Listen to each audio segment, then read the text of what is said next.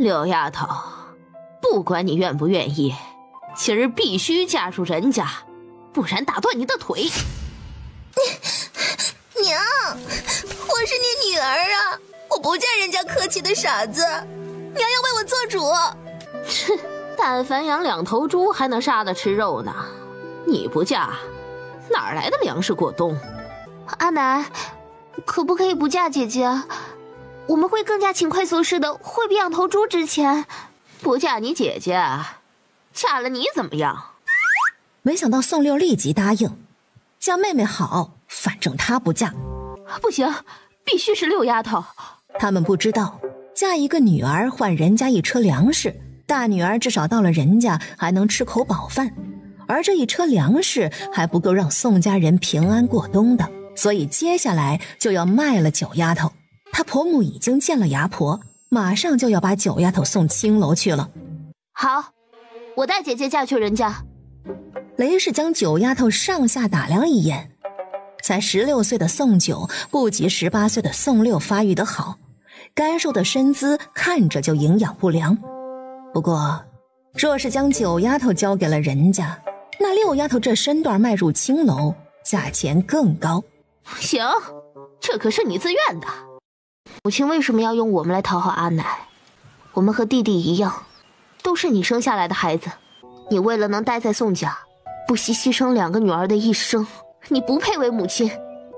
当初若不是我改嫁，哪会有你们的今日？早饿死在路边了。你不去看看外头是个什么世道？3年旱灾，石头村里连树皮都啃了。你们能在宋家吃一口饭，没有饿死，就是你们的福气。现在养大了你们，也是该你们报恩的时候了。母亲偏心大姐，她知道，但最终她爱的还是弟弟，只有男丁才是依靠。九丫头，我是你娘，即使将你卖了，你也不能反抗。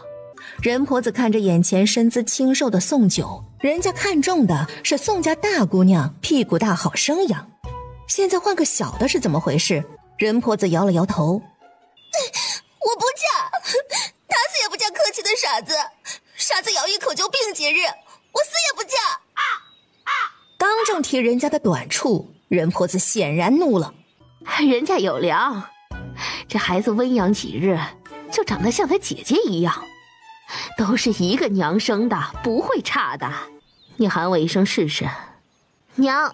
这一声娘把任婆子的心喊动了，心想着这孩子识时务，瞧着比他那个姐姐聪明多了。成吧，就这个了。于是人家老大这就将粮食卸下。宋家人到这会儿才发现赶车的人家老大。哎，这人家老大是个好男儿，纳妾嘛。任婆子真是被雷氏这话给气笑了，当真是为老不尊。人家儿郎不准纳妾，这是家规。二姐不能走，我不准。宋家5岁的小儿子，在这个家里能让宋九还有半丝留恋的，就是这个弟弟了。至少他饿得快晕死的时候，是弟弟将自己的口粮偷偷喂他嘴中来的。嫁去人家，就好好听婆母的话，孝顺公婆。要是敢不听话，遭人家嫌弃，我就打断你的腿。宋九坐在牛车上，人家大哥对他挺和善，婆母似乎看着也没有先前的严肃，一路上还问他会干什么农活。宋九在跟着母亲来到宋家时，他得了一场大病，好不容易捡回了性命。在那之后，跟他站得近的人心里想什么，他都知道。母亲想将大姐留下，将她迈入青楼的决定，他当时的心里是拔凉拔凉的，所以他才顺着阿奶的话答应带姐姐出嫁的。以后这就是你的家了。弟媳啊，进来吧，以后我们就是一家人了。其实人家的日子也不是外头人传的那么好，挤出来的这一车粮食不得不给老三娶房媳妇，因为老三前不久跟着村里人去打猎伤了腿，得有人照顾他。大清早出门卖鸡的公公任平这会儿匆匆赶了回来，却见挑去的担子里30只母鸡原封不动的又挑了回来。你说今儿怪不怪啊？我在城西买鸡，有辆马车经过，一位妇人朝我丢了个银袋子，还说不要了，都给我。这我追过去要还给人家，人家都不理我，我不想被人注意，就挑着担子回来了。这闹饥荒的时期，还有人无缘无故的给人钱，真是怪事。夫妻两人打开一看，2块银锭子就是20两银子，夫妻两人惊住了。娘，今天当真是怪事！我在山上砍柴，没想到在茅草堆里发现2窝兔子，而且我砍柴那儿还有野鸡下的蛋，我来不及捡，我回来喊媳妇儿去帮手。要是大嫂得空，也一起去一趟。人婆子感觉今天走大运了，先是丈夫无故被人施舍银子，之后又是老二在山上抱回兔子，这会儿说有野鸡蛋和蘑菇，那可耽搁不得。立即让老大和老二带媳妇上山，赶紧弄回来，莫让村里人知道了。今儿这怪事儿一桩接一桩，要是这么来的话，我在咱家田里挖的一口泉眼井，这么多日也没有冒出水来，我这就去田里一趟。要是今儿个有水了，咱们冬天就养着了，来年定能丰收啊。莫不是这老三媳妇儿是自带嫁妆进人家门的，头回遇上这种怪事。老大老二带着媳妇忙到下午，一脸兴奋地回来了。娘，一筐蘑菇咱们吃不完晒干了，省着点吃，能吃上大半年了。没一会儿，任老头扛着锄头回来时，脸上是窃喜。谁能想到挖了大半年又干枯在那儿的一口井，今日不仅冒水了，还满满当当，水还是清甜的。不要说养冬田了，就是自家人喝的水都解决了。想起村里那口水井，家家户户抢着用，到了干旱的季节就没水，接水还得半夜去。现在好了，泉水井就在自家田里，村里人谁也抢不走，自家几亩冬田不必说，来年种上稻米，卖个高价钱。关起门来，人家院里杀了2只母鸡，母鸡炖蘑菇，油焖兔肉，院里的肉香立即传到了院外。端进3房屋里去，你头回见到你丈夫，顺着他点儿。外头都传人家老三吃傻还咬人，到这一刻了，宋九心头也没有底。宋九硬着头皮推开3房的门，听到声音，床上的人有了动静，立即从床上翻身而起，眼前坐着素未谋面的丈夫，此时正恶狠狠地看着他。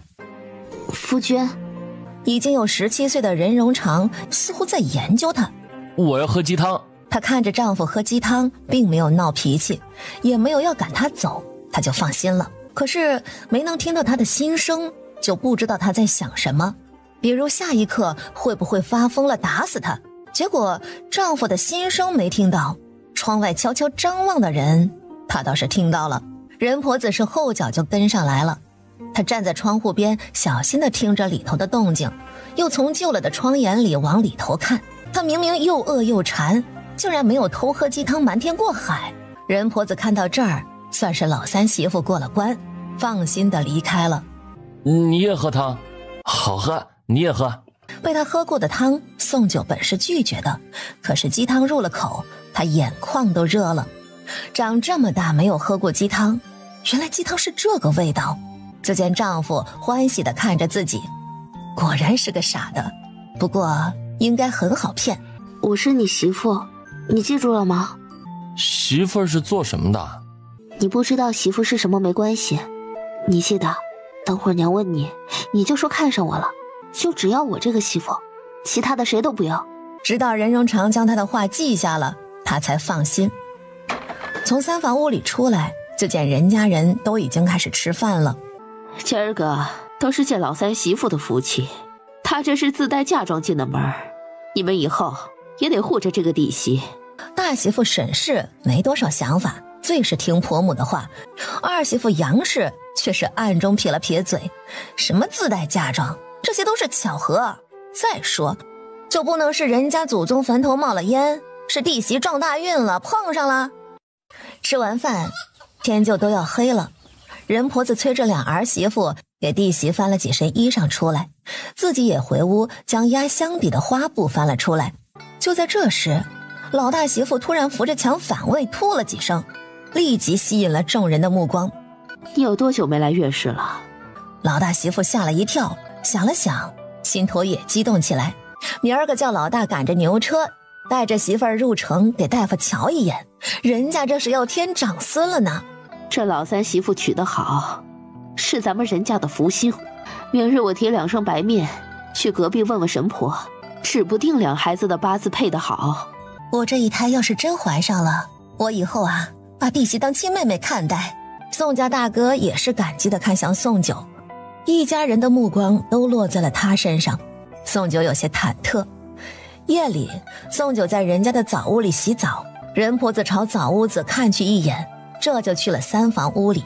娘，我看上她了，我就要她当我媳妇儿，我不管，我就喜欢她。任婆子听了满心欢喜，老三喜欢就好，只是一想到老三有些痴傻，这新婚夜圆房大概是不会的，还是教儿子怎么跟媳妇儿睡觉，说的有些含糊，也不知道儿子懂了没有。宋九从屋里出来就被婆母叫了去，任婆子心想着，这男人跟女人睡觉大概意思也该懂了吧，于是将一块白帕子交给他。宋九便明白婆母的意思了，他虽然小，但因他会听人心声，早已经知道了不少事情。宋九才入屋就对上了任荣长好奇的目光。媳妇儿，过来，我娘说我们今晚要圆房，我们开始吧。你知道什么是圆房吗？我知道，抱媳妇儿睡觉。那然后呢？媳妇儿，过来。娘还跟你说了什么？娘说要抱紧媳妇儿睡觉就可以了。这一下宋九放心了。正屋里，你说这老三懂吗？老三媳妇是个有福气的，这孩子很懂事儿，就算老三不懂，他也该懂得。想要留在人家，那自然是要跟老三圆房的。我明儿个去和2人的八字，要是上吉，咱们就对着老三媳妇好一点，早点催着2人怀上孩子，这样我们的任务也就算是完成了，也能有个交代了。任老头若有所思，这老三媳妇一入门，什么好事儿都撞上来了。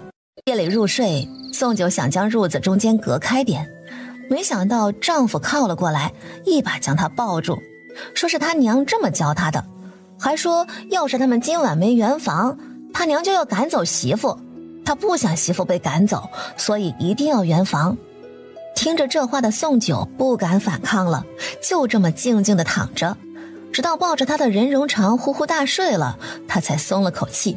一夜过去，宋九竟然是有史以来睡得最舒服的一觉，头一回是在这软绵绵的褥子上盖着这么暖和的新被，旁边还有一个取暖的人，他竟然初次来人家的第1晚没有做梦。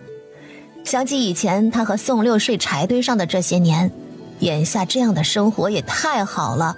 从袖里拿出婆母交给他的白帕子，随即毫不犹豫地将自己昨夜捡的瓷片割开了自己的小脚趾，血落在白帕子上，将染血的白帕子留在了褥子下。任婆子起床的时候，就听到柴房里有动静，就看到宋九小小身板提着大斧子劈了一地的柴，全身汗流浃背的，看得任婆子都感动了。不过任婆子而是脚步飞快地往3房屋里去。你昨晚上可是按着娘教你的做的吗？媳妇儿好瘦，抱不住，就跟抱着个小枕头似的。这孩子他这么壮实，莫把小媳妇给折腾了。三媳妇也是倔脾气，都破了身子，大清早的就去柴房干活了。等等，老三是出了名的大力，老三媳妇还能去柴房干活？任婆子脸色变得有些不好看了。你这么辛苦，身体没有什么不适？娘，我不怕辛苦的，有什么活只管叫我做就是。是个勤快的孩子。任婆子没有提白帕子的事。你是带着嫁妆进的人家门，接下来这1个月你好好的照顾老三就成了。老三的腿受了伤，你得时常帮他按压按压，早点康复，可不准再像今天这样大清早起床劈柴。咱家人手多，有柴烧。宋九应下，不知他婆母有没有看到3房屋里留下的白帕子，这一关大概应该是过了的吧。媳妇儿，过来。他来到床边，不动声色地揭开被子，就见里头的帕子已经被取走，看来她婆母是信了她，成了人家的三媳妇，她可以放心了，不会被赶走。夫君，你先躺床上去。媳妇儿，咱们白日里也能圆房吗？我娘说白天不可以的，要是被外人知道了，要被笑话的。娘说的是对的，圆房是晚上的事儿，咱们现在不圆房，我就帮你揉揉腿，这样就能早点下地了。媳妇儿，那晚上我们多圆房几次。好，你先躺下。媳妇儿，不知道怎么回事，昨天晚上我抱着你睡觉，这儿就有些不舒服。不舒服？宋九朝着他指着的方向看去，瞬间脸红。他只说当他是个取暖的人，却没有想到他也是个正常的男人，只是他不懂而已。看来以后晚上被他抱着还得提防着他。媳妇儿，我以前睡觉从来没有过，就昨天夜里我还做了个梦。一定不是个好梦。果然，任荣长昨夜做春梦了，他一脸天真地描述着自己在梦里的事。宋九终于没忍住，伸手捂了他的嘴。媳妇儿的手好香，软软的。宋九连忙收回手，不能再让他讲下去了，万一窗户外有人偷听，那不得笑话死。于是宋九朝屋里打量，想找个什么转移丈夫的注意力。这书你在看吗？我大哥二哥都识字，我也跟着我娘识过字。这本书是《春秋经》，上头写的是鲁国的国史，我挺喜欢看的。人家人竟然认字儿。夫君，你念给我听，我帮你揉腿。任荣长的声音如他的人这般好，声音宛如敲冰夹玉般动听。这本《春秋经》，媳妇儿是听不懂的，改日我悄悄地拿本千字文过来，我教你念，很简单的。三弟媳，过来，咱们吃早饭了。娘做了兔肉，等会儿啊，我和你大哥上街，还会买块肉回来。晚上啊，咱们家还有肉吃呢。吃饭的桌上，宋九很懂事。娘，这些就算是我和我夫君的分量了，我不爱吃肉。你送过去，娘把你的留在了锅里。新媳妇入门，哪有苛待的道理？三房屋里，媳妇儿喂给我吃。要自己吃饭，乖。那以后媳妇儿还喂我吃吗？那我跟你读书识字，夫君不把这事儿告诉婆母，我就喂给你吃。夫妻两人立即达成一致。夜里，任婆子趁着老三媳妇儿洗澡的时候，她来到了三房屋里，交代老三明儿个他媳妇儿得回娘家一趟，就半日功夫莫缠着他媳妇儿不让走。娘，我能走，我要跟媳妇儿一起回娘家。你明天回门，我叫你大哥赶着牛车送你回去。你劝一劝老三，他那腿脚不灵便，也太不懂得说话，就不要去了。娘，我夫君腿不方便行走，的确不适合出门，我也舍不得他辛苦。至于他不会说话，我可以教他说话。他心地纯良，没有坏心眼的。听着三媳妇这么维护自己丈夫的话，任婆子又有些释怀了，真是娶对了。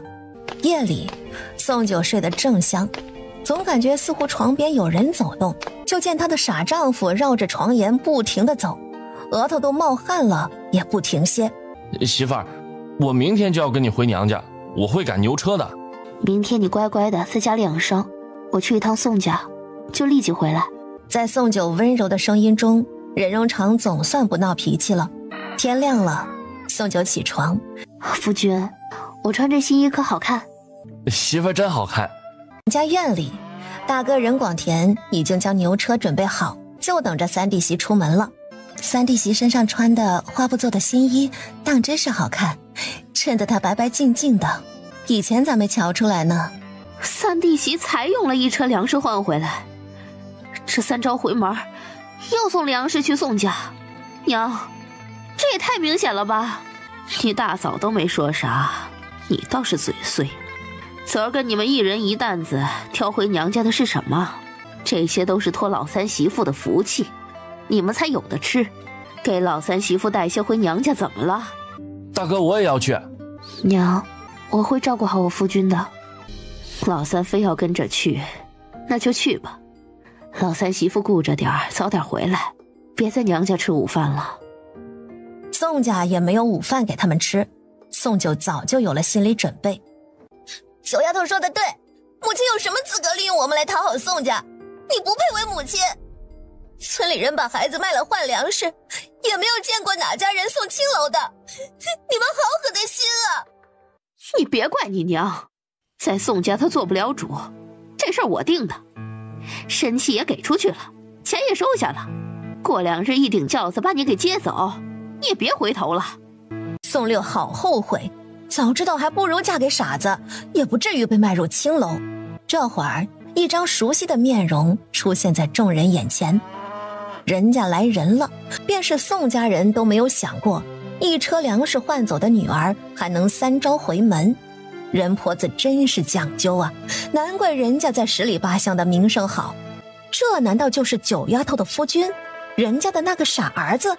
怎么瞧着像个正常人似的，就是脚是跛的。汤氏打量自己的2女儿，感觉自己生的女儿才3日就不认识了。这么细看，似乎老二比老大长相还要精致水灵。我夫君前段时间上山打猎伤了脚，再养一养就好了，不是个跛的。娘，你为什么不告诉我人家傻子长这样？你但凡说了，我也不会像个傻瓜似的拒绝了婚事。娘是不是偏心九丫头？我不要去青楼，凭什么是我呀？你们也看到了，九丫头长得比我还好看，她去青楼更合适。但凡她当时不把这婚事往外推，那么现在坐在那儿穿着新衣吃着糖的就是她了。宋六看到妹妹身上的新衣，眸里全是渴望。人家大哥可在啊？水乡村出事了，你娘叫你赶紧回去一趟呢。三弟媳，你先在这儿坐着等会儿啊，我先回家一趟，到时候我再来接你们回去。人家大哥向雷氏说了一声，这就赶着牛车走了。夫君，你会打猎，若是与人打架，你一个人能打赢几个？我以前试过，一个人能打赢10个，但是被我娘骂了。我现在也能打赢10个，他们靠近不了我。宋九真想给丈夫一个大大的奖励，这一下她彻底放心了。这傻丈夫更好哄，柳丫头没这福分了。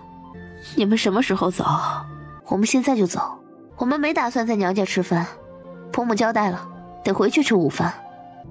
九丫头，这婚事本该是你大姐的，你听娘的话，把婚事还给你大姐，你回来，我依旧当你是好女儿。到这地步了，她母亲还偏心大姐。宋九苦涩一笑，大姐也是这么想的吗？是看到了我丈夫长得好看是吗？还真是长得俊，宋六才动的心。成了，别问些有的没的。九丫头一向听话，这一次也要听话。等会儿你就告诉人家大哥，你不想回人家了，到时候宋家再陪上六丫头回去就是。汤氏感觉自己的安排很不错，相信人婆子也会答应的。毕竟大姑娘的屁股大，长得也丰硕，人家人会满意的。等六丫头去了人家，青楼的轿子来了，到时候强行将九丫头送到轿子上去，一切也都恢复了正常。说是我不愿意呢，你有什么不同意的？现在是你大姐愿意嫁了，不然哪有你先前的机会？九丫头别再多说什么，把你身上的新衣服脱下来吧，跟你姐的衣裳换了。等会儿你姐替你回人家去，你留在我身边，娘疼你。我现在是人家的儿媳妇，谁也夺不走。衣裳是婆母给我做的新衣，作为生母，却从来没有给我做过一件新衣。你平时吃的穿的谁给的？谁将你养大的？白眼狼，去了人家过了3天好日子，不知道自己姓什么了。这事我做主了，把婚事让给你大姐，衣裳也给她穿。你是不是不听话呢？娘说的你敢不听呢？宋六，婚事你抢不走，在我带你出嫁的那一刻起，我跟你就已经不同路了。汤氏按住宋九，宋六便上前扒拉他的新衣。傻子真的会发怒，好可怕呀！任荣长还要朝母女2人动手，却被宋九拦下了。这娘家我看也没有必要再回了，3朝回门这么对付我，这回门礼也不必给了。夫君，我们把粮食和鱼都带回去吧。正好这会儿发现事情不对的人家大哥回来了，一入门就看到这场面，还有什么不知道的？大哥，我们把粮食带回去，我以后再也不会回娘家。这婚事本来就不该是九丫头的，原本嫁的就是六丫头。沈娘就别再说这种话了，我们人家是看不上宋六的，宋六也别想入我们人家的门。宋家人真不是人，唉，这么欺负三弟媳，我就做主把粮食都带回来了。哪有这样的娘家人？三弟媳别难过，以后咱们就是你的家人。娘，以后我也不想回娘家去了。以后不回去了，你在咱们人家安心的过日子，我不会亏待你的。粗粮搬回屋里了，4条草鱼却被老二任广江要了去。亏得三弟媳娘家傻，这不落我手中了。三弟媳挺可怜的，你别笑话她。就是这么个事儿，难不成我冤枉她了？你倒是帮着她。任广江见媳妇儿不高兴了，连忙转移话题。我等会儿接着去地里干活，悄悄往岳丈家送一趟。任老头背着一骡子3七去了城里医馆，到了傍晚才回来。这骡子药材价格不错，那铺中管事儿还问几时还能送下去。这样5个年头的金不换，难得见到了，只可惜没晒干的，便给了我68两银子，可把我激动坏了。任婆子欢喜地藏了起来。这大白日的，我也不好运粮回村，免得遭人注意。等会儿到夜里，我带老大老二出趟门，把粮食运回来，也跟粮铺的伙计说好的。一家人看着卸下来的4车粮食发了愁。任婆子有了想法，年前还有好长一段时间，这粮食不到救急时不准吃，家里也得省着点呢。爹啊娘，要不挖个地窖吧？老三媳妇说的对，挖地窖藏老屋那儿，破旧地更好。谁能想到那儿能藏粮食呢？既然要去老屋那边挖地窖，那自然得晚上去，今天就动手。随后任家人都出动，除了不能走动的老三，连着任婆子都带着锄头跟了去。正在几人寻找位置准备挖地窖时，宋九却站在桂花树下不动了。他似乎闻到了酒香，莫不是他的错觉？任婆子见老三媳妇儿不走，心想着不会又要撞大运了吧？就三弟媳事多，他就不信到这破旧的老屋子还能寻出花来，什么有福运？他不信。正在杨冬花这么想着的时候，就见宋九突然蹲下身来，在桂花树下刨土。这棵树可是祖辈留下来的，你这是想挖死这棵树不成？宋九越挖越深，突然坑里露出一个尖尖的木头。桂花树下有木头桩，这是啥意思？是酒香。贫穷的庄户哪来的酒香啊？我以前真没有骗你，我家是做酿酒生意的，就是我经营的不好，没了生意才去你家做长工。我以前提过的，你不信，我也不好说了。哎呀，我爷爷当时还挺出名的，就是我父亲是个浪荡子，没有传承到手艺，就败了大半，到我手上时更加不济。一家人都忙活上了，没一会儿，桂花树下露出了一个地窖的小门。想不到啊，这院里还有个现成的地窖。看着这一地的酒坛，人家这是发财了。这么多年存放着的酒还如此香醇，那得卖多少钱去啊？我爷爷酿的酒，这是烧了多少年，他临死前都没有说出这儿，是怕我父亲给败完了吗？地窖还有空地，任婆子做下决定，即使发现了一地窖好酒，也不能立即变卖。现在手中不缺粮也不缺钱的，他更要留下去，也算是人家的家底了。任荣长不能帮忙，倒是睡了一夜的好觉。白天没了睡意，看到床里边躺着的媳妇儿，越看越是喜欢。他媳妇儿怎么能这么好看呢？老妹子，我来向你报喜来了，这就是新入门的老三媳妇儿呢。吴氏将宋九打量一眼，看着还挺满意的，心想着长得这么好看，可惜嫁了个傻子。老妹子，我今儿个要说的这事儿啊，对你家可是好事儿。这不是咱们村秋收不好吗？你们家的田地啊，靠近河边还好些，村里不少田地都干旱了。是这么个事儿啊，村里呢有人要卖地，找我私下里来问问你的想法。他们家的地啊不靠河边，干巴巴的田也没有指望。哎，不过你们家最近不是在田里挖了口井吗？你家儿子多，趁着这冬日里闲着，挖条沟渠，这些田就有水了。就是对方急得卖，想要现钱。嫂子不如直说是哪家的田地，合适的话我是愿意买的。哦，村东头朱大郎家，你应该知道他们家的田地在何处，挨着你们家的田很近，你买下最是合适了。实不相瞒，我家里的现钱也不多了，家里的粮食勉强能过冬，可是手上不留点儿，心头就没有底儿。万一来年又遇上点什么，咱们靠天吃饭的行当恐怕更难过。老妹子，手头有多少钱呢？嫂子那地卖多少亩，又是多少钱一亩呢？事实上，朱家人说了，一共20亩地，卖60两现银，多了的是吴氏的钱，自然吴氏是想越多越好的。20亩地，老妹子能出多少钱？咱们一口价。嫂子何不将对方的底价告诉我？我看能买下多少田地，着实是手头上的钱不多。90两银子，你看怎么样？任婆子一听是90两银子，直接摆手，手上的钱全部拿出来都没有这个数。娘，婆媳两人进入厨房。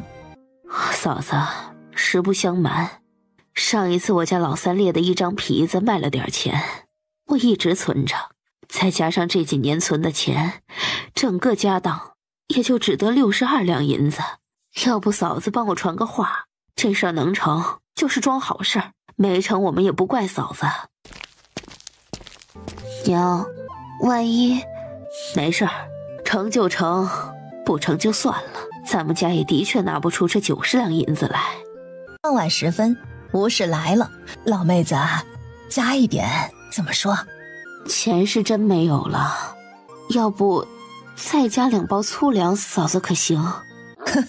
成交，这事儿就这么定下了。明儿个当家的跟朱大郎去一趟城里，办下了地契，钱地两清后，就请老妹子一家还得帮朱家人守住这个秘密，莫让村里人知道了。这20亩地算是老三媳妇儿给人家带来的，得手的银子不实在，地却是跑不脱，那是世代可以传下去的财产。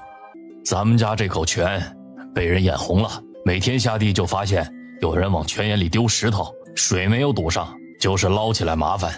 孩子他爹，你等会儿去一趟村长家，咱们家的泉眼冒了水，有多余的水，大家伙的一起用。这水源源不断地往外冒，靠近的好几家都能沾上光。有了人家这话，这不就拉拢了周围好几户人家，大家一起帮着盯人。一到晌午饭时分，宋九就要去送饭，妯娌两人才到田埂上，就发现他们家冒泉水的田里围满了人。要么这井归大家，要么把井给封了，大家都别用。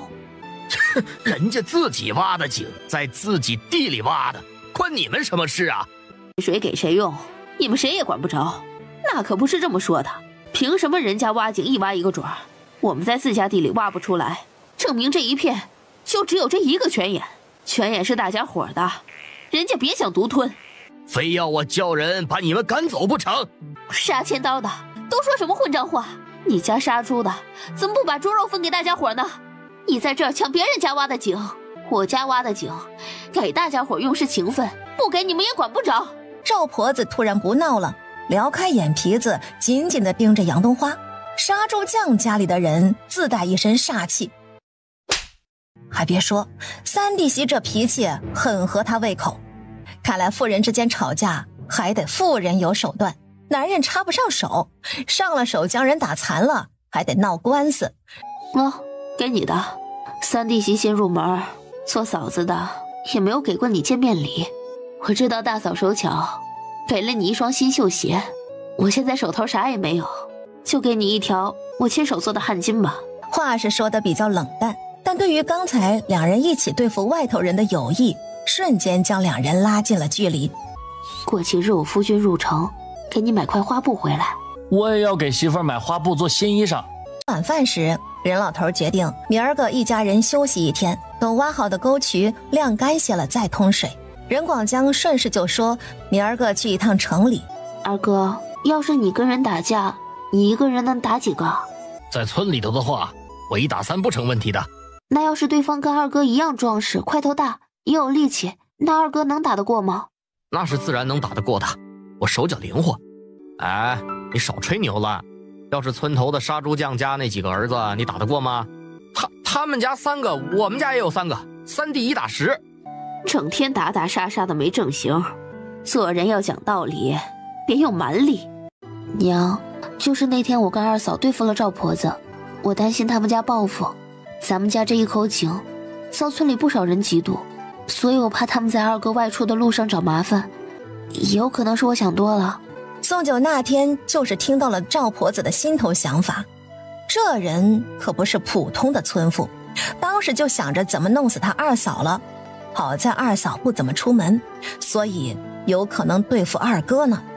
明儿跟你们2兄弟一起出门，办完事就早点回来。血？他媳妇流血了，他竟然受伤了。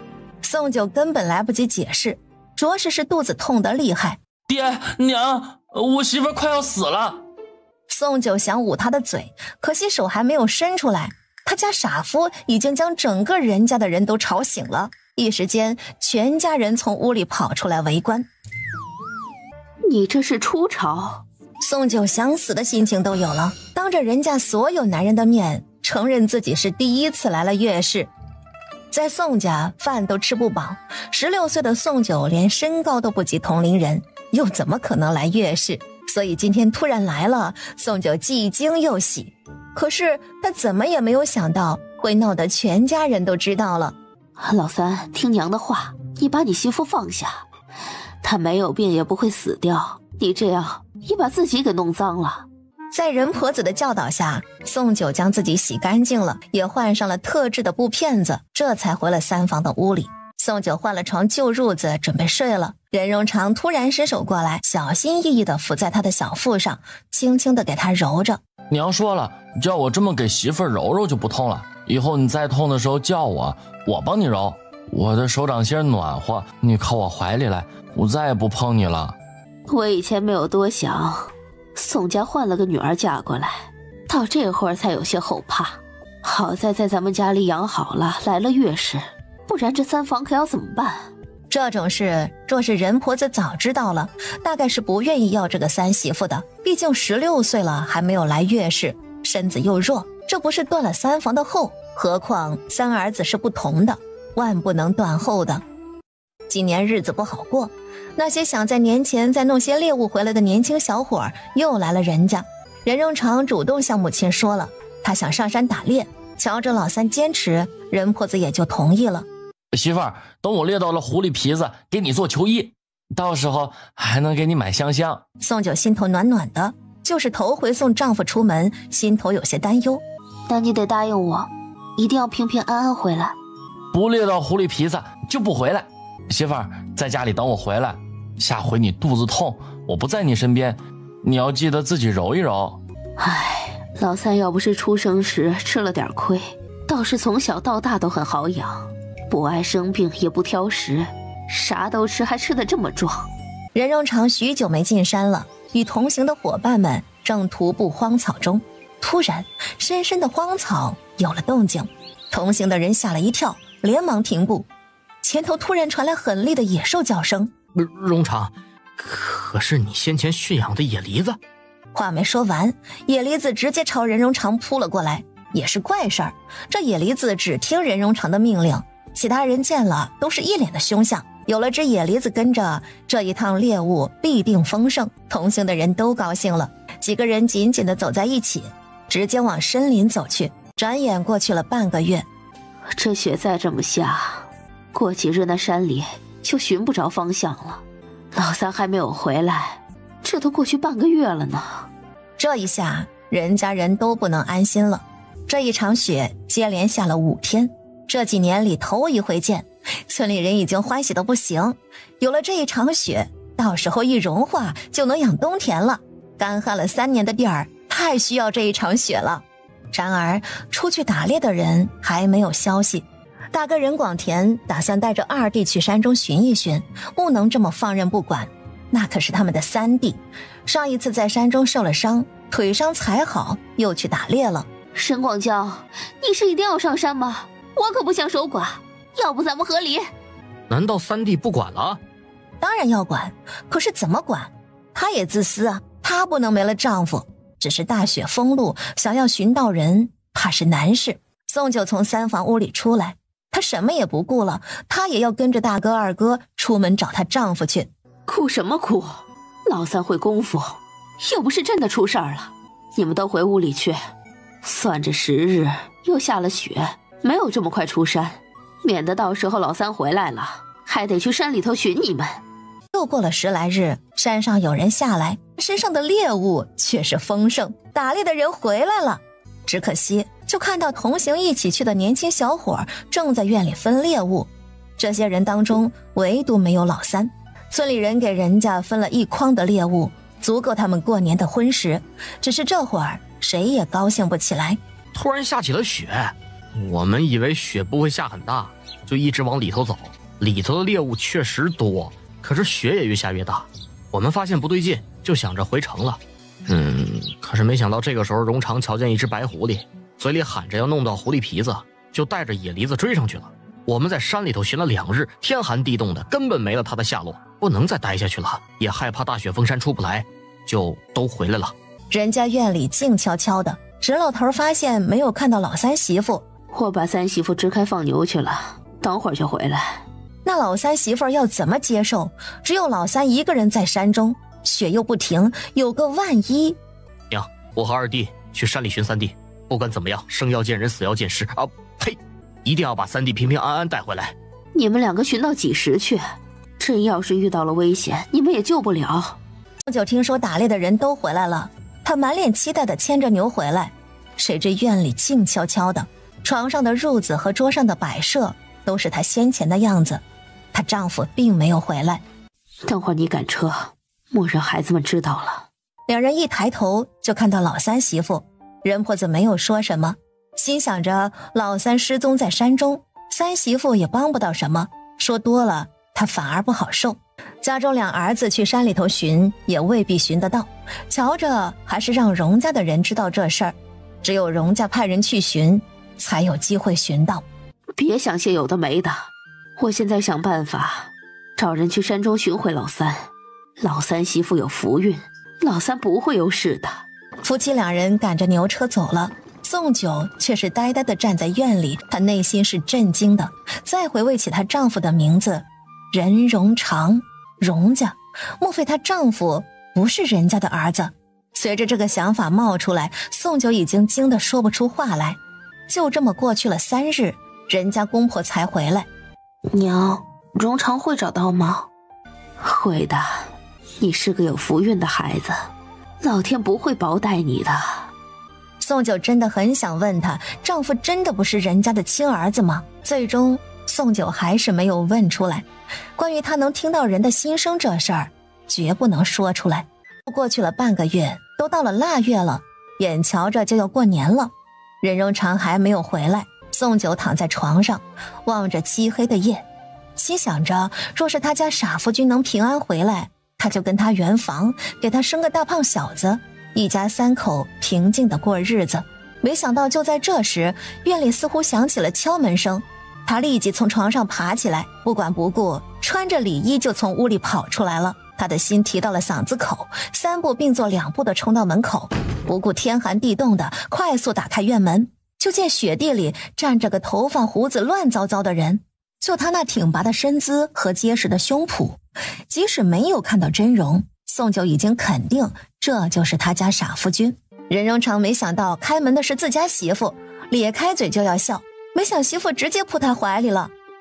这是老三回来了，老三是真回来了。给媳妇儿猎的狐狸皮子，叫娘给媳妇儿缝件狐裘。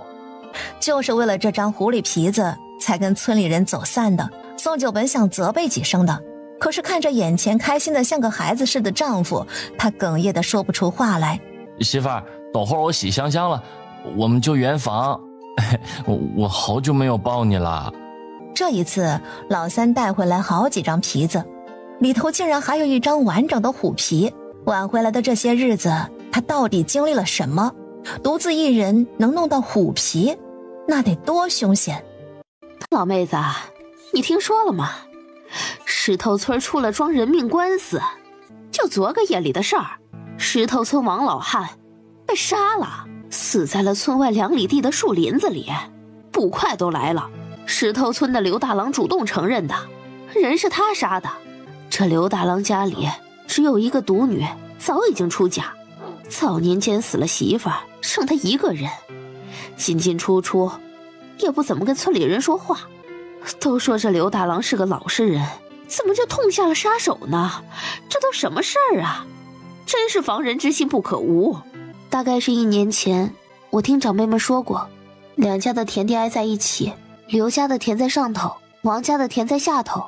上头山泉水放下来，刘家的田自然先用，王家不干了，占着家里儿子多，直接将刘家按田里打。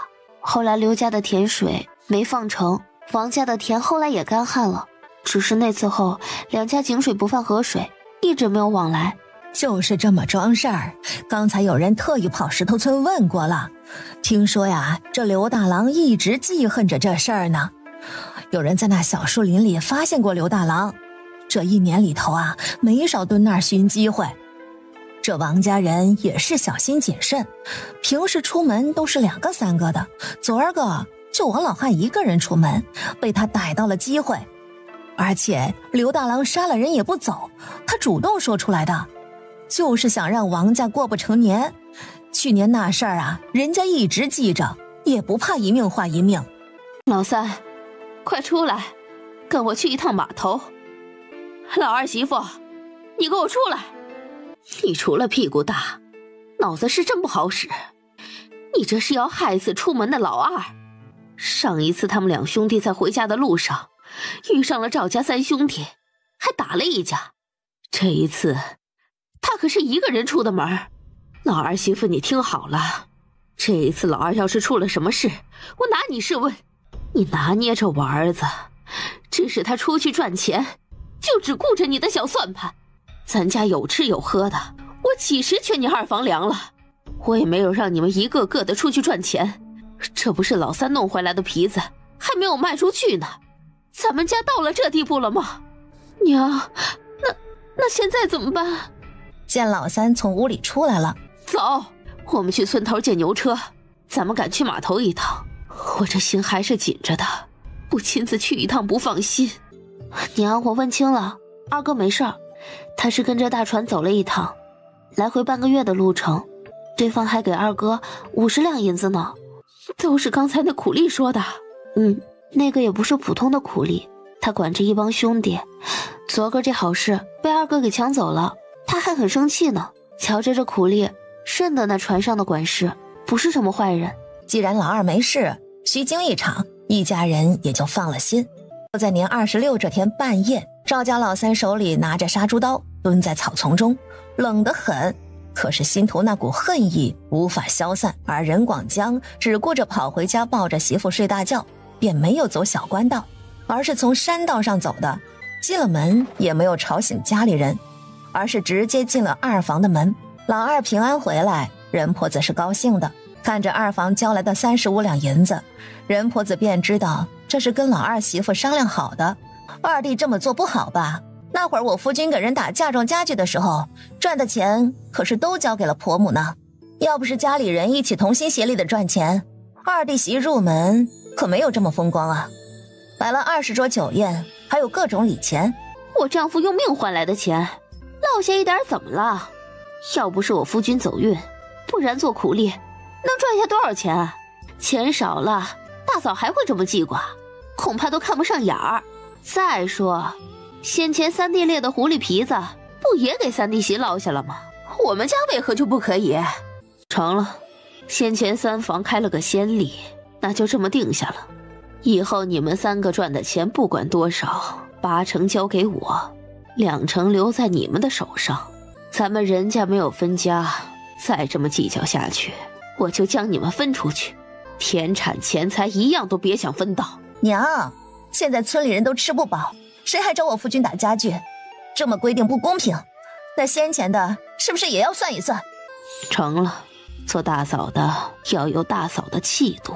说完，任婆子从钱袋里拿出1两银子，这钱不少了，你省着点花，你肚子里还有孩子呢。娘，我夫君说2成自己留着的话，那是8两银子，是不是？瞧你读书识字的聪明劲儿，都用在这上头。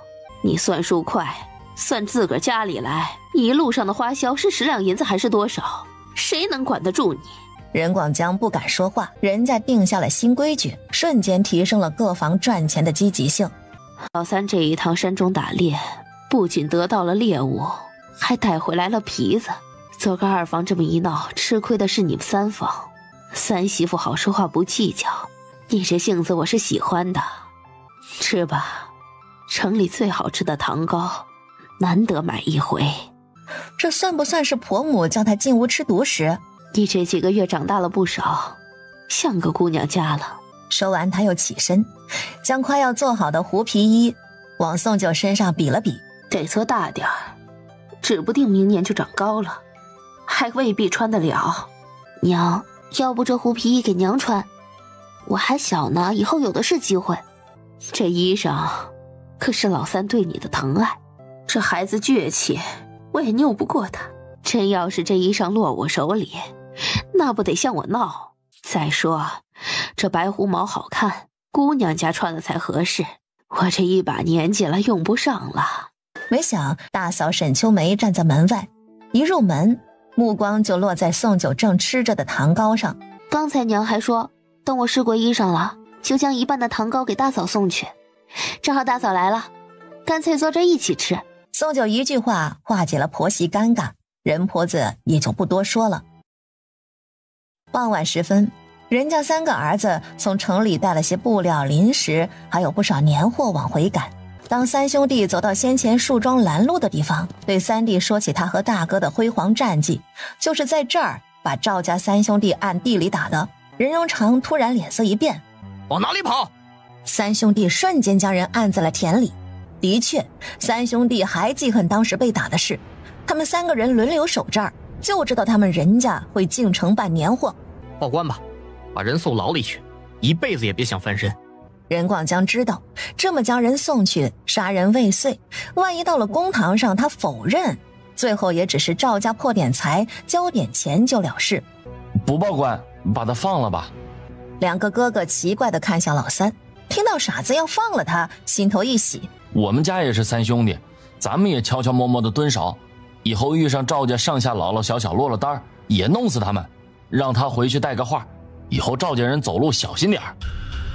莫名的，现在老三说话一脸严肃的样子，半点也不傻气。回去给家里人带个话，以后走路小心点儿。我们可不像你这么傻，在哪儿被打倒就在哪儿蹲守，我们是到处蹲守。大哥，给条活路吧。真要是他们到处蹲守，家里妻儿长辈那就完蛋了。任广江想不到3弟一句话就把人给唬住了，人家3兄弟坐上牛车走了。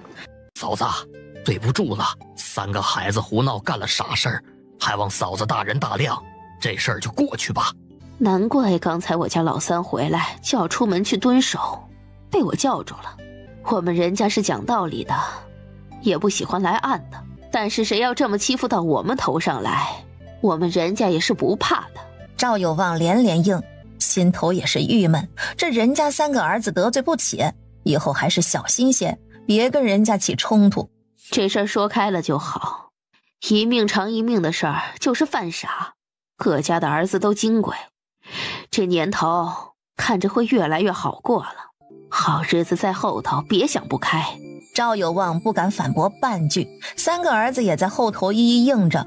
被任婆子训了一顿后，这事儿也就这么和解了。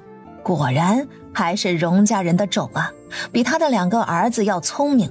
要是这孩子出生时是个好的，那现在他也该是荣家嫡长子，独当一面，有了好前程。嫡长子？那是大户人家呢？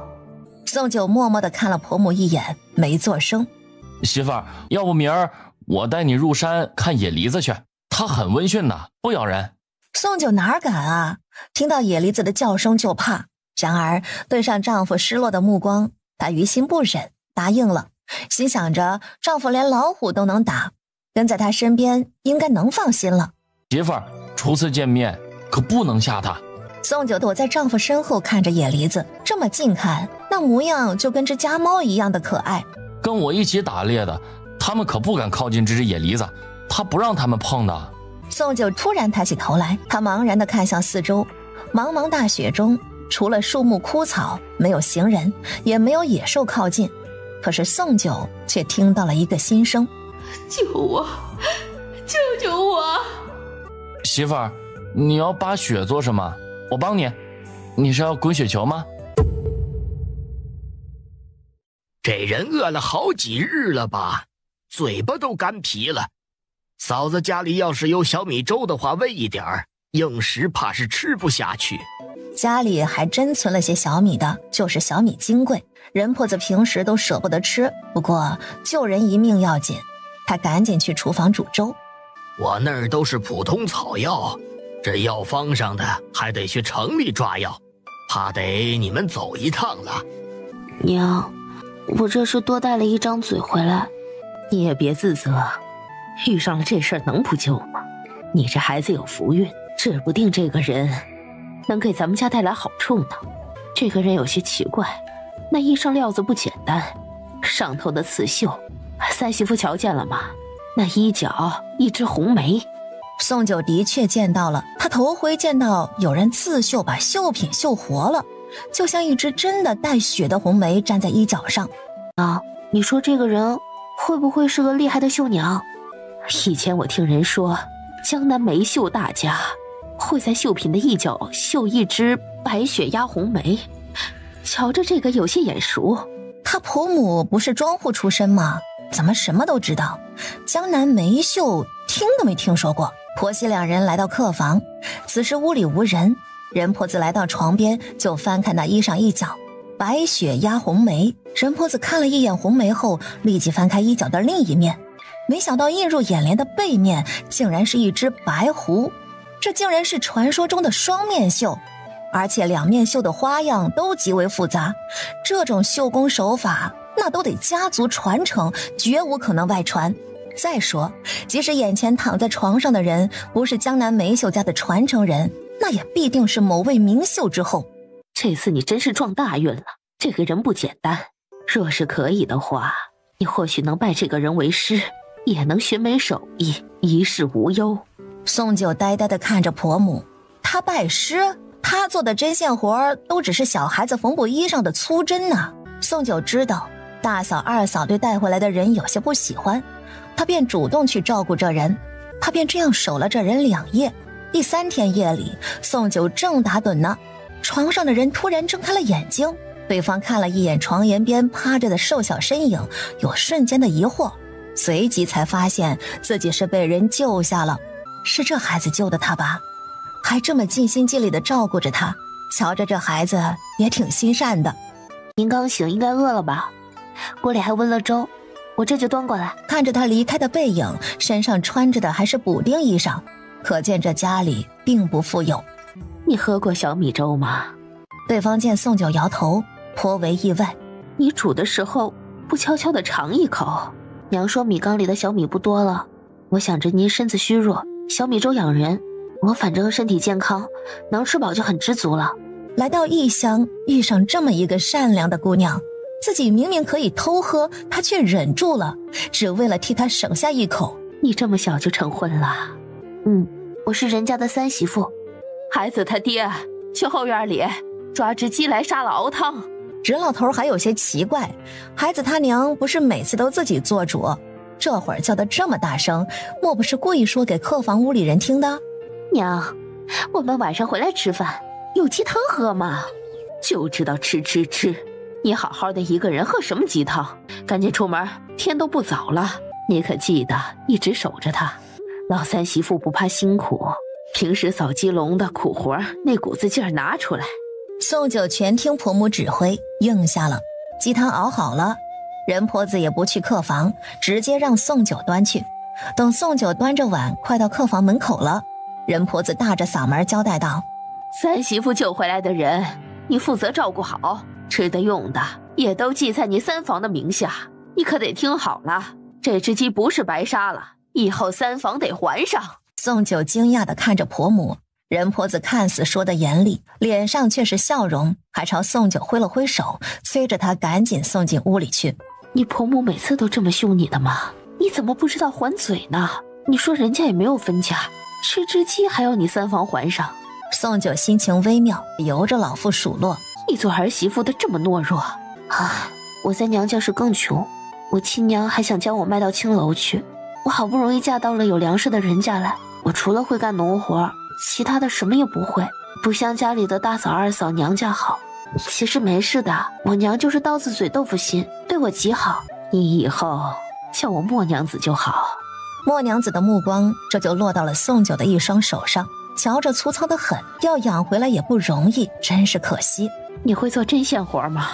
宋九对上莫娘子的目光，他连忙点头，说自己会做衣裳，就是只会粗针。果然，莫娘子更失望。你这双手不养好，也成不了绣娘。你大概也不识字儿吧？我偷偷学过，我会背《春秋经》。你背给我听听看。他何止会背《春秋经》啊，他还会背不少书，都是他家傻夫念给他听的。小老鼠上灯台，偷油吃，下不来，喵喵喵，猫来了，叽里咕噜滚下来。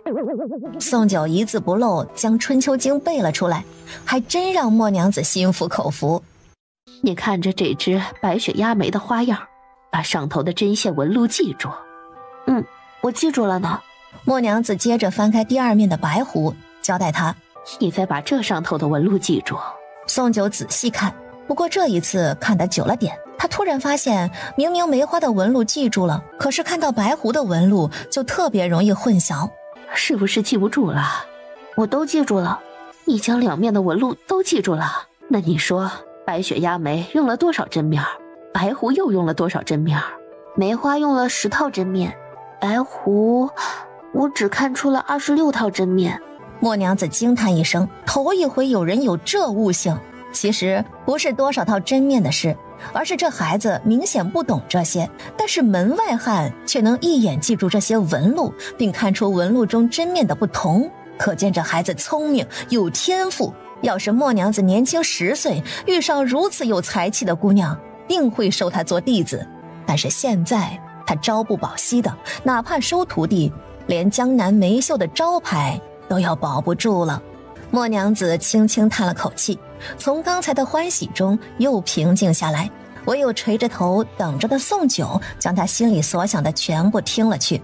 婆母竟然猜对了，这人真的是江南梅秀的传承人，只是不知遇上了什么事，连招牌都要保不住了。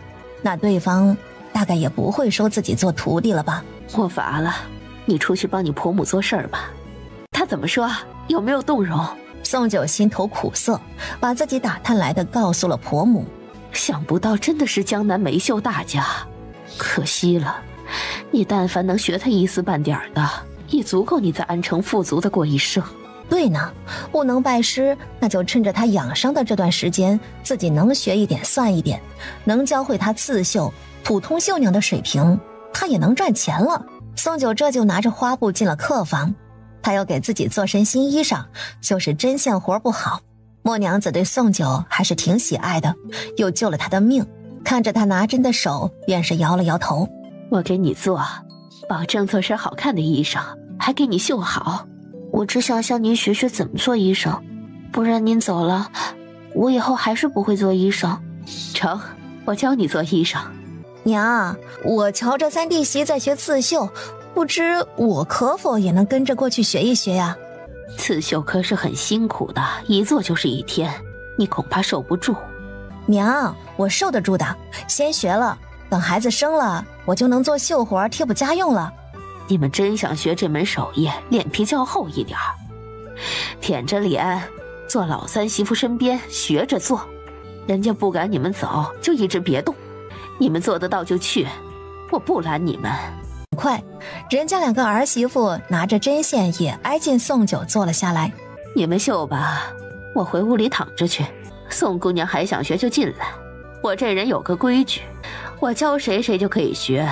宋姑娘学了我的手艺，不经我同意，绝不能外传。大媳妇，别人不愿意，你过去做什么？丢脸呐！沈秋梅震惊地看着婆母，这不是婆母私下里同意的吗？老三媳妇救回来的人，你负责到底。先前的药钱和小米钱都记你三房的头上，你学了这手艺就好好学，学会了赚了钱把钱还上，若不然就把老三支去山上打猎，没有猎到皮子就不准回来。沈秋梅身为秀才家的女儿，很快就看出了婆母的意思，所以婆母私下答应了他们来学，无非是给三弟媳助力，让默娘子记下三弟媳的恩情。一家人都做坏人，唯有三弟媳做好人。我再在人家待10天，这10天里，你必须学会我梅秀的72针法，记住300副绣样。你若是偷懒记不住学不会，我也不想教了。先前默娘子说梅秀的手艺不传外人，没想到她松了口。宋九喜出望外，顺势就朝着默娘子跪拜下去，刚要磕头喊师傅。我教我的，你学你的，我可不是你的师傅。梅秀不传外人，你学会了，以后在外头也不准说是我梅秀的传人。10日光景，你能学多少是多少吧。你先向我发个誓言，这辈子学了我梅秀的手艺，不得外传。宋九立即发誓，若是外传，天打雷劈。娘，我媳妇儿不见我媳妇儿不要我了。老三，乖，你媳妇在干正事儿，你不能一直缠着她。娘，我媳妇儿为什么不见我？人婆子没办法了，赶紧指使大媳妇把三弟媳喊出来。媳妇儿，你不准去那间房里，你要跟我在一起。再过几天我就陪在你身边，再也不分开，你同意吗？宋九温柔地看着他家高大个傻丈夫，果然看到了他脸上的委屈，明显的不同意，但不敢说。我在学手艺，就这几天，你听话的话，等学会了手艺，我给你做身新衣裳，还刺绣的那种。任荣长看向媳妇儿，似乎在考虑。你不答应，那就算了。那我要几天才能见到你啊？再过5天好不好？任荣长无奈点头。家那个傻丈夫，你怎么这么上心？我夫君他不傻，他只是单纯，他对我比谁都好。瞧着你不愿意离开人家，恐怕就是对你夫君动了心。好好学吧，时间不多了。72针法是梅绣的精髓，你学好了，以后遇上所有绣品绣样，你都可以反复利用这些针法组合，达成不一样的效果。真要是教你，怕得4、5年时光，你才能摸到梅绣的精华。多少前辈的经验，我都无法一一教你了。学了这些，怎么刺绣，用什么针法刺绣，那都靠你自己的聪明才智。我在人家院里吃的药钱和饭钱都在这儿了，你没必要让三房来还这些钱。我走后，也希望你能善待宋九。她虽然不是我的徒弟，但是我看中了这个小姑娘，真要是在人家受了委屈，我也不会不管的。还有她跟我学艺教了大部分，她已经私下里向我发誓，绝不外传。也希望你们不要逼她，是我不准她将手艺交给别人。宋九独自一人坚持送师傅到村外，看着默娘子坐村里头的牛车离去，他心头还有些不舍。相处并没有多少日子，宋九却已经将默娘子当成了师傅一般的存在。三媳妇别难过了，聚散都有定数，你学到了手艺就要好好练。娘，默娘子给了多少银子？多少银子你们也别惦记，我说给足了就是银钱不少了。我把钱都存在一起，将来再有人卖田地，咱们家再买些，都是人家的财产。三弟媳，我知道你那手艺不能轻易传人，那你私下里悄悄地教我一点点，我也不会告诉任何人的，就平素自己做衣裳绣点也好看呢。妯娌情深，但不能逼老三媳妇违背誓言。默娘子走前也说了，老三媳妇已经发了誓，若是违背就不得好死。大媳妇，你现在怀着身孕，好好养胎，别想些有的没的。任婆子说完也朝二房看了一眼，大着嗓门说道，以后你们都不准向三媳妇问刺绣的事，当时让你们去跟着学本事，你们没他肯吃苦，怪不了谁。他又不想学，无所谓，就大嫂记挂，还不是因为大哥不及他家夫君，他夫君会赚钱就足够了。青花楼的头牌来了，听说长得像天仙似的，在咱们安城啊可出名了。来了个娼妇，还光天化日之下丢人现眼，你们围观要不要脸？红衣女子戴着面纱，只不过露出一双漆黑的眼睛，就能勾人心魄，好不漂亮。专门勾引男人的娼妇，还敢上大街？看我不吐口唾沫淹死你！呸！这边停下的牛车上，宋九的目光紧紧盯着轿上红衣女子身边的其中一个侍女，才几个月不见的宋六竟然站在上头，所以宋家还是将宋六给卖到了青楼，现在站在头牌身边做起了侍女。媳妇儿，我们先卖了虎骨，我再给媳妇儿买绢花去，没啥好看的，咱们走。这个可以卖3两银子，你卖吗？任荣长点头。这虎骨这么好卖的吗？对方拿出3两银子送上。我家公子啊，特别喜欢阁下的奇货，还说以后还有的话必定要送过来。这货是好货，衣裳料子也是你们戏楼提供，衣裳也没有做坏吧，仙气飘飘的，差不多你就收了吧，我结了货钱要回去交代。戏班管事听着这话，真想连衣料都不要了，这衣裳穿上身，戏班的生意都不见得好了。收是不收呢？戏班管事无奈收下，心头却想着下一次不在万秀坊里做衣裳，得想办法找其他的绣楼瞧瞧去。管事大人，不知你们这儿可收绣品？你是绣娘？宋九毫不客气的点头，人就是要自信点儿。虽然他没学多久，同时也没有做过绣品生意。你身上可带来了绣品？宋九就带了他自己做的一块手帕，对方一看手帕是棉布做的，不免有些失望，但是拿着手帕细看时，发现竟然是双面绣，很是震惊。一面富贵海棠花，花瓣上竟然还绣出露珠，娇艳无比，看着就朝气蓬勃。再翻开一面是鸟语花香的景致，看一眼竟然生动得让人感觉身临其境。这样好了，我给你布料，你绣3块绣帕交回来，要是好看，这生意就交给你做。你这手是粗了些，可得小心了，这是行绸料，你好好绣，就绣你手帕上的花样，若是还能再绣得精美一些，价格不在话下。戏楼这么大，也不差你这点钱。戏楼这绣帕的生意他一定要拿下，等做了这笔生意，想必以后绣楼里的生意他还能争取到手。夫妻2人赶着牛车往前走，宋九还在盘算着，突然前头冲来一匹马，对方赶忙拉紧了缰绳。属下莽撞，没想到在这儿冲撞了大公子。来人一身青衣劲装，看着就是出门办事匆匆赶回来的样子，这会儿跪在地上，心头还在想着他家大公子怎么穿着平民的衣裳，难道大公子是故意穿着这粗衣掩饰的？那大公子身边的这位莫不是青花楼的姑娘？这一次大公子的口味不太一样呢，如此清纯，像个良家妇女。任荣成的脾气上来了，他一脚朝那青衣男子踢过去。好，是属下的错，属下没拉住缰绳。他差点伤了我媳妇儿，看我不杀了他。2次发脾气都是因为他，可见她丈夫护她。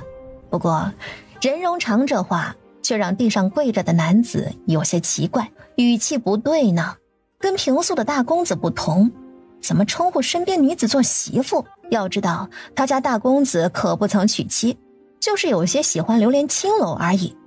你是谁？管他是谁，媳妇儿，我们走。这话倒是让他摸不准了，他家大公子是故意这么说的吗？莫非是因为这儿是在大街之上，不想身边的女子知道了他的身份，生怕他露馅儿？可是大公子不着调，换口味了，想泡良家妇女了。一路上宋九还在想刚才遇上的那个刘统领，既然是忠心下属，不可能将主子的长相认错，除非他的主子跟他夫君长得像。这让宋九莫名想到了荣家。不错，这单生意就交给你了吧。这样好了，你先绣这20张绣帕，想必你这姑娘也是个勤快的实诚人，前头手生绣好这20张绣帕交上来，瞧着没有问题了，接着再来绣大堂外供客人用的，那时你也绣得更好了，想必也更快些了，倒是不急的。这绣楼管事真的是好心人，他早已经看出宋九的针法手生，但还是给了他这个机会。宋九立即应下，丑话说在前头啊，这3张绣帕多给了你一点，之后60块绣帕统一价格，500个大钱一张，一定要用心的绣，绣慢点没关系。宋九再次点头。人家院里突然来了一位客人，来的正是大嫂的娘家妹妹。沈秋燕很讨喜，恭敬地上前给长辈行礼，还甜甜地喊人家3兄弟做哥哥。我不是你3哥，我没有妹妹。老三，下次可不能这么说话了。晚饭时，就让人家人见识到了半大小子吃穷老子的感悟。莫看沈秋燕小小个子，吃的还多，难怪她胸大屁股大，长得还好看，吃的就能抵一个大男人的分量了。这么说的话，我也叫我家2哥过来吃几顿，现在谁家的粮有多余的？亏得大嫂家里还是书香门第，至少我娘家人不敢上门。我要是看到我2哥跑来打秋风，我让他饱饱吃一顿，赶紧走。哎，救个小姑娘吃个饭吧，咱家还有余粮呢，那地窖里还有粮食，不用担心。小妹，家里可是出事儿了？没呢，二姐，大哥要帮着下地，母亲也要打理家里，就我空闲着，就把我派来照顾你的。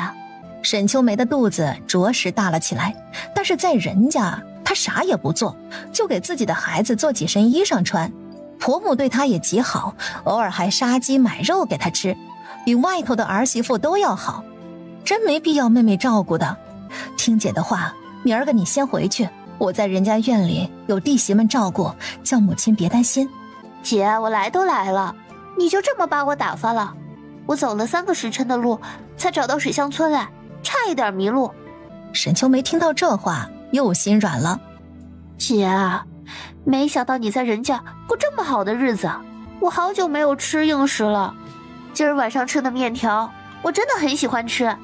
你呀，最多在院里再留几天，我怀孕的事儿还真不需要你来照顾。现在是什么年头，妹妹来了，我不想让2弟媳说我娘家人来打秋风，3弟媳不说，婆母不说，我心头也过不去。到时候妹妹回去，我给你一小袋粗粮带回去。沈秋燕听了，头垂了下去，没有反驳，却也没有应承。当天晚上，姐妹2人睡一个被窝，丈夫去了客房住，许是姐妹2人睡一起，说不完的悄悄话。一个不小心，沈秋梅将婆家的情况说了。2弟跑船赚了笔大钱，3房弟媳学会了刺绣，家里前不久还买了几亩地。说者无意，听者有心。沈秋燕静静地听着，心不知不觉已经动容。三嫂，能否叫我针线啊？把这衣裳改小些呀。宋九停下针线活，没有人知道他会听人心声。沈秋燕心头想什么他都知道，他从大嫂那儿听到他会刺绣，有门手艺，就动了心思。教你将衣裳改小不成问题，倒也不难的，只是你当真要将这衣裳改小，毕竟你还小，指不定能长身体。现在穿着大些，过些日子穿着就合适了。我怕是长不大了，我已经来了月事，是个大姑娘了，而且……他靠近宋九，指了指胸脯，我把这儿缠住了，不然会更大一些。我姐让我缠住的。宋九怔住，不得不说，人家的胸脯就是大，缠住了还这么显眼，那要是放开了，岂不是比2嫂的还要大？改小的确复杂，这事大嫂也能做，要不你让你姐教你，我这些活计是耽搁不得的，她是没办法教你了。沈秋燕没想到自己舔着脸过来请教，对方半点面子不给。不过她的目光扫了一眼桌边放着的一盒糖糕。姐，我刚才去3房，你猜我发现了什么啊？我在3嫂的桌上看到了一盒糖糕，我可以肯定3房偷偷吃糖糕。3弟媳不是这样的人，你若只是改衣裳，3弟媳一定会告诉你，你是不是想学刺绣？你裁了人家，在人家吃好喝好，你还想偷学手艺，你怎么想的？3弟媳的手艺不是她不想教，而是他向他师父发过誓的，不可以外传。三弟媳可不是你遇上的那些狡猾的村里人，也不知你在哪儿学来的小心眼儿。娘也不是这么教导我的，你怎么就学歪了？还有那糖糕的事，咱们人家每家有自己的私房钱，他有钱买糖糕吃那也是本事。你才来人家就挑事，再这么下去，我现在就送你回陈家湾去。沈秋燕一听姐姐要送自己回去，吓了个半死，连忙恳求着姐姐。沈秋梅只好作罢。不过这日后，沈家妹妹不敢再去三房屋里找宋九了，正好宋九也落得一个轻松。只是人家院里平白多了一个人走来走去，还是有些不太一样的。沈家妹妹将二嫂晒干的衣裳收了，还亲自送到了二房去。二嫂不知去了哪儿，接衣裳的正是二哥任广江。任广江也没有顾忌什么，接过衣裳还道了声谢。任广江想起屋里他媳妇吃剩下的糖糕，便转身回屋拿了一块糕给沈家妹妹吃。这糕点我吃过了，沾了我的口水。沈家妹妹想吃的话，改日上街，我给沈家妹妹买一盒新的。你是不是看中了她比我胸大屁股大，才故意靠近她的？大嫂的妹妹，我把她当妹妹看待，你的思想怎么这么肮脏？你说我思想肮脏？我杨家父母没有这么教过我。跟外男说话这么不顾忌的，他今年有15了吧？我听大嫂说已经及笄，都已经来了月事。她是大姑娘了，说话还得靠你身上去呢，对你笑个不停。你几时看我在外头村里的男人面前这么做过？我要是这么做了，你心头会好受？任广江，你别以为我是无理取闹，无中生有。他这个时候来咱们人家院里，要说他没有点想法，我杨冬花打死都不信。来了人家吃了几顿饭，眼神都变了。外头有几家能像咱们人家这样吃硬食的？我娘家人指不定也是吃流食。他不想走了我不计较，不就是多一张嘴吗？但是他惦记我男人，我就不准。伯母都说了，人家男儿不准纳妾，你也别像我这样的想法。任广江被媳妇说的冒火，他几时要纳妾了？他从来就没有这样的想法，为了个外人这么跟他吵。何况这一切都是他自个儿的猜测，人家指不定就没有这么想过。只有肮脏的人才会想肮脏的事。任广江一生气，起身出了屋。杨冬花从屋里追出来，早没了她男人的身影，把她给气死了。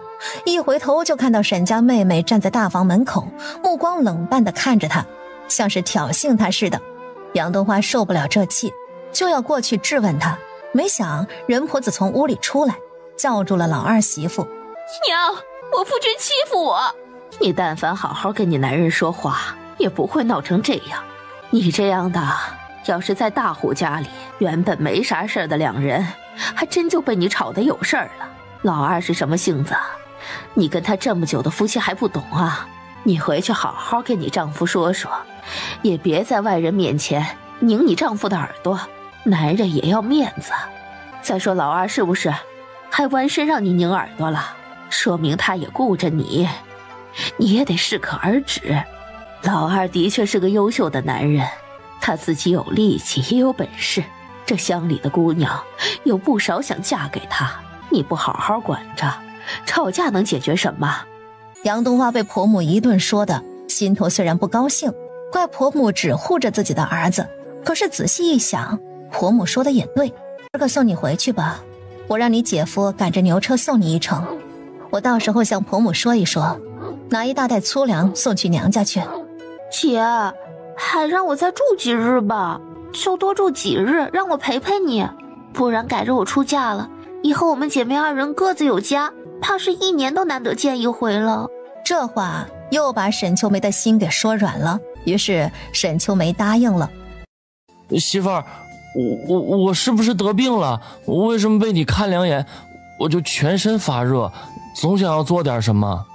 宋九伸手握住任荣成的手，刚要说话，宋九脸色大变，立即看向窗户边，沈家妹妹悄悄地来到三房门外偷听。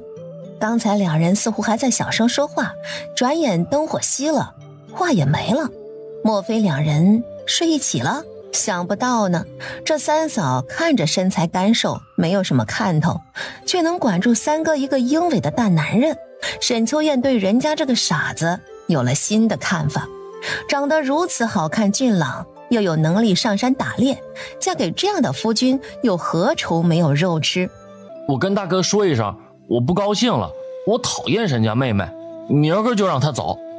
夫君你别去，大哥大嫂即使信了也会伤感情，这事交给我吧。天亮时送酒起床，没想旁边的傻夫君已经早早起床去做事了。没想院里突然传来少女哽咽的哭声，任婆子听到哭声，连忙从正屋里出来，就看到三儿子劈了一地的柴，而在那柴堆里却是跌坐在地上的沈家妹妹。沈秋燕抹着眼泪，一脸的委屈。伯母，你要为我做主啊！我今天刚起床，发现柴房里有声音，以为人家院里遭了贼，就跑过来一看，没想到今早三哥他在柴房里对我。说到这儿，小沈氏捂着脸就哭了起来，还有意无意地将衣裳不整的样子露出来，被大房二房看到了。现在你该看明白了吧？你还跟他嘻嘻哈哈的说话，那不得赖你身上去？任广江着实有些意外，三弟是什么品性他是知道的，不至于不分青红皂白的把沈家妹妹给睡了。这中间定有误会。我就来了柴房看了一眼，便被三哥哥拖了进来，他定是把我当他媳妇儿了。我被一把推倒在柴堆上，三哥哥就上前扒我的衣裳。沈秋燕，你看着我说话，你刚才说的那些话是真的吗？沈秋燕对上姐姐严厉的眼神，吓了一跳，内心有些慌，可不能露馅儿，于是点头。你有什么资格让我碰？小沈氏吓得全身发抖，这个傻子太可怕了，这简直就是疯子。他还以为人家男人里就属这个好对付，原来他错了。老大老二，拉住老三。人家大哥二哥上前拉人，才发现根本不是老三的对手。老三，娘叫你松手。就在这时，一双小手扶住了任婆子。送酒来了。任婆子看到三媳妇如同看到救星，任荣长的胸口起伏不定，但手被媳妇握住，他似乎有了反应。任荣长终于松开了手，小沈氏直接吓得倒在地上，全身瘫软，面色苍白如纸。要不沈家妹妹将刚才我夫君怎么招你的经过再说说看，不过你最好不要撒谎。宋九默默地看着小沈氏，看着他不仅不说话，还把头垂得更低了。他不及媳妇好看，还向我露出一个大胸脯，我不喜欢，我很讨厌，就赶他走。他就坐在地上不动，还哭。三弟说出这番话，两个哥哥都震惊了，所以是沈家妹妹故意勾引三弟的。沈家妹妹是不是对他们的三弟有所误会？在人家里最不好惹的就是他们家的三弟，难怪刚才三弟气得上前掐他脖子。没想到杨冬蛙听到三弟这话头，一个扑哧一声笑出声来的。笑就笑吧，还止不住，这一下大嫂沈秋梅脸上挂不住了。小沈是恨不能找个地洞钻，许是被众人的目光盯着受不住，小沈是一咬牙，他撒谎。你说我夫君撒了谎，那你说说看，你为何跑去柴房？我以为院里遭了贼。遭了贼？你为何不在院里自生？你一个小姑娘家，敢独自去捉贼？对呢，在人家做客的小姑娘又不是自个儿家中，为何要这么置自己的性命于不顾，一个人跑去抓贼？我当时着急，就没有多想，就冲进去了。那你冲进去了，看到是我家夫君在劈柴，你大可止步，难不成里头光线太暗没看清，还凑近了看？是呢，里头光线暗，我不知道是三哥在劈柴。你胆子真大，撞见了贼人看不清还凑近了看，正常人都不会这么做，除非你脑子有些不太好使。你还有脸坐这儿？赶紧回屋去，下次三弟打死你了，我也不会拉的。大媳妇也不必护着你妹妹，三媳妇的话问的不多，你妹妹会有反悔，再在你面前说几句，将来免不得你们妯娌之间记恨。这事儿咱们还是得说清楚的，老三是不可能真的去碰沈家妹妹的，因为老三根本不懂人事，他跟三媳妇并没有圆房，所以他能懂什么？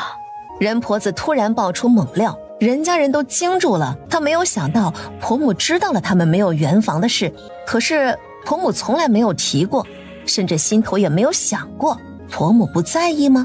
她还以为瞒过去了，亏得她还做了一块血帕应付。娘，我省得的，一切都是我自家妹妹的错，是我没有教好，我今天就把她送走。我冤枉她了吗？你先前还嫌我管得宽，无中生有，这下你看明白了吗？要不是三弟赤诚没跟三弟媳圆过房，这事儿要是碰你身上，你是说不清的。你这人整天想的就这点破事儿，天天夜上缠我。你看到小沈氏的大胸脯，真没有想法。这世上还没有女人的胸脯有媳妇儿的大。哼，我是有福气了。我可不在乎这个，我在乎的是你。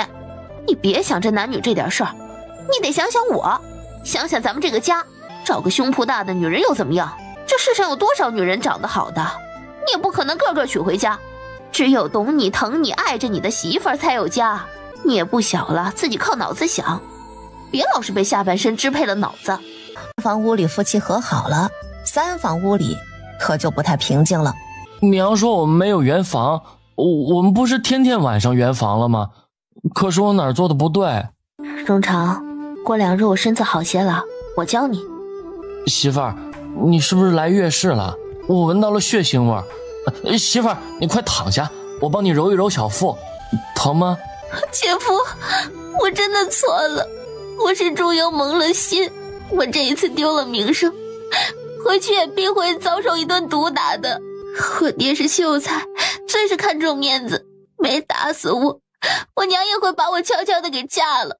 将来我是嫁给哪个老头做田房，还是嫁给哪个病秧子冲喜，都由不得我做主。我好后悔啊！任广田听着这话，心头一叹，要是他有个亲妹妹做出这样的事来，打一顿是轻的，但是到底是骨肉，也不至于嫁给老头或者病秧子，那不是遭罪呢？啊，你先起来说话，在人家院里发生的事，我们不会往外头说的，到时候我送你回去，也不把这事儿告诉岳母。姨妹子，你放心就是。你还敢怕你姐夫洗头？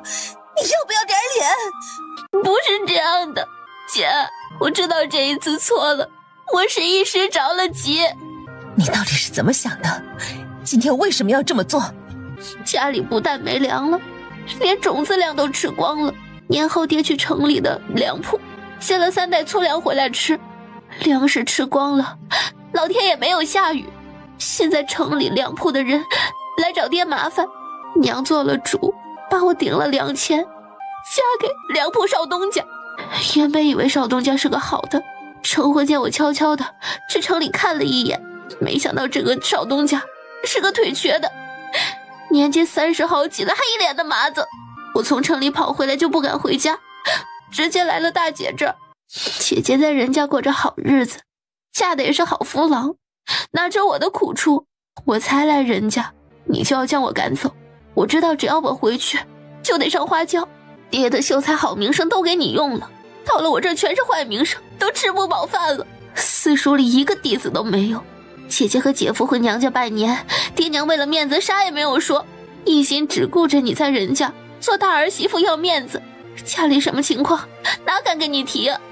你上次回来拿的那1两银子早用来还爹爹的酒钱了。沈秋梅不可思议地看着妹妹，欠了粮铺3袋粮就要将妹妹嫁过去，这种事怎么可能发生在他们沈家？爹娘不是这样的人。可是仔细听妹妹的话，家里田地那么少，还是荒年，颗粒无收，家里的私塾若是开不下去，就真的没有收入了。姐，我听说人家3房娶媳妇用了1车的粮食，我愿意留在人家做妾室，只要也能给咱们沈家1车粮食就好，这样不但还了粮铺欠下的粮食。所以你先是看上了人家2哥，杨氏泼了，你怕了，之后看中了人家3哥，想着他是个傻的，赖他身上就说不清了，结果偷鸡不成蚀把米，还换了名声。哼！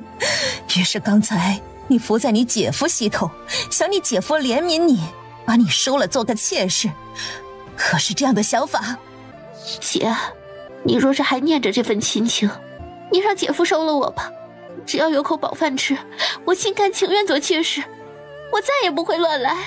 同一个父母生出来的，为何妹妹却如此的自私自利？人家男儿不纳妾，是婆母立下的规矩，你这算盘落空了。把包袱捡起来，里头几身衣裳，你说是要就带走，不要就直接这么回去。你现在这么说了，你姐夫我也不会让他去送你。姐，即使我现在抵了粮钱嫁了人，家里也没有存粮，爹又有些贪酒，你就这么管娘家死活了？沈秋没想到爹娘和大哥果然动容。娘，我是不是想借粮送去娘家？沈秋梅震惊地看着婆母，所以任婆子猜对了，你以后会为今天说的话后悔的。沈秋梅有些没听懂，只是任婆子也没有多做解释。今儿个我在这儿说一桩事，我打算分家。分家？为什么要分家？不是娘管着家好好的吗？分家好啊，以后你们各自持家，也免得被我管束。宋九感觉婆母这话也是对她说的，所以婆母的意思要她答应。其实一家子人在一个屋檐下，老是磕磕碰碰的，时日久了也容易生分。左右总归有一天要分家的，那何不就趁着今日？老三和老三媳妇是个什么意思？我听婆母的安排。三弟媳，咱们不要分家。既然这样，三家里头有2家是愿意分家的，那这事儿也就定下了。现在就来说一说分家的情况。我们两老的没死，家里的田产是不分的。等农忙时节，3家各出1人过来帮手，人手不够时，就再出些钱请短工。地里的收成分成4份，我们两老的1份，3家各1份。至于这处院子，那是我跟你们的爹年轻时吃了苦头才建起来的。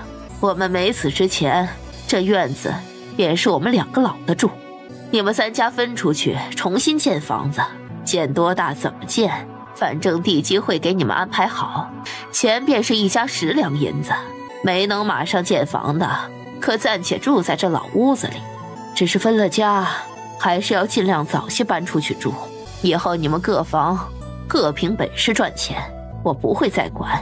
家里的存粮留下种子粮，其他的分成4份，你们也带走，我不再插手。至于以前还有没有余钱，余钱是多少，你们就不要惦记了。这钱我们两老的要养老，给你们10两银子已经足够建屋子，有了粮也能吃一阵子。娘，我不要10两银子，我也不想建房子。我和荣长可否住回祖屋去？正好祖屋有地窖，那儿住了人还能守着，以后家里人的存粮都可以存放在那儿。荣长力气大，有他在，别人也不敢打主意。任婆子看着不争不抢的老三媳妇，心头愈贴。只是祖屋子多荒凉啊，破旧不堪不说，那处的泉眼井早已经干枯，用水很不方便。到时候三弟媳用点水，还得三弟来村里挑水，会不会不方便啊？没事儿，我们2个也用不了多少水，我省着点用。好在荣长有力气。爷，娘，那地窖里的酒……杨豆花也反应过来，对呢，地窖里的酒还没有分，这是祖宗传下来的陈酿，不知道要卖多少钱去。别急，先存放在那儿，等年头好些了，拿去卖了酒的钱同样分成4份，各家留1份。这下沈氏没话讲了。不过他想到他爹好酒，若是不送些酒回娘家，指不定把他送的粮给卖了换酒，苦的还是他娘和大哥。娘，能否分1坛给我大房？行，那就拿出4坛，各家1坛。你们也尝个鲜儿吧，老祖宗留下来的酒，喝1坛少1坛。还真没有遇上这么好说话的公婆。可是任婆子越是这样好，底下的儿子越是愧疚，儿媳妇也不舍。人家就这样平平静静的在当天分了家。一定要离开爹娘吗？咱们只是住得远了点儿，但是我们可以天天来看爹娘。到时候咱们家日子过好了，给爹娘送衣裳送吃的都可以的。那我跟你走，我们住祖屋去。不得不说，祖屋是个好位置，这么大的院子修好了，他们夫妻2人住着相当的宽松。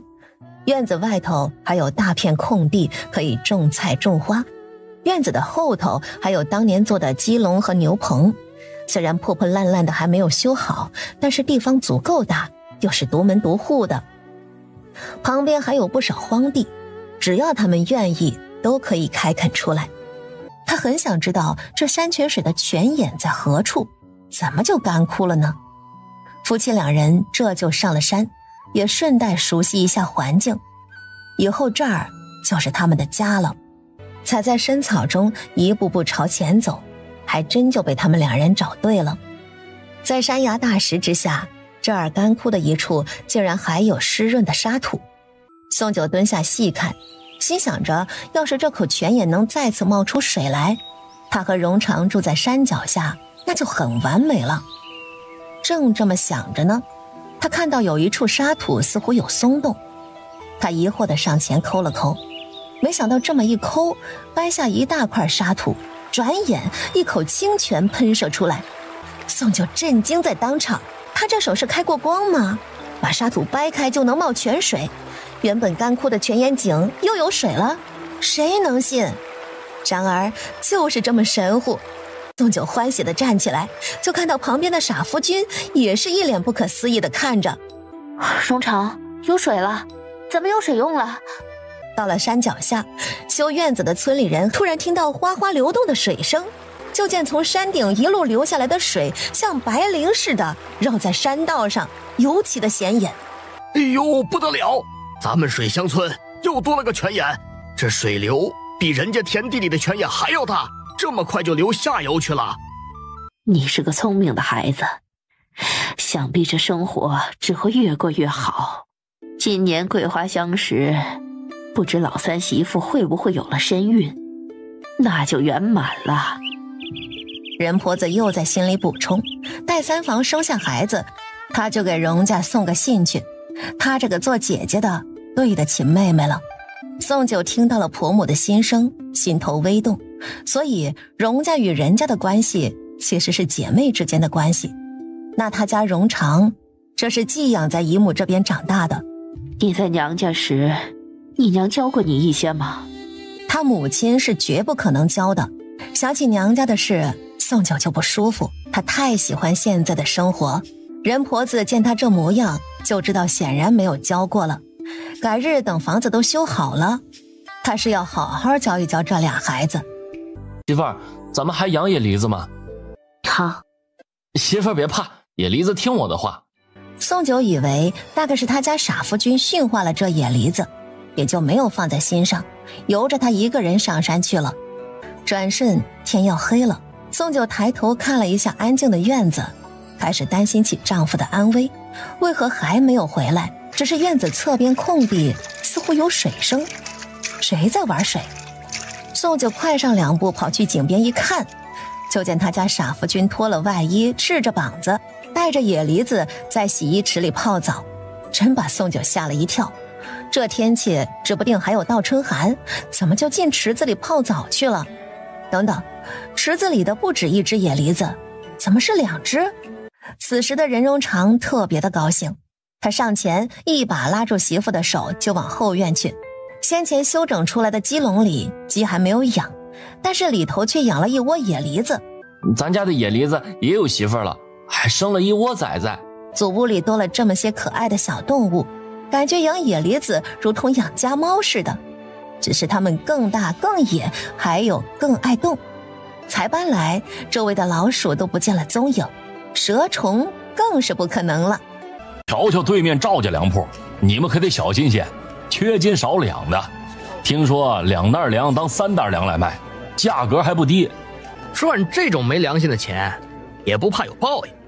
这都什么年头了，大家不过是想求条活路。要说有报应，这赵家粮铺的少东家36岁的年纪，一脸麻子，还瘸了右腿，走路不利索，人家还娶了个美娇娘。这不在铺门口收钱那个就是了。宋九看了眼，却觉得眼熟。你收什么钱？这个铺里头还轮不到你来做主。这会儿宋九看到了他的长相，吓了一跳，不正是前不久才在人家闹了一场的沈家妹妹吗？就是没想到大嫂已经给娘家送了2米，日子应该越过越好，为何嫁到了城里来还是这么一个年纪大的？宋九收回目光，不知大嫂知道这件事吗？还以为你是不打算做这种生意了。20块绣帕你做了这么久，你这手艺也真是……没想宋九递上绣帕后，胡管事眼前一亮，这手艺变好了呢，这是慢工出细活儿。就这绣帕上同样的山水风景绣样，便与先前绣的3块绣帕有着明显的不同，越来越生动了。不错不错啊，安安心心做个好绣娘，凭着手艺吃饭。以后戏楼里的生意，但凡有的就给你练手。就赚了钱，决定先置办牛车，方便夫妻2人赶路。看到街头难得开张的糖糕铺，宋九被荣长拉了过去。任荣长自己不爱吃糖糕，但是总惦记着媳妇喜欢吃。倒是怪了呀，刚刚这位郎君才买了2盒糖糕出门，怎么又来了？只是这穿着……东家感觉是不是自己眼花了？明明长得一模一样的人，前后没多会儿又来他铺里买糖糕。刚才我夫君来买过糖糕。难不成这对小夫妻并非看着的恩爱？这俊郎君先一步又给别人买了糖糕？你应该是没有看错的，刚才他是不是穿着绸子衣？东家这一下不知道要不要说出实情，但还是点了头，还说刚才买了糖糕就朝旁边的酒楼去的。媳妇儿，是不是有人跟我长得像啊？公子怎么在酒楼外？可这细看下似乎不太对劲啊。旁边的女子是谁？公子岂会将女人带在身边？宋九连忙四下张望，却见周围行人似乎都无异样。他知道必定那位长得与荣长极像的男子身边的护卫正在暗中观察他们。媳妇儿，这周围有杀气。任荣长立即握紧媳妇的手，拉着她就走。他家傻夫可不傻，这么快就发现了。只是在2人走后，酒楼上的一处雅间里，与任荣长长得一模一样的脸上露出一抹亚色。看着小夫妻手牵着手离开，目光有些羡慕起来。先前跟随的2名护卫进了房中，却发现自家主子就坐在这儿，那底下的小夫妻2人并不是他们的公子。刘安可曾回来？2人并没有收到刘统领的消息。青衣公子似乎在沉思着，很快从腰间拿出一块玉佩，只见那玉佩上刻着2个字：容易。把玉佩送去京城，便说玉佩寻回，人已尸骨无存。 2名护卫听到主子的安排，很是诧异。我容易志不在朝堂，爹娘不放我自由，那我便自己给自己自由。就这头了，很刁啊。卖牛的东家收到银钱，很有些舍不得喂养了这么久的牛。要不是年头不好，没办法，只得把牛换了钱买粮食，他哪能舍得呢？我们也是庄户，家里有些田产，以后这牛也会好好喂养的。东家听了这话，感激地看了一眼，这才转身离去。有了牛，再去做个板车装上去，就能载人了。庄户家的牛车就是这么的简单，宋九却挺知足的，等会儿还能买些吃的用的载回去，方便多了。置办的差不多了，夫妻2人才往城外去。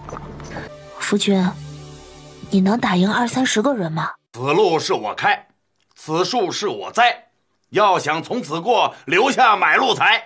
大哥啊，稍等一会儿，我要这个ACAP 卡，通通告诉我密码。像前头这些乞丐这种，20-30个也打不过我。此人莫非会功夫？一车东西的诱惑太显眼了，即使知道这人不好对付，可是也舍不得到嘴的肥肉给跑了。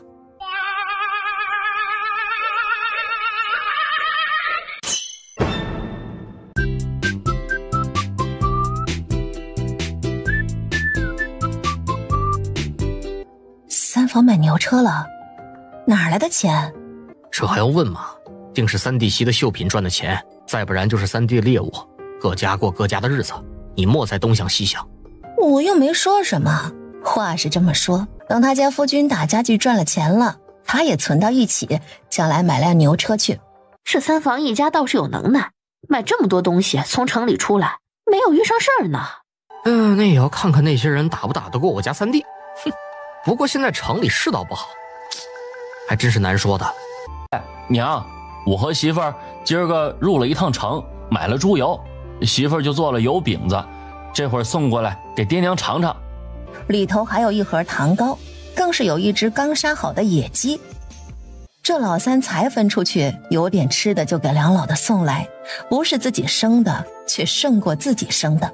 任婆子和任老头感觉到很欣慰。老三有些傻，并是想不到这些事的，还是这个三媳妇孝顺，懂得感恩。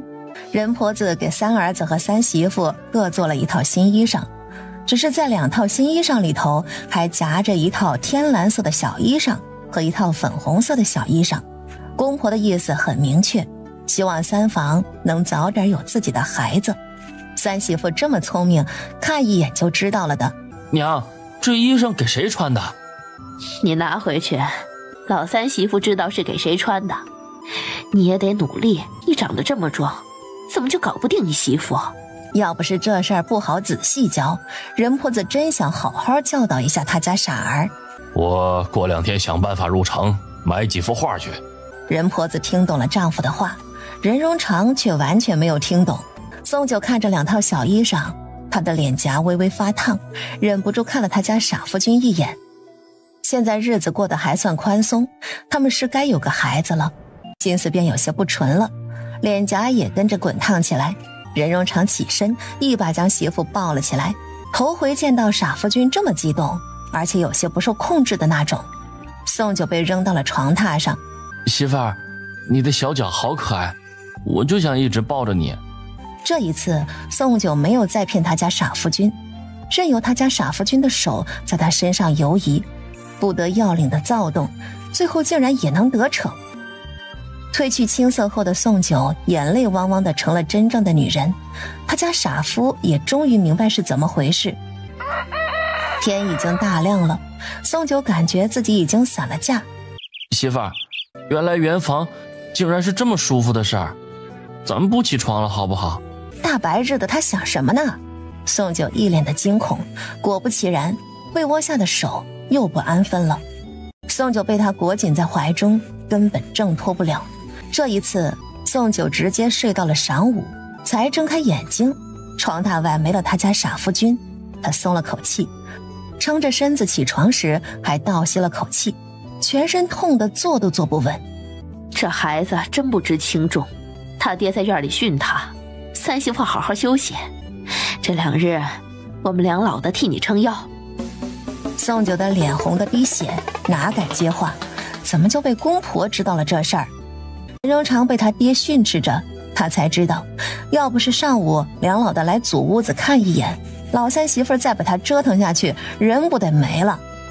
任荣长总算懂了些，难怪上午媳妇叫不醒，心头一阵后怕。他的确不曾温柔待他。你要是心疼你媳妇儿，以后就听你媳妇儿的话，她说啥就是啥。屋里，宋九吃完了小米粥，身子有了些力气，才知道自己当初是有多傻，用一块血帕去骗婆母。真正要是2人圆房了，他那日大清早的别想下地干活。任婆子笑看了宋九一眼，将碗端了出去。宋九想要下地，小脚才沾地，双腿就打颤。他也是头回知道这事儿是女人吃亏。媳妇儿，我错了，要不你打我消消气。宋九哪舍得打他，不过昨夜到今天，他着实挺恐怖的，根本不听他的话，而且似乎有些沉迷这事儿。没事儿，养一养就好。媳妇儿，你哪里痛啊？我帮你揉揉。全身都痛，可不敢让他揉。媳妇儿，为了你能和孩子天天吃肉，我必须入山打猎，但是我不跟他们一起出门，我带野梨子独自出门。我是天生的猎手，你没嫁过来之前，我时常入山打猎的，你莫担心。看着他家傻夫坚定的脸，感觉两人圆了房，公婆教导一番后，他家傻夫似乎变得成熟了许多，瞬间有了责任感，甚至他已经迫不及待的想要做一个父亲。媳妇儿，我跑得快，就5日光景来回，左右猎物在手上也放不了多久就坏了，我早去早回。宋九不得不送丈夫出门。我们入城是6个大钱，从牙缝里抠出来的，你现在敢说1文钱都不给？宋六，你是打轻了，亏得你老娘老是护着你。要是可以重来，我一定要在来青花楼之前将你们一个个给杀了。说完，宋六转身便走。季奶奶雷氏听到这话，破口大骂宋六是娼妇，没良心的人。保姆，宋六这个侍女对过往家人很绝情，恐怕不好控制，这个人不能做头牌。绝情的人也多情，挑个年轻俊朗的龟奴调教他，动了情的女人就好拿捏了。山脚下的宋九一直待在院里数着日子，今儿个是第4日了，他家傻夫君明儿后个回来。吃过早饭的他也会上山割牛草，还要割些草回来喂兔子。门上锁了，人不在家里，怕是去山里了。从墙角跳下去，宋有才吃了点亏，心头郁闷，哪家围墙建这么高的，真是吃饱了没事儿干。宋九早上蒸的粗面馒头还有剩下的放在锅里，宋有才见了也顾不上外头的妻儿，拿起馒头狼吞虎咽地吃了起来。想不到这继女儿嫁到水乡村里来了后，日子过得这般好。没过多久，宋有才打开了小院的粮仓，里头有10几袋粗粮。宋有才激动的眼都红了，搬了板凳开始爬墙头往外运粮。汤氏看到丈夫搬粮出来，心头有些害怕。上次你不在家，你不知道这2女婿的厉害，他一拳能打穿灶台，你当真要带走粮食？2女婿再厉害，只要东西落他手上，死也不会交出来的。再说岳丈要吃女婿的，他敢不给？爹娘，不能偷2姐姐的吃食。小崽子，你住嘴！再叫我等会儿出来抽死你！宋来喜最怕父亲，尤其是这些日子父亲不能出去做事赚钱了，天天在家打他娘，他更害怕了。这么弄出来咱们也带不走，又没有一个板车，再说遇上了傻女婿，咱们走不脱了。你去房里找一找，有没有值钱的东西。宋有才听了汤氏的话，去屋里翻去了。汤氏却似乎听到了后院有牛叫声，他就顺着这声音绕过围墙，来到外头空地。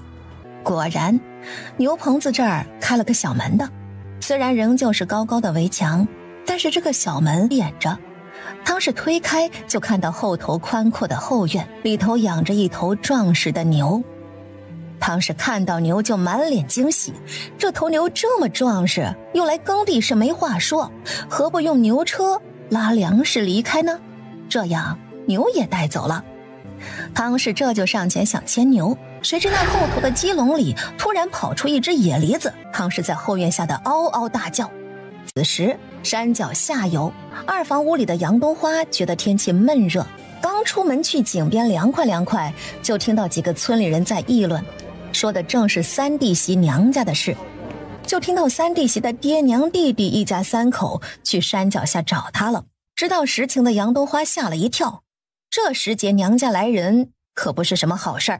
杨冬花也不听八卦了，赶紧回去把睡懒觉的丈夫叫醒。你只管看3弟媳眼色行事，到底是他的娘家人，3弟媳可比大嫂精明得多，他才不傻呢。你也不傻，前几日大舅子过来，你把人家给赶走了，还跟他哭穷，想回娘家借粮来着，搞得像是分家把咱们2房分穷了似的。那没办法了，以后这家里吃的用的我都得计划着来，娘家人3天2头的来，我还要不要长家了？左右要去3房院里看情况，任广江也顺势把大哥叫上了，就要到山脚下了。就见一个6岁的小男孩子坐在石头上，眼泪汪汪的样子。我找2姐姐，2姐姐去哪儿了？我爹娘在2姐姐家里偷粮食。3弟媳不在院里呢，竟然人不在敢偷粮食。2兄弟不淡定了，拔腿就往山脚的祖宅跑。你们今天敢按我，要么打死我杀人灭口，要么明儿告县衙里去。你们人家打亲家公有没有天理的？正好这个时候，宋九挑着一担草匆匆赶了回来，一脸不可思议地看着继父和亲娘。我生你养你，你是这么报答我的？你叫你两个脖子来欺负我们，你有什么用？早知道当初就不该生下你，生下你了，也该一脚踢死在床下。汤氏明明心虚，却抢先一步把女儿先骂一顿。她知道今儿个不带点粮食回去，她回去了还得被丈夫打，被婆母奚落，当真是可怜之人必有可恨之处。这粮你必须给我送几袋，不送，今儿个我们就不走了。是宋家人的意思，还是娘你自己的意思？娘为了讨好宋家人，不惜折磨2个女儿。你把我嫁了，没有半点嫁妆，还替宋家换回1车粮食，后又把宋六卖去青花楼，得了银子也是交给季奶奶的吧？你嫁到宋家来，赔了自己的青春，给宋家生了儿子，又把自己生的2个女儿糟蹋，到头来宋家人领情了吗？你看看你身上的伤是怎么来的，你这日子是怎么过的？这世间多少女人，为什么你就过得如此不堪？你非要将自己弄到这地步，你怪谁？我今儿个也就明着说，粮你带不走，这儿以后你们也别想再来。以前你还能卖女儿，现在没了粮，宋家人就要卖你了。你不要怪旁人，都是你自作自受。我现在嫁到了人家，就是人家的儿媳妇，嫁出去的女儿泼出去的水，当初也用1车粮食换的，互不相欠了。你走吧。于是接下来该轮到卖汤氏了，这样的话瞬间把汤氏点醒了。这一刻他怔住，没有再吵闹。宋有才还想着汤氏能压制住这个继女儿呢，谁能想到这会儿汤氏转身便走。你跑什么跑？站住！这一次汤氏没有听宋有才的话，反而跑得飞快。喜哥，你愿意跟娘走吗？娘，我们逃吧，我不想再看到爹爹和阿奶再打你了，你会被打死的。下一次我再看到你把我娘打伤了，我就带着我夫君和大脖子们闹到宋家去。宋有才被这个厉害的妓女吓到，又看到他身后的任家2兄弟，宋有才哪儿敢说话？我弟媳跟你说话呢，你听到没有？有种的吱个声啊！不打了，再也不打了。记住你今天说的话，也别想着把我娘给卖了。我时不时的就去石头村打探消息，你胆敢背着我卖了我娘，我也会带着他们去闹的。不卖，不敢卖。深山中，任荣长背着背上一袋皮子，腰间还挂着野鸡和兔子，正往回赶时，突然发现林中似乎有动静。这几人在老树下集合后，商量着劫走底下官道上的马车。他们不但要劫财，还要劫色，把年纪老的母亲卖去勾栏院，把小的带去寨子里，供兄弟们享乐。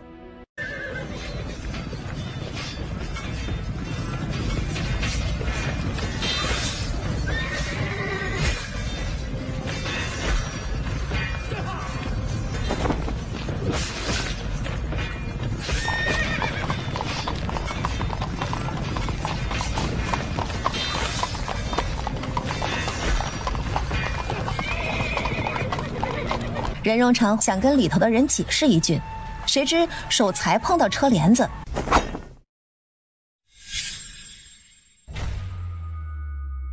一位中年妇人手里拿着匕首朝外头刺来，却刺了个空。再定睛一看，看到马车旁边身姿挺拔的青年，妇人怔住：“义儿，你没有死。”义儿。任荣长脸色有些不好看，显然妇人将他认错了。再说他刚才冒着生命危险救了他们，他们不感激，还要拿刀捅他。要不是他反应快，就死在那刀下了。人没事，任荣长也不想管闲事，心头还记挂着媳妇儿。瞧着任荣长转身要走，妇人着了急：“义儿，你别走！”只是任荣长头也不回地离开了。姨母，那不是一哥哥。不是吗？怎么可能？夫人从怀里拿出一块玉佩，上面写着容易2个字。夫人双眸含泪，终于清醒了，喃喃自语道：能与义儿长得如此相像的人，那就只有当年那个孩子了。义儿是不可能再回来了的，他已经没了。这位妇人正是晋王府荣家主母小裴氏。想不到当年被他遗弃的这个孩子，在今日无意中还救了他这个生母一命。后头荣府的护卫赶了过来，带来的驴车皆数被山匪劫了去，两方人马损伤不少。等到了安城，安排地方军将这些山匪全部围剿，竟敢对晋王府的车队下手，诛他们9族。水乡村山脚下，大嫂二嫂陪宋九住了4个晚上，他家傻夫君还没有回来，他整天忧心忡忡。这日晌午过后，宋九在井边洗衣，一抬头看到山道上出现了一个身影。宋九心头一怔，母离子比宋九还要欢快，先他一步冲山道上接人去了。媳妇儿，这一次猎物挺丰盛的，我猎到了好几张皮子，到时候晾干了咱们送城里去卖。宋九交代丈夫把簸箕里的吃食都送下去，连着公婆那儿一样，一家1只野鸡，1只野兔。人家大房屋里收到了三弟给来的野鸡和野兔，夫妻2人很是高兴。大嫂沈秋梅看到肉就咽了咽口水，抚着小腹，明明吃过晚饭了，也打算炖点肉吃。任广田倒也由着媳妇亲自下厨，夫妻2人围着个锅就吃了起来。吃了一顿肉，沈秋梅舔了舔嘴，看着还剩下的半只野鸡和1只兔子，她想了想，看向丈夫：夫君，明儿个天不亮，你把半只鸡送我娘家去，想必我娘家爹娘也许久没有开荤了，正好一来一回天也就亮了，到时候也不耽搁去地里做事。任广田听了媳妇的话，心头不是滋味，可是他知道媳妇的脾气，若是不答应了还得跟他吵。任广田只好应下，好在野兔算是留了下来。第2日天不亮，任广田拿走了半只野鸡，还有媳妇交给他的一袋粮食。我媳妇做的饭最好吃，爹、二哥、大哥，你们尝尝看。任广田看着手中的2只包子，感觉包子馅的油脂都要溢出来了。任广田心头莫名有些不是滋味。同样是媳妇，他家媳妇叫他3更天起来就拿着东西往陈家湾送，忙活了这么久回来也没有给他弄口吃的，就来了地里。再看三弟媳，三弟才出门就先吃上了肉包子。我媳妇说等我干完活回去还有肉吃。我媳妇也说了，叫我好好干活，等会儿回去也有鸡肉吃。听到2兄弟的话后，任广田试探地看向二弟。昨晚上老三打回来的猎物，二弟媳没说要给娘家送吗？他要是往娘家送，我也不拦他，只是我那娘们现在可计较，不要说送，还巴不得想从娘家拿回来点什么呢。上一次他大哥过来了一趟，本来想借粮的，我家那娘们在家里跟着哭穷是吧？大舅哥一来他就说啊，日子过不下去了，要去娘家借点粮食，等地里有出息就还上，把我那大舅哥给吓走了。说到这儿，2兄弟也说到了上一次宋家来山脚下闹的事情。任荣长才知道自己出门了，媳妇在家受了这么一个大委屈。我现在就去一趟石头村。你去，等会儿回来看老三媳妇怎么收拾你。果然，这话把任荣长拉住了。这事儿已经过去了，老三媳妇都不去追究了。你再去，你拳头没有轻重，打死了人算谁的？不是前几日才让我夫君给家里送去了野鸡肉和一袋粮食，母亲怎么就没粮了？要不是你送了这些吃食过去，我们也不知道你这日子原来过得这么好。我以为你们分家了，日子过得越来越差来着。你也真是的，为什么当初分家的时候不让你婆母把那50亩地给分了？啊，对了，你婆母先前涨价，1两银子都没有给你们分。去年人家老三打猎回来的皮子，还有那张虎皮呢，哪样不值钱啊？都落到你婆母手中去了。你怎么这么傻？你跟着你爹识了那么多的字儿，又会算数，怎么没有算算你婆母手中的银钱？给你们建个新房子，把你们一个个安置出去，分了粮食，就把你的脑子给堵住了。不是生你养你的婆母，怎么会心疼你？我是你亲娘才会替你着想。你婆母手中必定有一大笔银子没有拿出来分，还有那后院没有卖掉的母鸡，天天下蛋吃，你们一个也吃不到。细算起来，你们这一次分家，就是你公婆的一个阴谋，定是看到你怀孕了，以后花销也大了，就把你们分出去，是真的自私自利的两老的。你丈夫说好听点是憨厚，不好听点就是个保不了本的老实人，你也不管一管。王氏一阵数落，看着大着肚子的女儿，心想着这肚里的可是人家的长孙，这对公婆该对他女儿更看重才是。你这性子也不知道随了谁了。对了，你丈夫在村里做木工活，总该赚了一笔吧？大概赚了多少钱呢？他一个木匠能赚什么钱？那些活做出去也没有收到现钱，现在我家里也过不下去啊！我把到嘴的吃食都送娘家了，娘一来就说我。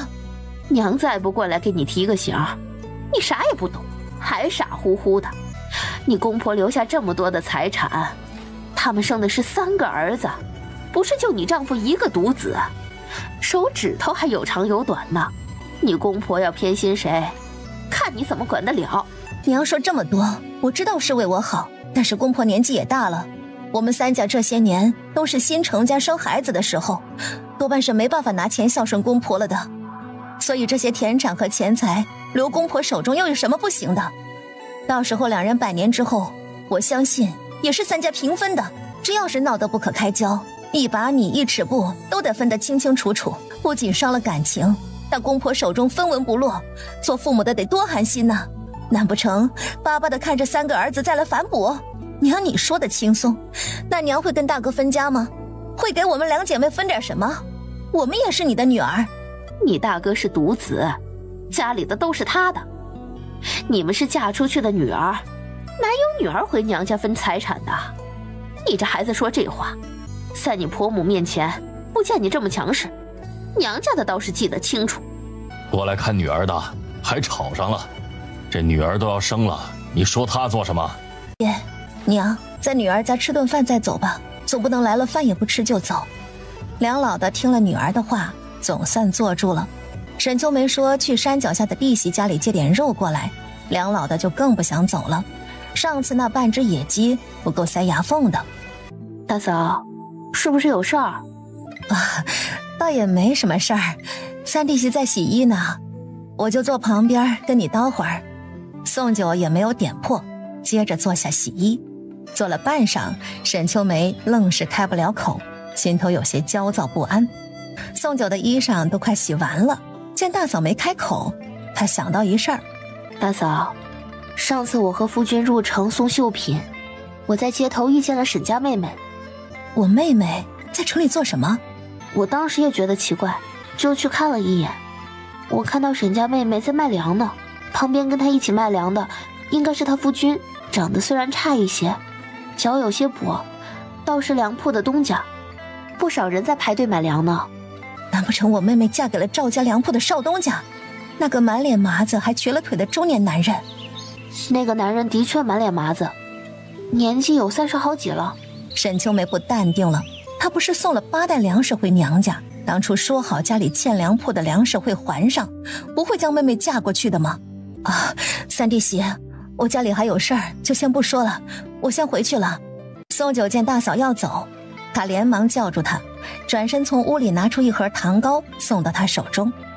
大嫂，你怀着孩子呢，必定嘴馋，我上次见你挺喜欢吃的，这个你拿回去吃。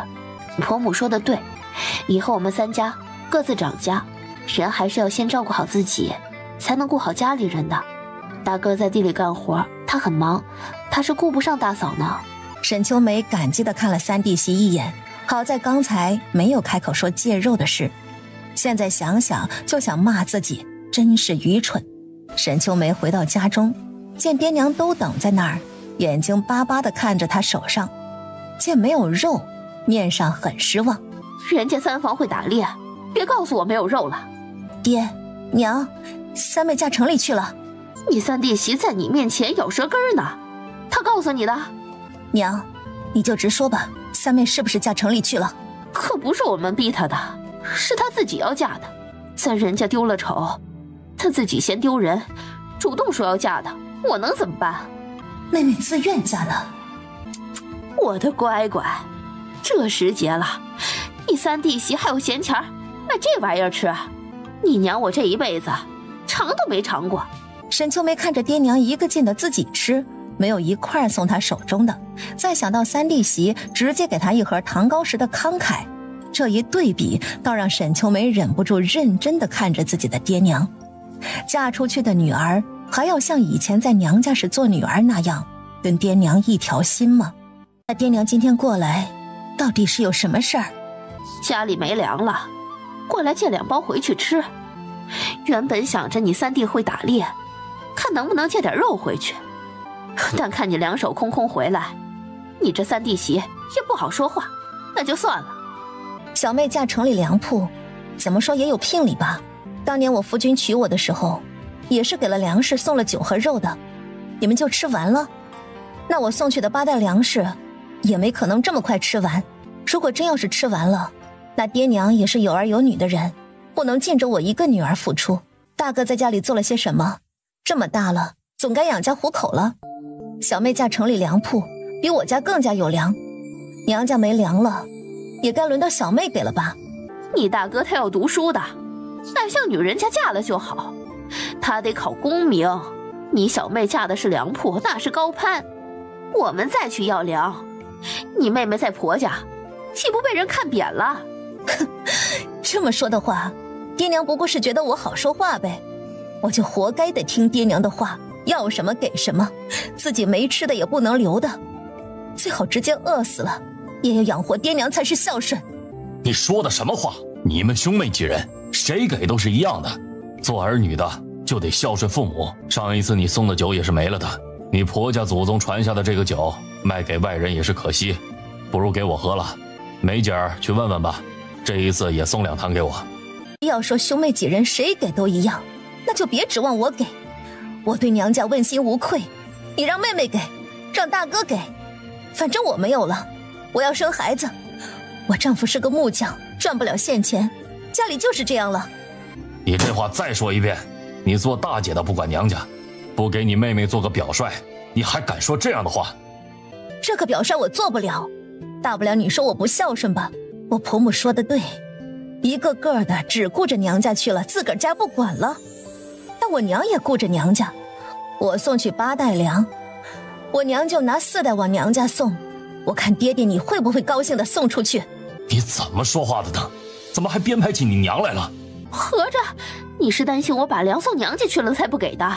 我可没有给过半点粮给我娘家的，我要是敢给，你爹不得打死我呀？所以娘都知道的道理，到我这儿就不讲理了。你怕你丈夫打，我就不用怕了。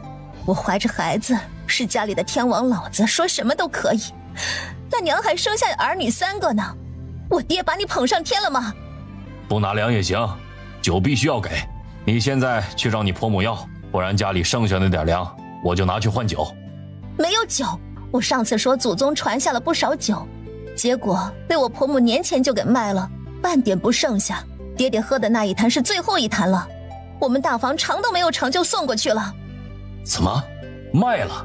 那么好的酒卖给外人喝，给自家人喝就舍不得？你公婆是什么心理？还不是你没用，不知道多拿几坛子酒。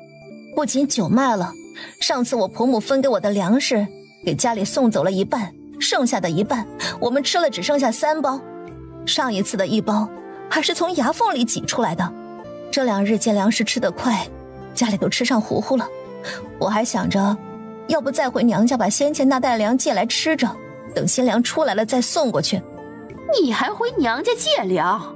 现在这时节有糊糊吃已经很不错了，你送的那袋粮我们都吃光了。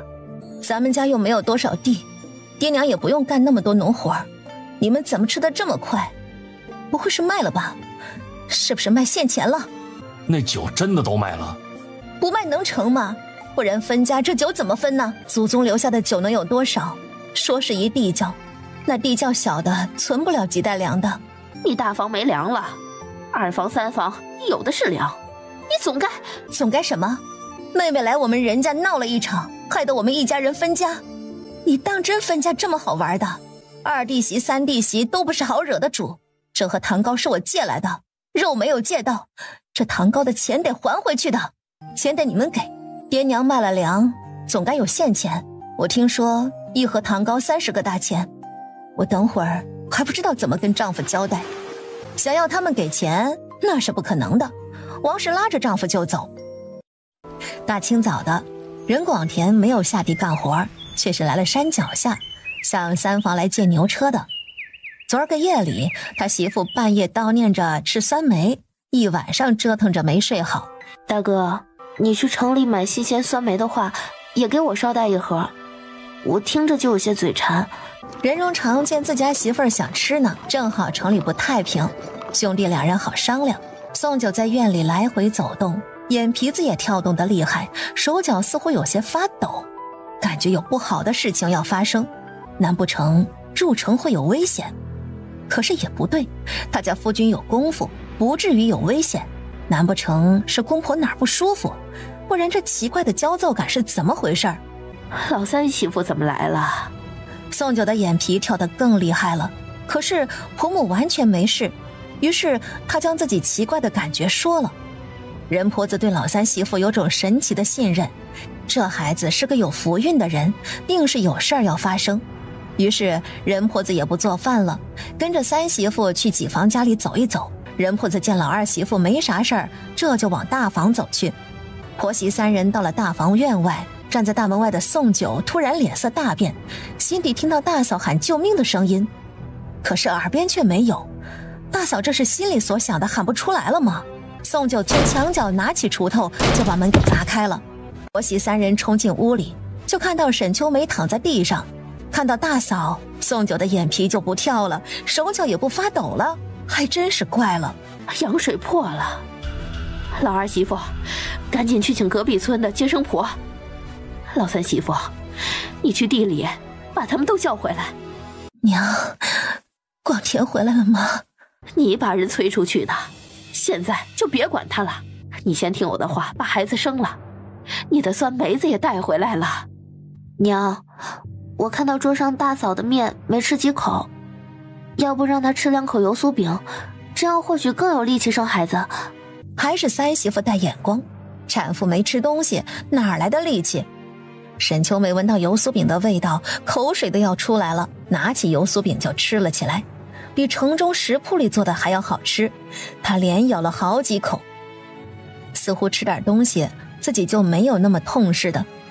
宋九在一旁站着想帮手的，可是一闻到油酥饼浓浓的荤油味道，他突然捂着嘴就呕吐起来，定是早上吃坏了肚子，赶紧往外跑。任婆子回头看向跑出去的老三媳妇，脸色微变。只是钱稳婆才踏进大房的院门，屋里就传来哇的一声新生儿的哭声。我姐生了这么多孩子，头一回生得这么快的，你得感谢你三弟媳。要不是他给你带来的油酥饼，要不是他一边吐着一边守着你，你生不了这么快。要不是三弟媳今儿个叫来婆母，我这是躺地上生了。当时我真是叫天天不应，叫地地不灵啊！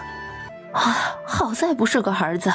不是儿子就好，他还有机会压大房一筹，等她怀孕一举得男儿。任广江看了媳妇一眼，总是这点小心眼儿。广江，你去隔壁村把大夫请来。大嫂出了什么事儿？别问那么多，娘还支持不动你了。任广江只好麻溜的去了。任婆子把杨冬花叫到大房厨房里帮忙。娘，我发现你偏心三弟媳，你怎么不让三弟媳过来帮着杀鸡？偏心你的地方倒是一样没记住，你三弟媳的手是要刺绣的，不能干这些粗活。再说杀2只鸡有多累，要是你三弟媳真来帮着做，她比你做得好，做得快。宋九坐在板凳上，隔着厨房并没有多远。荣长，你坐这儿别动，我去帮着杀鸡，给大嫂炖鸡汤喝。老三媳妇别动手，尤其不准动刀子。为啥？两儿媳妇疑惑地看向婆母。任婆子若有所思地看了一眼三媳妇的肚子，也不说什么，就是不让宋九动刀子，叫他坐外头去。瞧瞧，婆母就是偏心三弟媳。来都来了也不让他帮手。宋九看着婆母，心头有些震惊，他连忙看向自己的小腹，内心也生出期待来。王大夫一把年纪，走得汗流浃背的，到了院里，一屁股坐在了板凳上，问是个什么情况。任婆子立即让宋九坐王大夫身边去。人家人都疑惑地看着宋九，是三弟媳有事儿，哪儿不舒服呢？宋九伸出手，王大夫给他诊脉，全家人紧紧地盯着。任荣长甚至有些紧张，他媳妇是怎么了？王大夫皱了眉，咦了一声，换了姿势接着把脉。半晌后，他露出一脸惊喜：哎呦，不得了，是双胎的脉象！你们这个儿媳啊，不仅有喜了，还是双胎脉象。我刚才把了2次脉，绝对没有错的。而且瞧着她喜色好，身体不错，怀了双胎也不见亏虚，也不必开安胎药了，就好生养着，莫劳累。想吃什么就多吃点儿，毕竟这肚子里2个孩子，比别的孕妇要辛苦些。任老头和任婆子听了，一脸的不可思议，只是听到双胎后的2人，却没有想象中的欢喜。你倒是厉害，一举得2孩，三弟吃什么了这么猛？任荣长俊朗的面容上露出笑来，他一把将媳妇抱住，徐氏太高兴，差点忘了形，没把任婆子吓死。老三，快把你媳妇放下来，放下来！才2月有余，不能折腾，赶紧将人放下来。孩子他爹，你去好好教教儿子。我拉着三媳妇进屋里，也教教他去。厨房里的杨冬花却是一脸呆滞地坐在小凳上，心心念着的鸡汤也不香了，哪儿还有心思喝鸡汤啊？为何她怎么也怀不上孩子？比她后入门的三弟媳都怀上了，她是不是有什么问题啊？是不是以后她都怀不上孩子了？杨冬花出了一身冷汗，不敢出声，眼泪却是一滴滴无声地往下落。宋九从屋里出来时，已经被婆母教导了许多的话，肚里怀了2个，比大嫂怀1个要辛苦得多。婆母说从明儿个开始就往她院里送鸡蛋，每天至少吃2个鸡蛋。而且婆母不准她干重活，提重物都不成，还劝着她不要跟着老三去城里，坐牛车上颠簸也不稳妥。总之注意的地方太多了。老三媳妇怀了双胎，我这心就拧了起来。她怎么就怀了双胎啊？要不这胎别要了。生下来若是像老三，我也认。我能养得起老三，我也不怕再养1-2个。任婆子被丈夫这话说得无地自容。明明年轻的时候，她最是嫌弃在裴家做长工的任平。要不是妹妹故意坏了她与当时还是世子的荣世远定下的婚事，那她也不会嫁给资质平平的任平，因此而改变了自己的一生。妹妹抢了任婆子的未婚夫，成了世子妃，未婚先孕后怀上了双胎，没想到分娩之时才发现生下的大子是个傻子。为了保住嫡长子继承爵位的要求，这个孩子差一点被闷死。是任婆子心软，把这个孩子抱回来养着，也是她这个不起眼的丈夫把老三当亲儿子般疼爱。她跟任平做了这么多年的夫妻，就是丈夫这些细枝末节打动了她。丈夫心善实诚，处处顾着她，令任婆子放下了许多年的心结。我话说重了些，你莫怪。但是老三媳妇儿能怀上双胞胎，是咱们人家的福气。咱们家这么多干活的人，还怕养不起孩子吗？而且老三跟咱们长大，过得就挺开心，娶的媳妇儿也疼他，所以跟村里那些正常的年轻小伙没有什么分别。我甚至还觉得老三比村里的年轻小伙还要幸福些。这儿媳妇娶得好，也是媳妇你当初挑得好啊。老三媳妇进门，这还真是一个意外。不过这个儿媳妇的确娶得好。夫妻2人终于不再忧心，顺其自然吧，生下什么样的孙儿孙女都能好好带他们。媳妇儿，我们是去城里做买卖，这是不是穿得太好看了些啊？等绣品和皮子卖了钱，我还要买些布回来，以后咱们只要不下地干活，就穿这样的衣裳。我还要做些外头没有的款式给你穿。宋九到底怀着身孕，坐在丈夫身边时，任荣长慢吞吞地赶着牛车，生怕把媳妇儿给颠簸了。其实我身体不错的，这不是洗衣做饭干家务活，也没有啥感觉。要不咱们把牛车赶快些？你要是觉得无聊，就靠我肩头睡会儿，我扶着你不会掉下去。哎呀，头一回做绣品做成你这样的，要不是跟你做了几回，真以为你这绣娘有性子，爱做不做的样子，着实让人又气又恨呐。她不是爱做不做，这不是城里城外乱吗？再加上她又怀了身孕，前3个月又不稳当。宋九最终来不及解释，武管是在看到她的绣帕后又相当的满意。你这人家里是不是不缺钱呢？你这40块绣帕有20两银子了，你不急着来要工钱呢？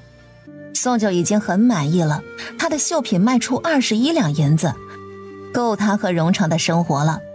宋九接了钱道了谢，正要走。哎，夫人，我家小主说了，这是今年杭州运来的新布料，让夫人做身你夫君身上穿的衣裳那个款式的。刺绣的花样要是能再繁复一些，美观一些更好了。尽量早点送过来。价钱呢，你不必担心，小主喜欢了，工钱不会少你的。要是把这块布料给卖了，你们家就发大财了。已经远去的宋九自然没有听到伙计的话，这会儿还有一包袱的皮子没有卖出去。倒是宋九想到了先前收他们虎骨的那户人家，也在城东头，隔着不远，且去问问人家收不收皮子。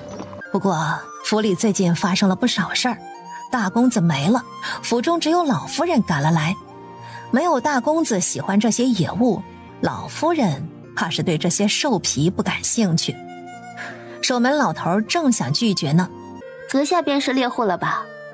把皮子带上去见我家老夫人。皮子若是被老夫人看中了，府上便是收的。夫人留步，老夫人喜欢清静，你们当中有一人去就好。这皮子是谁猎回来的，还是由谁去吧？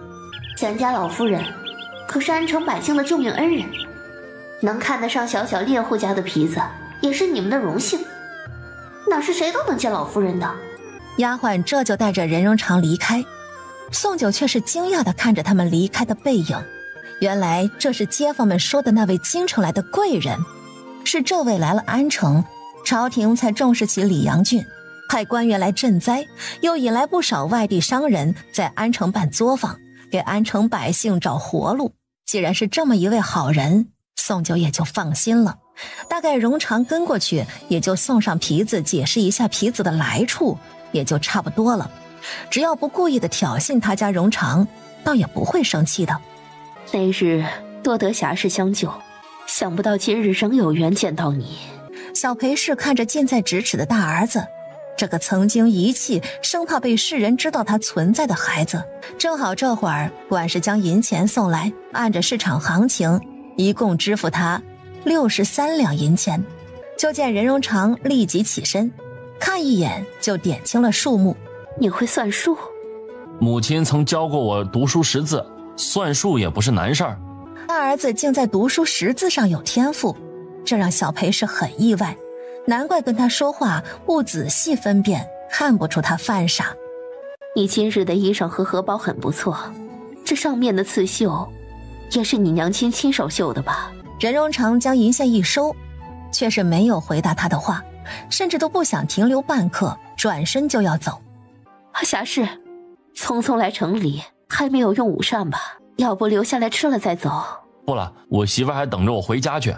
小裴氏才想起那凉亭里还有个村妇，晋王府的嫡长子又岂能娶一个村妇？姨母，是要将大表哥接回来吗？这孩子我见过了，还不错，能接回来了。至于你与老二的婚事，老大接回来也得有个由头。当年我只生了一胎，这件事无法改变，所以你与老二的婚事也便是你与老大的婚事。朱氏虽然听到了自己想要听到的话，回去也能给朱家交代了，只是心头仍旧有些失落。他与二表哥青梅竹马长大，现在二表哥尸骨未寒，就让她嫁给大表哥，而且有可能是个奇怪的傻子。朱氏心头膈应。夫君，我不想吃糖糕了，我想买几斤酸梅带回去，腌在糖水里多吃几日。我听稳婆说酸儿辣女。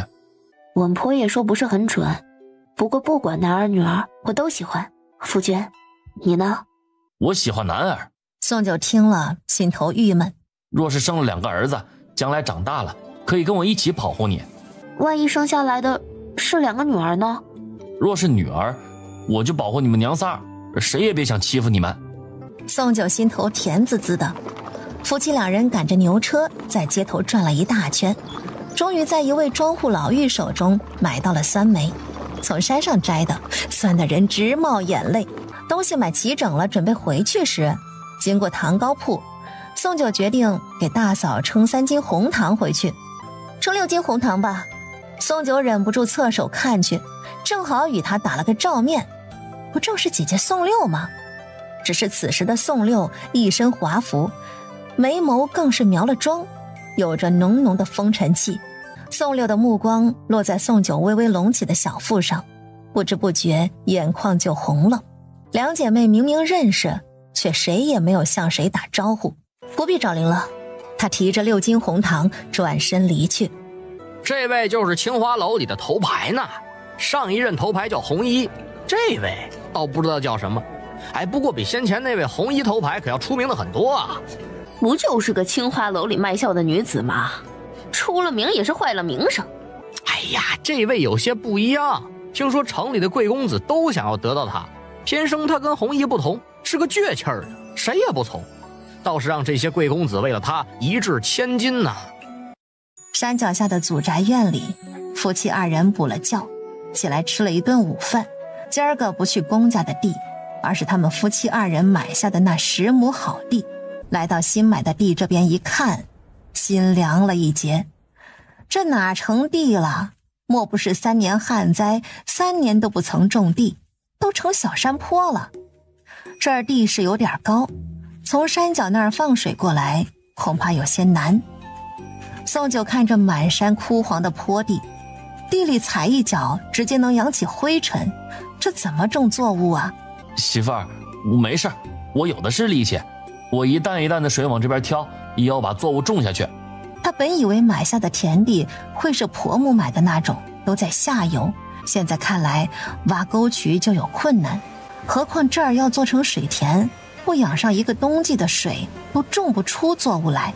也是，若不是这地有问题，这年头谁会把祖宗留下来的地给卖了呢？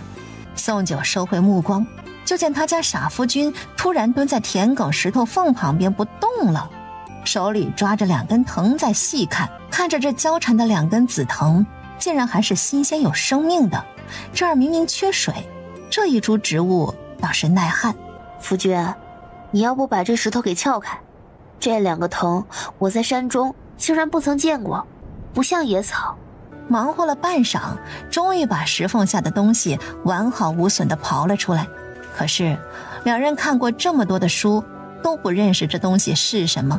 宋九闻了闻，土腥味儿，还似乎有种药材的苦涩味儿。宋九当下做了个决定，先悄悄地抱回去，拿去城里药材铺里问一问，万一是药材呢？刚要起身，宋九又眼尖地发现荆条丛中似乎有块熟悉的草叶伸了出来。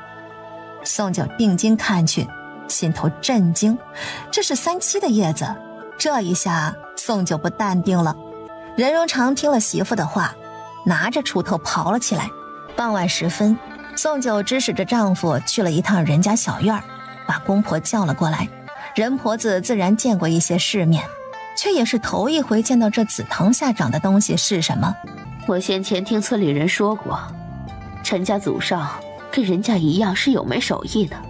陈家祖上好像出过名医，后来就家道中落，手艺没有传下来。不过陈婆子的公公年轻时似乎还认得一些药材，指不定在自己的地里种植过。可惜了，家道中落。这几日你们夫妻2人去一趟城里，莫让大房和二房知道了。虽然说3兄弟感情好，到底还是分了家。任婆子是相信3媳妇有这能力把药材给卖了，而任婆子本可以帮着老3媳妇把把关。只是想到先前的那封信，他连城里都不想去了。三儿，娘问你一个事儿。娘，你说，我听着呢。若是有人说是你的生母，你会认吗？会离开水乡村吗？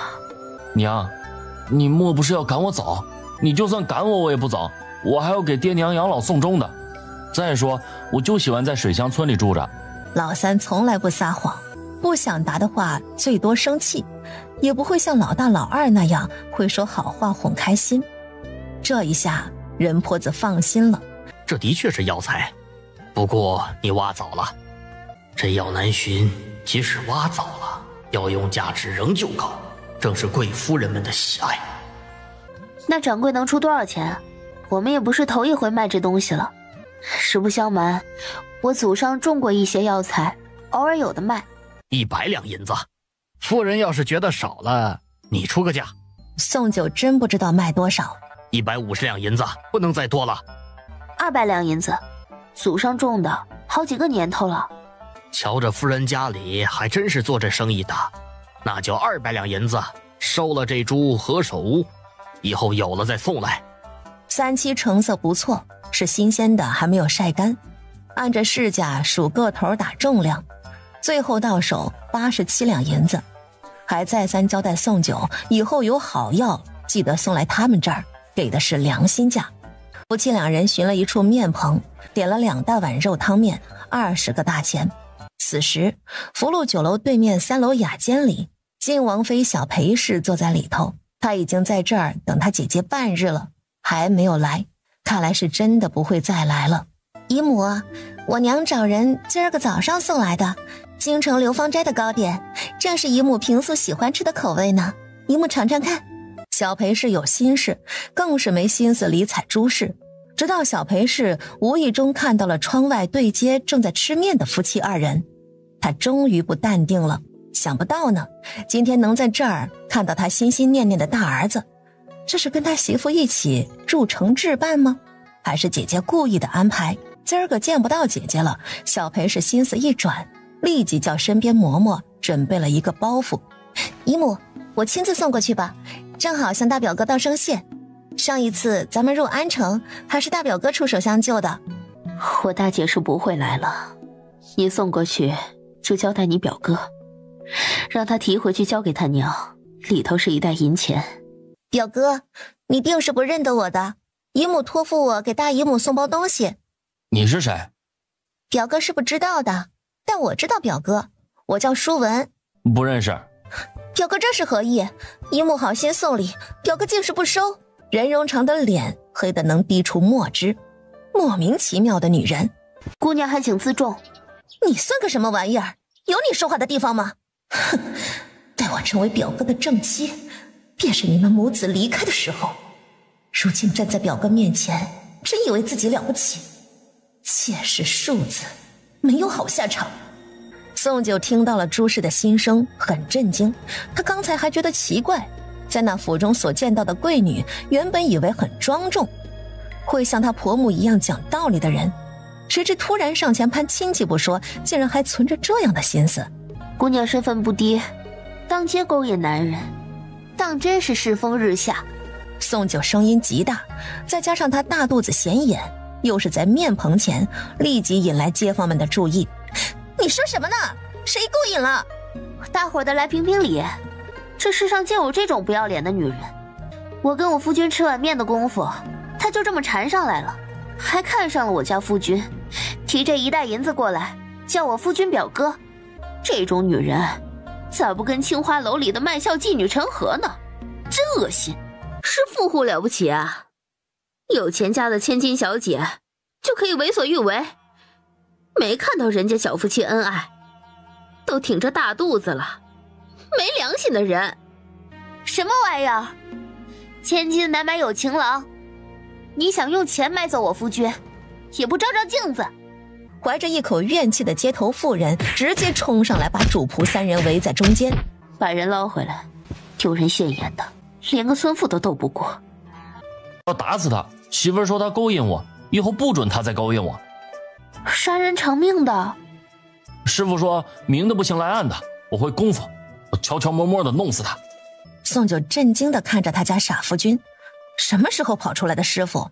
他怎么没听婆母说起过？可惜她听不到丈夫的心声。夫君，咱们先不急着杀人，这大白日的，你去杀人就被人发现了。不怕，我等会儿把面一蒙，一刀砍死他。咱们晚上行动。那人跑了。我有个办法，能神不知鬼不觉地把人砍死。我一箭射死他，远远的，谁也没办法发现我。你站住！你要是踏出这院门，我可就生气了。任荣长脚步一顿，疑惑地看向媳妇。夫君，你不听我的话了，你不准去报复他。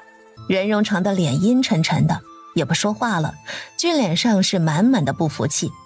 夫君，你竟然有师傅，我以前怎么没有听你说过？不能说。有师傅为何不能说？是不是也没有告诉爹娘关于师傅的事儿？我娘应该知道，但是师傅不让我说，我的功夫都是他教的，不能告诉别人，也不能传给别人。这么神秘，婆母竟然知道这事儿。也是，婆母要是不知道，突然看到三儿子会功夫会打猎，能不怀疑呢？傍晚时分，任老头又给三房送来了一篮子鸡蛋。爹，今儿个着实遇上了件奇怪的事儿。任老头立即尖着耳朵听着，心都提了起来。难不成荣长的生母找上门来了？宋九听到任老头的心声，虽然心头早有准备，但还是有些不舒服的。果然，他没有猜错。爹，有个奇怪的人要给咱们人家送银子，说要送给爹娘的。你们收了？不相熟的人怎能收人家银子？就算是相熟的，也没有送银子的道理。我们给拒了。送银子给我们，是想对这些年养育荣长的补偿吗？晋王妃真是了不起，一袋银子就打发了。回去得跟老伴说说此事。好在三媳妇聪明，没有收下。宋九心头震撼，想不到对方是晋王妃，那以后入城就要更加小心了。三媳妇是个聪明的，以后入城就别搭理奇怪的人，咱们庄户人家脚踏实地的，也不要想着天上有掉馅饼的事儿，尽量少在城里逗留。夜里靠在丈夫怀里，宋九还不安心，整个身子抱着丈夫，但凡他夜间敢悄悄起床离开，他都知道。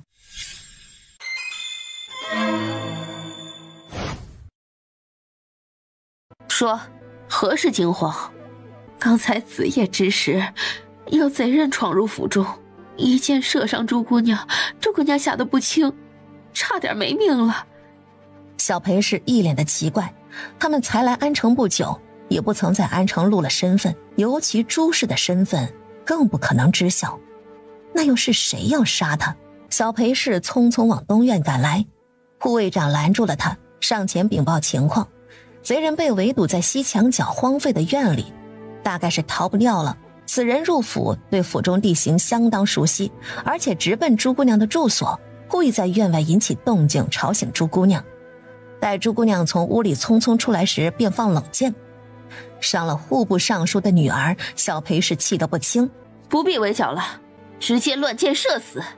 护卫长领令就要退下，没想小裴氏看到了护卫长手中的剑。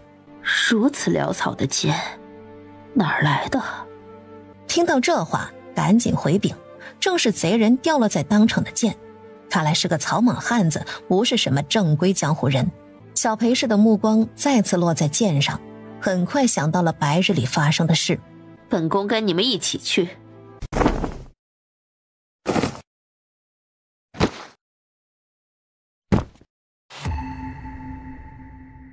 西墙角的荒院里，任荣长目光冷淡地看了一眼荒凉的院子。就在众护卫的剑都盯紧了枯树时，他却趁黑跳上了屋梁之上，猫在了暗处。小裴氏心头不安，他再次看向手中简陋的剑，看来真是他家好大儿。风中有剑雨破空之声从暗处传来，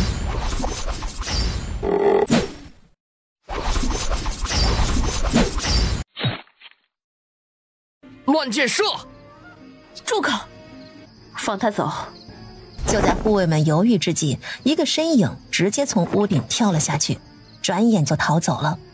亏得他们还以为包围了荒院，里头的人也一直在监视之中。这么多人盯梢的情况下，他是怎么上的屋顶，竟然无人发现，可见对方的功夫有多强。人跑了，小裴氏却不准他们去追。抓到贼子了吗？不必抓了，杀你的人正是你大表哥。定是那乡野妇人的指使，好狠毒的女人呐！小裴氏可不这么想，他心头隐约感觉，恐怕就是他这个傻儿子的傻气之处。姨母，你可要为我做主，就是那个村妇，今天害我当街受辱，现在更是指使大表哥来杀我。姨母，你千万不能让这女人进门，不然王府哪还有宁日啊？你今天去送包袱，到底说了什么话？小裴氏见朱氏目光闪躲，就知道定是惹怒了他的傻大儿了。也怪我，就不该让你送包袱过去。你从小跟你二表哥长大，他性子好，你闹你的，他惯着你。可是你大表哥不同，他不曾跟你长大，对你没感情。再说，他身边还有个媳妇，你这个时候出现在他们面前就是找死。不管这事儿是受谁指使，你必须打消报复他的念头。山野村妇入不了王府大门，但是他肚子里的孩子却是我荣家的血脉。朱氏心头震惊不已，他内心所想的姨母怎么会知道？对付这种山野村妇，杀了他就太便宜他了。真要对付，那自然是对付他腹中的孩子。你今天受的委屈我都知道，但是你不能动那村妇一根毫毛，尤其是他腹中的孩子。你若是做不到，那我只好现在就将你送回京城去。姨母，我不会怪大表哥的，看在大表哥的面子上，我也不计较这村妇了。左右将来，我才是大表哥身边的女人，迟早能报复了回来。天亮了，宋九睁开眼睛，发觉床边没有他家傻夫君了，莫不是出门了？这么一想，他吓了一跳，从屋里冲出来，就看到他家傻夫君在后院喂鸡。宋九见丈夫没有发现他呢，这就回到前院，看到藏着的砍柴刀和弓箭还在，松了口气。我打算去一趟城里见他一面，把话说清楚。那就去吧，我陪你一起去，到时候你带上这个。任婆子看到丈夫手中的精美匕首，还是当年她藏在怀中防着丈夫挨她身的。后来什么时候放下的戒心，匕首放何处了，任婆子竟然都忘了。当年我跟你成婚，天天带把匕首藏在身上，你不担心我杀了你呢？担心的，所以我不敢碰你。我莫名其妙得了你的手帕，你定是对我有误解的，换谁都不会轻易能相信对方。再说你是贵女千金，我一个下人长工，既没贵公子长得俊，也没贵公子的权势。你嫁给我，本来就是你受了委屈，所以我其实也不是一个好人。明知道你看不上我，我还奢想了你，后来更是把你带到这乡下来，也没有让你过上好日子。你若不是个好人，3个儿子就不会出生。跟着你没有后悔过，做贵女千金过好日子，却让我明白了人心的险恶，亲情的淡薄。嫁给了你，我才知道什么是幸福。以后我就是你的长工，你让我干啥就干啥。我不缺长工，你是我夫君。现在他妹妹要对付他，拿着匕首也防不住，身份有别，但任婆子不会怕他。姐姐见到我，竟然还如当年那般平静。你来安城想做什么？为了荣长来的。义儿被人杀了，我眼下只有长儿这一个孩子。姐姐是知道的，我喜欢权势，喜欢荣华富贵的生活。眼下靖王老了，长儿是世子人选，你不能抓住他不放手，他身上流着靖王府的血。任婆子惊讶地看向妹妹，小外甥是怎么没的？怎么就被人杀了呢？自己儿子没了，他怎么能如此的轻松？现在还敢让另一个儿子去冒险，他怎么想的？这么多年了，你还是这样的性子，可惜了小外甥大外甥在我身边长大，他只认我做娘，你抢不走。同时他出生时就有缺憾，你也是因为这样，当年才要闷死他的。现在你没有理由将他带回去，他也继承不了爵位，你也别想让他冒这个险。我看你还是打消这个念头吧。他不是你巩固主母身份，为自己后半辈子谋求荣华的工具。我肚皮里出来的性子都像我，你想抓手里也抓不住，他会跟着我走，他身体里流着我的血，带着野心的血。然而任婆子无动于衷，半点不慌。你要怎么样才肯将儿子还我？在你想要闷死这个孩子时，你就没有资格问起这话，他跟你没关系了。我今日来不是跟你商量的，而是通知你放手的，赶紧回你的京城去。突然小裴氏起了身，任老头见了，想也没想地挡在了媳妇的前头。姐，我求你把孩子给我。任婆子有些看不懂这个妹妹了，她以为今日谈不妥，大概会兵刃相见。姐姐是知道我的，小小知州之女能嫁到晋王府去实属不易。这桩婚事是母亲给你定下的，可是我抢了去，因为我争强好胜，不甘于平凡。若是当初是我嫁给任平这样的小长工，我会寻死，我宁愿死在知州府，也不愿意来这乡下。可是18年过去，我来了安城，我突然觉得姐姐这样的日子也没有什么不好，至少不会有晋王府后宅里的阴私缠斗。当年我怀上双胎，为何生下荣长时我要闷死他？不是我知道他是傻子，而是我怀孕的时候便已经上了人家的当，中了毒。当初我为了保住这一胎，不得不让神医将毒全部引入其中一个孩子身上，才保全了老二。为了我和老二在晋王府的地位，我只能把老大闷死。我以为老大迟早养不活，既然都是要死，那就当作没有来过这个世上吧，至少这么默默的没了，也不会给我们母子留下画饼。姐姐当年看到的只是我动手的时候，却不知我当时心头有多难受。你将孩子强行抱走，我完全可以阻拦你，但我还是心软了。你去年带孩子给我送来皮子，我以为你打算利用老大来认我这门亲，我当然得拒绝。这个没在我身边养大的孩子，我的确没有感情，我的心全部偏向了老二，而我们母子在王府不可以行差踏错一步。老大虽然活了下来，但名声并不好，成了傻子，我岂能容许他的存在，而毁了他弟弟的前程？当年姐姐说的对，我们同住娘胎肚皮，一个良善，一个狠毒，我就是那个狠毒的人。我对你们狠毒，我对自己何尝不狠毒？我这么多年在王府活得惊惊颤颤容易吗？我抢了姐姐的婚事，却没有抢到姐姐的男人。若不是那次酒宴上有了机会，有了孩子，不然的话，而今的我又老又丑，还无子嗣傍身。我独守空房18年，18年的青春，还不能换来一个爵位吗？我岂能甘心？任老头和任婆子听到这一番话，很震惊。高门大户家里的阴私的确不少，便是以前知州府上作为嫡出女儿，也看到了不少庶出弟妹们的辛苦。只是任婆子怎么也没有想到，一向心狠手辣的妹妹到了王府会过着这样的日子。所以小外甥没了，也是爵位之争了。既然如此，任婆子更不能将老三交给妹妹。这个孩子不是她所生，却费尽了她的心思才把孩子养大。难怪小的时候老是生病，总是寻不出原因。要不是老三的师傅定期过来叫他功夫时送上药丸，这孩子也是养不大的。姐，我求你了，把孩子给我可好？这个爵位我守了18年，不能让他们得了好处。你可知晋王府里多少庶子庶女？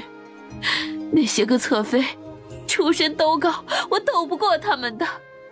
你跟我说这些做什么？路是你选的，你能怪谁？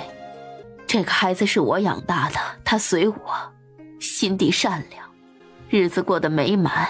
你不要打他主意，你自己的野心害死了你偏爱的二儿子，如今难不成还要再来害死你唯一血脉的大儿子吗？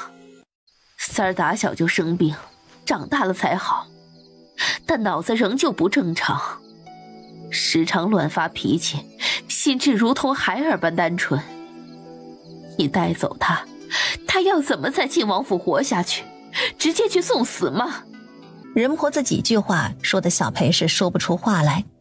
他知道这个儿子的缺憾，也是他最担心的事，但是他长着跟他弟弟一样的脸，只要不说话就能骗过所有人。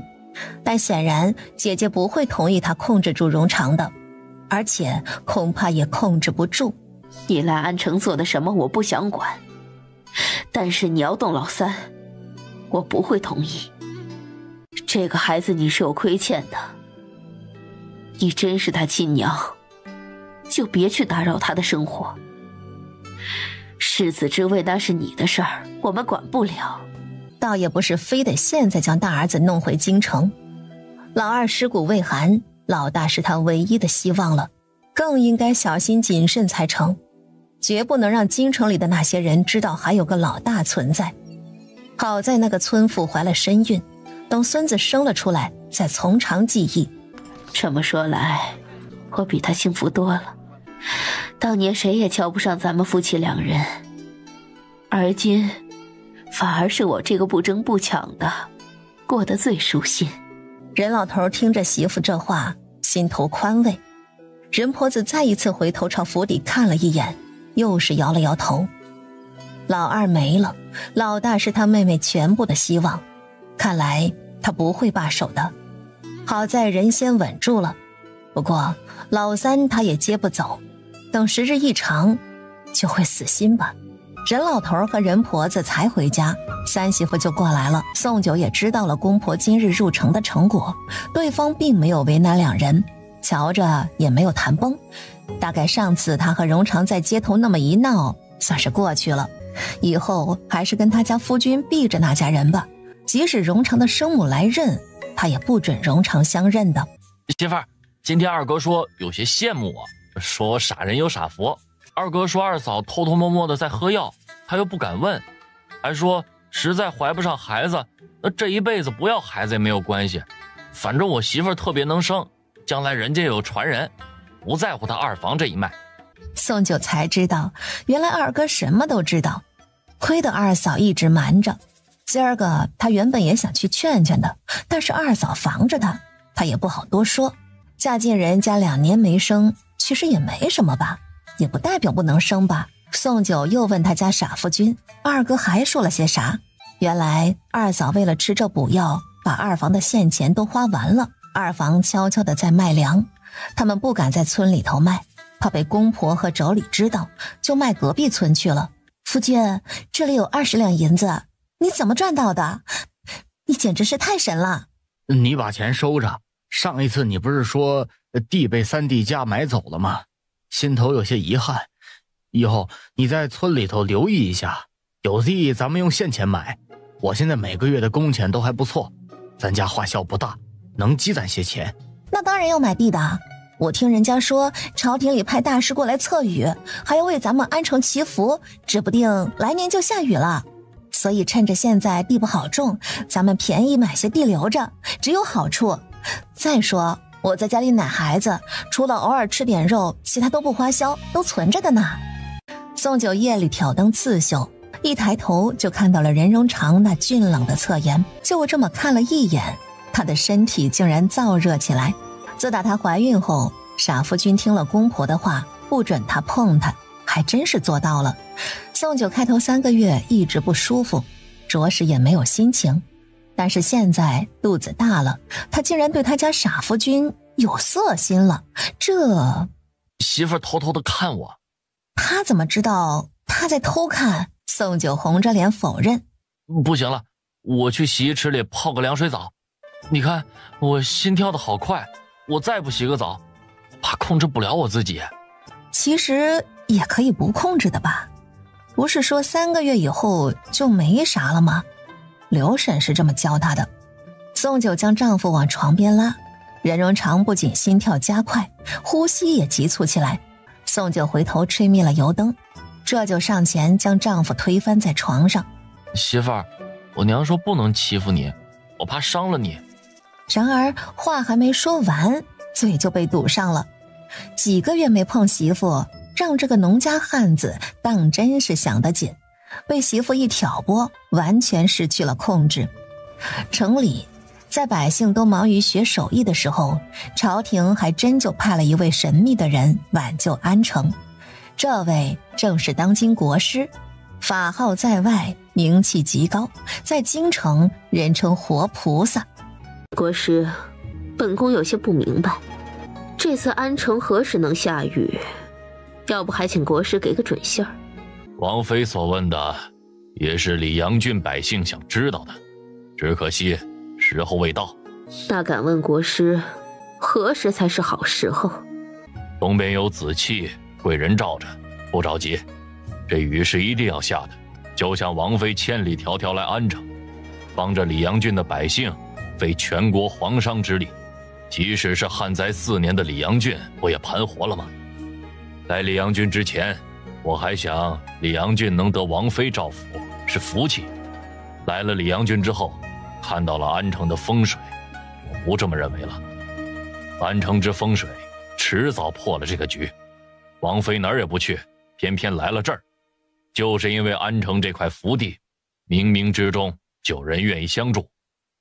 4年旱灾，没有人逃荒，百姓仍旧能活下去，这就是神奇之处。此地不简单，我测算天气，年底定有一场大雨，而且之后的里阳郡必定会年年风调雨顺，再也不会有天灾。这话说得这么绝对吗？神叨叨的，当真准吗？小裴氏暗中做了不少的事，倒是被国师一说，他这功劳都没了，还成天意了不成？突然有位国师到安城来，可别不是王府里那些贱蹄子想的什么阴险法子，莫不是他家小儿子出了事，又寻到了大儿子的消息，走漏了风声。到了5、6日的样子，王府暗探打探了消息回来，这位国师待在安城只办了一桩事，那就是与知县大人吃过一次饭，饭局上要求知县大人寻找安城百姓中年轻正怀孕的小妇人，并登记成花名册。小裴氏听到这话感觉不对劲，他很快想到大儿子娶的那位村妇正是年轻正怀孕的小妇人，若是国师是宅里的贱蹄子派来的，那这一趟大张旗鼓的盘查指不定奔着这村妇去的。事出有因，还请夫人先看信。还以为是妹妹给他送钱来了，来弥补三儿的养育恩情，没想到是封信。任婆子见对方没有急着走，这就拆信细看，莫不是又要邀他见面？然而这一次信中所写却不是邀他见面的。直接说吧，是不是王府里有人要对付我家三媳妇？不然我妹妹不会这么着急。主母的确有这个担心，所以还是不要报上去了。任婆子的心沉到了谷底，好好的庄户日子就被她妹妹给破坏了。她不来安城，谁又知道她家三儿的出身？三媳妇肚子里怀着的孩子也不会有人知道。行了，我知道了。夫人，怕是来不及了，过来问话的差兵已经来了，还请夫人赶紧去找人。坏了！任婆子急死，也不顾这送信的人，脚步飞快地往山脚下跑。任婆子跑得上气不接下气的，终于来到山脚下的祖宅，却见宅子门上一把大锁，也不见村长几人。此时三房家的荒地里，宋九还在吃着兜里的零嘴儿。就见田埂上来了一行人，为首的正是热情的村长周大业，莫不是这些差兵来找他的不成？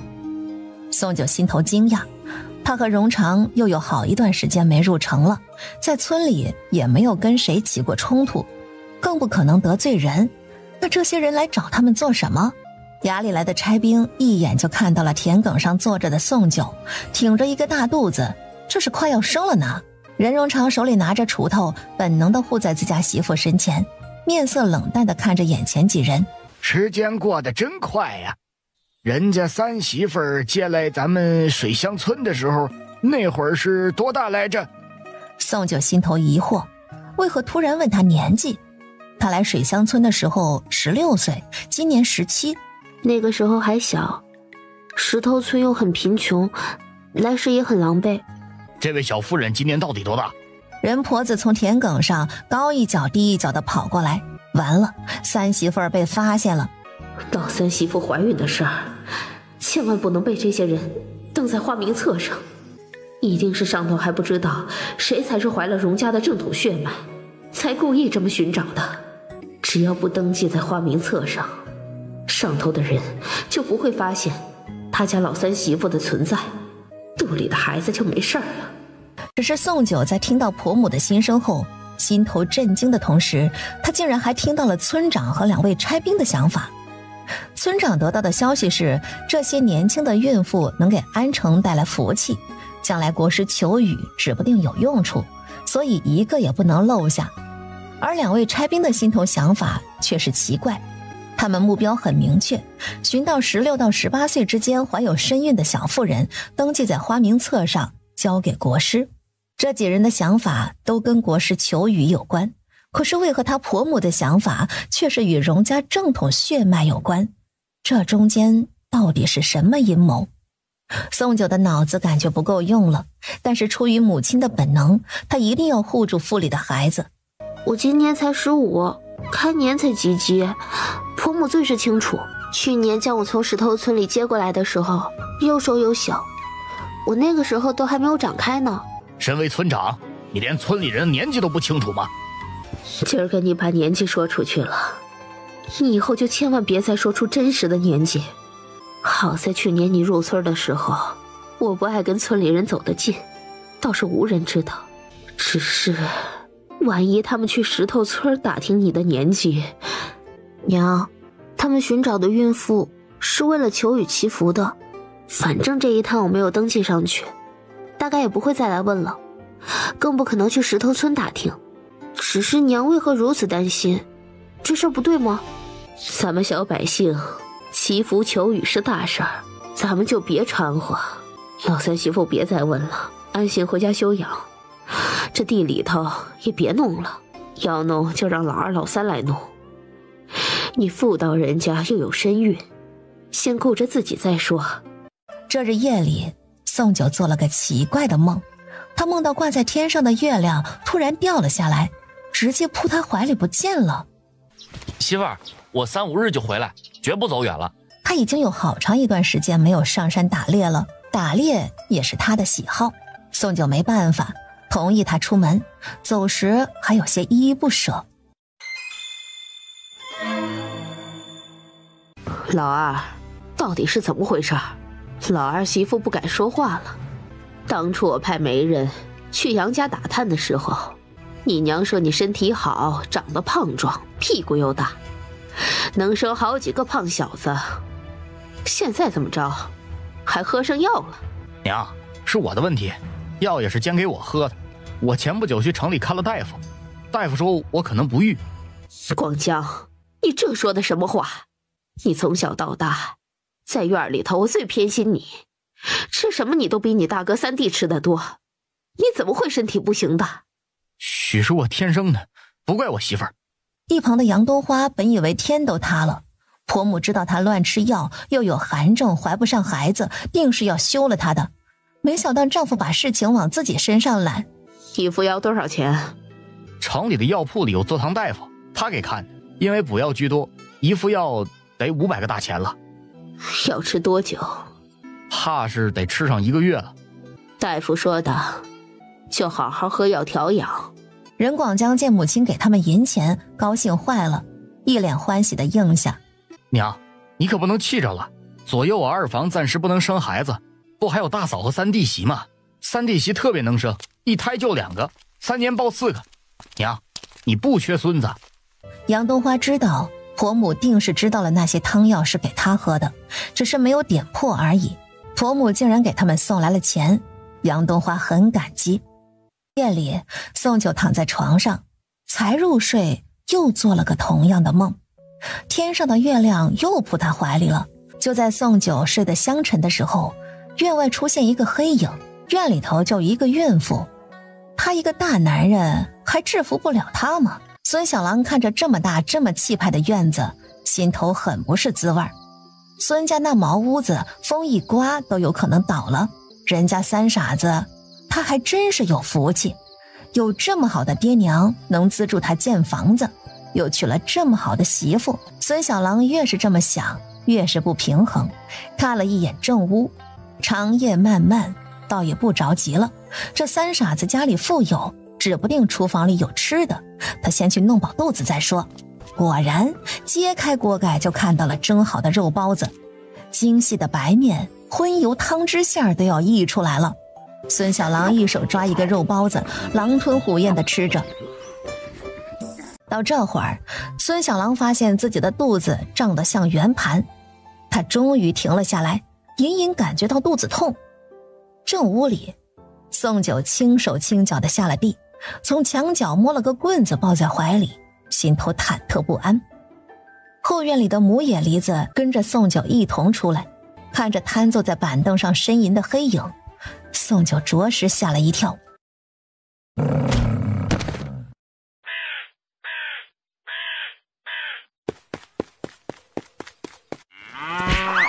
Hello, it's me. 野梨子挠了，被大肚婆打了，还被头牛撞到骨折了。这会儿躺在地上的孙小郎想死的心情都有了。宋九心头一惊，可别死在他院里了。他也没有想到后院里的牛会挣脱绳子跑出来，而且还挺有灵性的过来帮着装坏人。宋九感觉他家傻夫君养的动物都成精了。还能起来吗？嫂子，我错了，我真的错了。请嫂子帮我叫个大夫来。嫂子，你走了，这俩玩意儿又撞我怎么办呀？没见过这么不要脸的，少吃一顿饿死你，跑院里来偷吃的。就你这身板，你打得过谁？不知道人家老三会功夫，一拳就把你打死喽。孙小郎当然怕，没入小院前他怀恨在心，入了小院后，这顿美食他很知足。活到这个年纪，头一回吃这么多的荤油和白面包子，更是尝到了村里人都尝不到的白米。孙小郎闭着眼睛，有点破罐子破摔。最后周大爷实在是不想这小子污了大家的眼，也不想水乡村坏掉名声，当下做了决定，孙家人都被赶出了水乡村。我刚才做了个梦，我心里担心老三媳妇，我那妹妹还是没有跟我说实话。来的这位神叨叨的国师，也不知是什么由头，他不去测算什么时候下雨，却测算出16岁到18岁怀孕的乡下小妇人。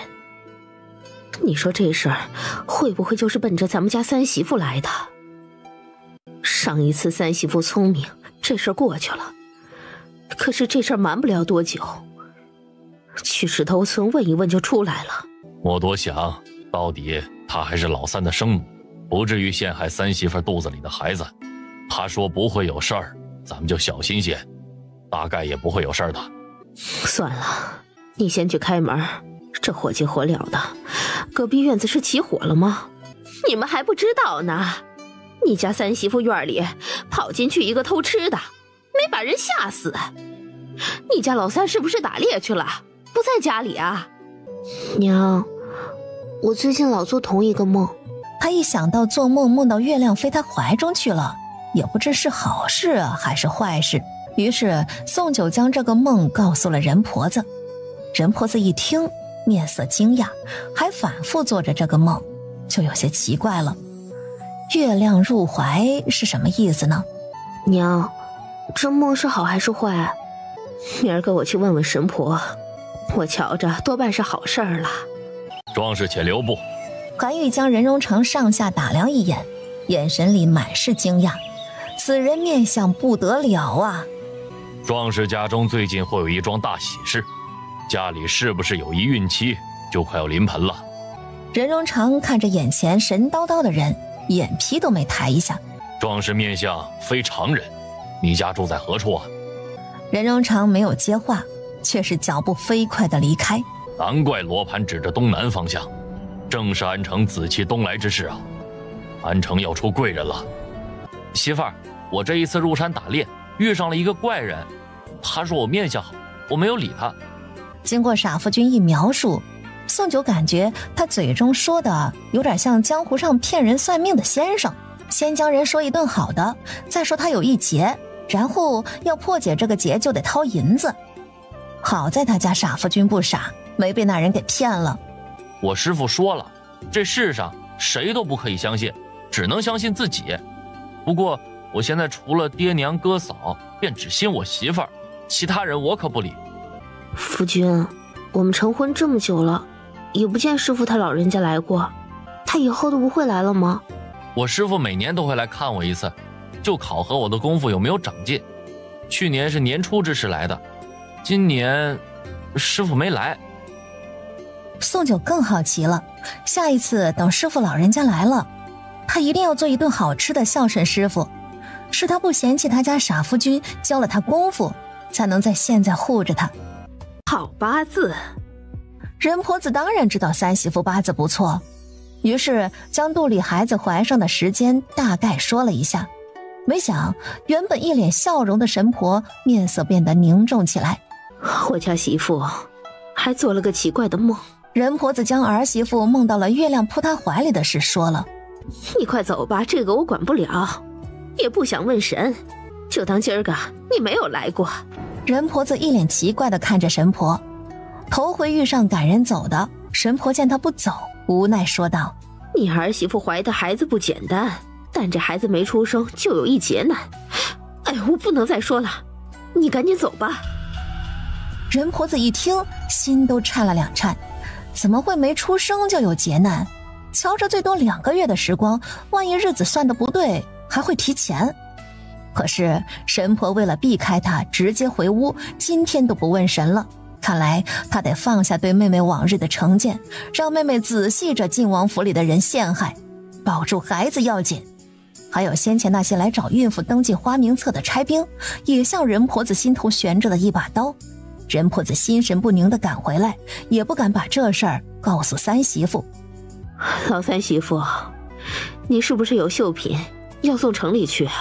有了神婆的话，他绝不会让老三媳妇入城的，最好连村都不要出，免得节外生枝。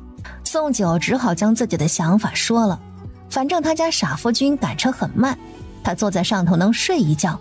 我带你去一趟城里，正好我院里还有不少东西要置办的，也一并顺路了。于是就这么说定了。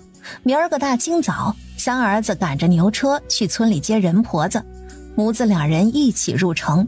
娘，我头回腌鸡蛋已经入味了，今天尝了尝，与外头卖的没有什么不同，娘也拿回去尝一尝。任婆子看着手中一碗腌鸡蛋，心情很复杂。3个儿子到头来还是这个养子最孝顺。你这孩子就是这点好，让我这个做婆母的没有话说。这鸡蛋也不能白拿的，明儿个我给你买些肉回来。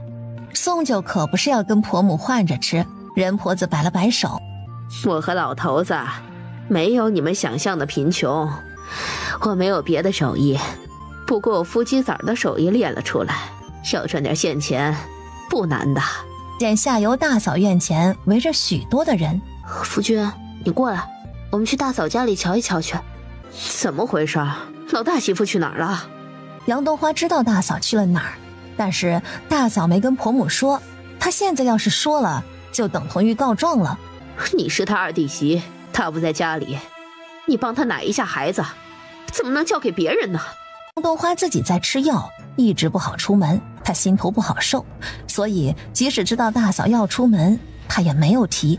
合着这是怪我没看好了？孩子这么小，我也不能时刻盯着他从摇篮里爬出来摔地上，也不是我给害的。再说了，谁没有个尿急的时候啊？我自己家孩子也没有这么金贵看着呢。老三，把家里的牛车赶下来，我瞧着你家那头牛壮实，走得快，不等大夫了，直接送城里去。就这样，任婆子抱着孩子坐在3房的牛车上，速度飞快地出了村，转眼消失在众人的视线里。谁让沈氏财大气粗，有个钱了不起啊，还买田买地，还天天吃。瞧着这孩子就该是直接摔死，救不活了最好，气死他。宋九不动声色地回头看向这些村里人。宋九突然开口问起了周婆子，问她去茅房的时候，院里还有人过来串门吗？周婆子一听，朝人群里看去，难不成被周婆子看到了？没可能的，明明看到他去了茅房的。宋九的脸色更难看了，他是真没想到这不是孩子自己翻出来的，而是人为的，是有多狠的心呢？来，你给我做个证，你就住我家对门，看得到的。我当时是不是往茅房去了？马婆子还没有说话，宋九就发现旁边有个村里人悄悄摸摸地往外走。哎，嫂子，这就走了吗？家里有事儿呢，得回去了。等会儿婆母得说我了，你是不是来到周家院里？我看着热闹我才来，你老人家定是看错了。家人呐，也算是我大侄媳妇了，你来我院里找我了？嫂子，你再好好想想，你真的没有去过周家院里？我好像刚才看到你了，这不周婆子让我帮着作证吗？她那会儿去茅房了，我也没有注意，但是我刚才往外头瞥过一眼，就看到你来过周家小院，你就说你没来过。我原本上山砍柴去的，就想到沈娘这儿借把砍柴刀，我家的刀昨个坏了，但是我没有进屋，更没有推孩子摔跤。宋九的双手已经握紧成拳，杨冬花冲了过来，见三弟媳要动手，连忙拉住他。这事交给我，真是太气人了。宋九还没有上，杨冬花直接一把将刘氏推翻在地，抓住他的头发，骑他身上打了起来。你们打死我吧，我想一死百了，我不后悔我刚才做的事儿，我恨死沈氏了。我跟他同年嫁到水乡村，他嫁到人家吃好的喝好的，身体养好了，转眼就怀了孩子，还有一个会赚钱的丈夫，家里又是买田买地。而我呢，我嫁到周家来，就成了周家的长工，人家地里干活的都是男人，周家是女人下地，我吃没吃好，养没养好，不生孩子还是我的错，凭什么？村长带着隔壁村的大夫过来的，得知孩子送了医馆，就把大夫打发走了。同时村长也将刘氏给带走，到时候叫来娘家人和婆家人，是送衙门报案，还是乡里理政当面解决，也得等孩子看了伤回来再说。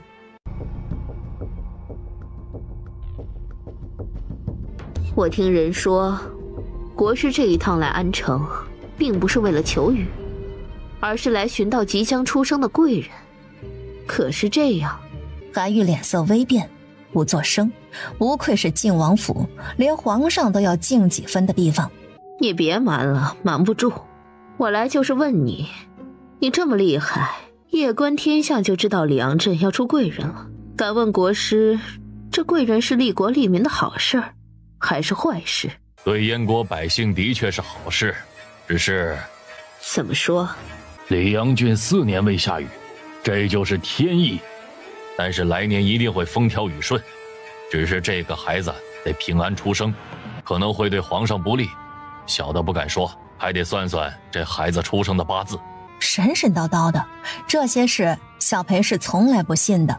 小裴是小的时候，家里人为他和大姐算了一命，算命的说他是假贵人，大姐才是真贵人。现在再回过头来看，他和姐姐谁才是真贵人呢？这种乱人心性的算命先生之言，就该定罪诛杀。皇上派你来安城，见到了贵人又当如何？晋王妃刻意揣摩圣意是大罪，而今更是欺负朝中官员，更是罪加一等，就不怕老小上朝参你一本？皇上可是叫你暗中杀了贵人。韩愈不接话。行吧，你不说，我现在就为你请药，再给你塞3位美人入屋，破了你的童子身。你好毒啊！最毒妇人心。我不仅要破了你的童子身，还会将你丢到青花楼里，让大家伙都知道你没守住，看你如何回去向皇上交代。若是这样的话，日后晋王妃也难逃一死，你这是逼死朝臣呐！我既然敢在安城对你下手，就不会给你告状的机会。我从一个小小知州之女到如今的晋王妃，你以为我是个懦弱的妇人？韩愈闭了闭眼睛，半晌才开口：寻到贵人不杀，会带走软禁，只要活着且在皇上的眼皮子底下，此人虽贵，却无所作为。终于说出实情，只是皇上又做了个断了悬梁的梦，圣旨800里加急也还没有传到安城来，倒是小裴氏先收到了丈夫的信，先一步控制了国师。今日的事儿，这么多护卫都听到了，是你告诉我皇上的密旨，从此往后你便是我的人了。但凡你有背叛之心，那么今日之事将公之于众。刚挺直腰板的国师瞬间萎靡，好恶毒的女人！北地300顷良田作为你的报酬，1万户百姓的辖区税，再加5万佃户，1万奴隶自成一方，足够你衣食无忧一辈子。小的愿意追随晋王和王妃，是小的刚才不知好歹。果然没有利诱不了的人，只是筹码不够多。是京城来的，韩愈半点不敢怠慢。见信上是皇上密旨，寻到贵人，以绝后患。媳妇儿，今晚咱们吃什么？大骨蘑菇汤，蒸2个咸鸡蛋，1碗辣炒兔肉，配上白米饭。你能吃几碗？6大碗。媳妇儿，可得多煮一点啊。你婆母让我来叫人的。你婆母家来了远房亲戚，可热闹了，尤其是那辆马车，咱们村里人都围着看热闹。他走不开，只好支着我来给你传个话。我娘让我和夫君都去吗？是呢，你家来亲戚了，老三得去呢。至于你，就过去吃好吃的就好。我闻到你婆母弄好吃的了，院里头有肉香。还真是麻烦婶娘过来叫一趟，我这就跟夫君下去。婶娘先回去跟我娘说一声吧，不会耽搁吃饭的。媳妇儿，咱们这是要上街吗？夫君，我们一起去爹娘那儿吃饭，等会儿不管遇着了什么事儿，你都不能发脾气，可成？若是有人欺负你，我就生气。只待我见孩子一面，我答应你，必会护住他们，也会将这一次国师来安城的目的告诉你。说的好像我得承你情似的。我养这么大的儿子，身上流的是你的血，你作为生母也有责任。小裴氏默了声，他今儿个不想跟姐姐吵架，这么多年了，他到底是理亏。宋九果然没有猜错，人家能有什么亲戚，果然只有这位了。就是不知道他今天过来的用意。小裴氏的目光落到宋九的脸上，这眼神还挺有威慑的，小小年纪有这城府，不简单。坐吧。哼，在我家还要你赐座，你还真是敢说。老三媳妇，坐我旁边来。习惯人前高高在上的小裴氏被姐姐奚落，他不敢接话，接话必定吵架，吵架的话今儿个就白来了。老三媳妇，前不久买的母羊照看得怎么样？娘用麦麸喂的胖壮，每天的羊奶我都喝不完，就跟夫君一起当早点了。那山里喂的羊天天吃草，能有什么营养？我看牛也吃草呢，有钱人家哪个不吃牛肉？我看羊奶就挺好的，庄户家里的孩子就是这么养大的，个个身体健康。再说庄户家里又不是大户人家，请不起乳母，乳母再好也不及生母的一口奶。生而不养，枉为人，我们人家不兴这一套。小裴氏刻意压制着自己的脾气，总算平静下来，便指着桌上的东西说要送给宋九。这些布料给孩子做布片子或者小孩子衣裳，穿起来舒服。老三媳妇，这位是我娘家妹妹，你一进来还没有叫长辈呢。姨母。姨母，她才是真正的婆母。行，这些是姨母给你的，收下吧。劳姨母费心了。这些布料我就不收了，孩子用得上的，婆母已经帮我准备好，尤其是尿布，得用旧棉布做的才舒服。布料用不上，这些首饰和银子还是可以的，尤其安城的300亩良田，想必你不会拒绝吧？你才来安城，这田怎么弄到手的？姐姐觉得我在安城要几块田是难事吗？也没有你想的那么糟，这点小事也不必我出手，钱便能解决了，收下吧。小小村妇，桌上这些足够她富足一生，怎么可能拒绝得了？多谢姨母的好意，无功不受禄。要是看在我肚子里孩子的份上，那也该是我婆母送给我东西奖励我。娘，我生下孩子后，你把那张虎皮送给我呗，我给孩子垫在摇篮里，让孩子们虎虎生威，好生养。好，就算老三媳妇生的是女儿，咱们家的孙女儿也得虎虎生威的。等会儿三媳妇把虎皮拿去，让老大做个好点的摇篮，咱们家的孙女儿，咱们全家疼着。小裴氏听出虎皮的意思，那是去年要送给他这个生母的。这个小村妇有点厉害呀，真是伤口哪儿疼就往哪儿点。他是知道他心里想什么呢？你们说怀的是女儿，是怎么知道的？对啊，我能感觉得到，我肚子里怀着的就是2个女儿。2个女儿？小裴氏再也坐不住，脸色都青了。去城里医馆，请最好的大夫把脉，没可能双胞胎都是女儿。妹妹想做什么，生女儿令你失望了？何止失望，他还很绝望。大孙子是他的希望，不然他连这个村妇都不想见到。任荣长沉着脸走了进来，眼前的小裴氏一看到他的傻大儿，根本不敢相认，先前还拿箭射杀他。小裴氏不敢看任荣长，任婆子也发现了这一点。宋九更是听到了小裴氏的心声，他震惊地看向傻夫君。什么时候他家傻夫君拿箭射杀生母了？他怎么不知道？任荣长认得眼前的妇人，上次带人包围了院子的就是他。夫君，这位是姨母。姨母，姐，我跟你说个事儿吧，先让他们回去。夫妻2人一走，屋里只有姐妹2人了。小裴氏没再阴阳怪气的说话，反而语气沉重地说起了这次晋王传给他信里的内容。他想带走宋氏安置起来，生下孩子平安了再现身。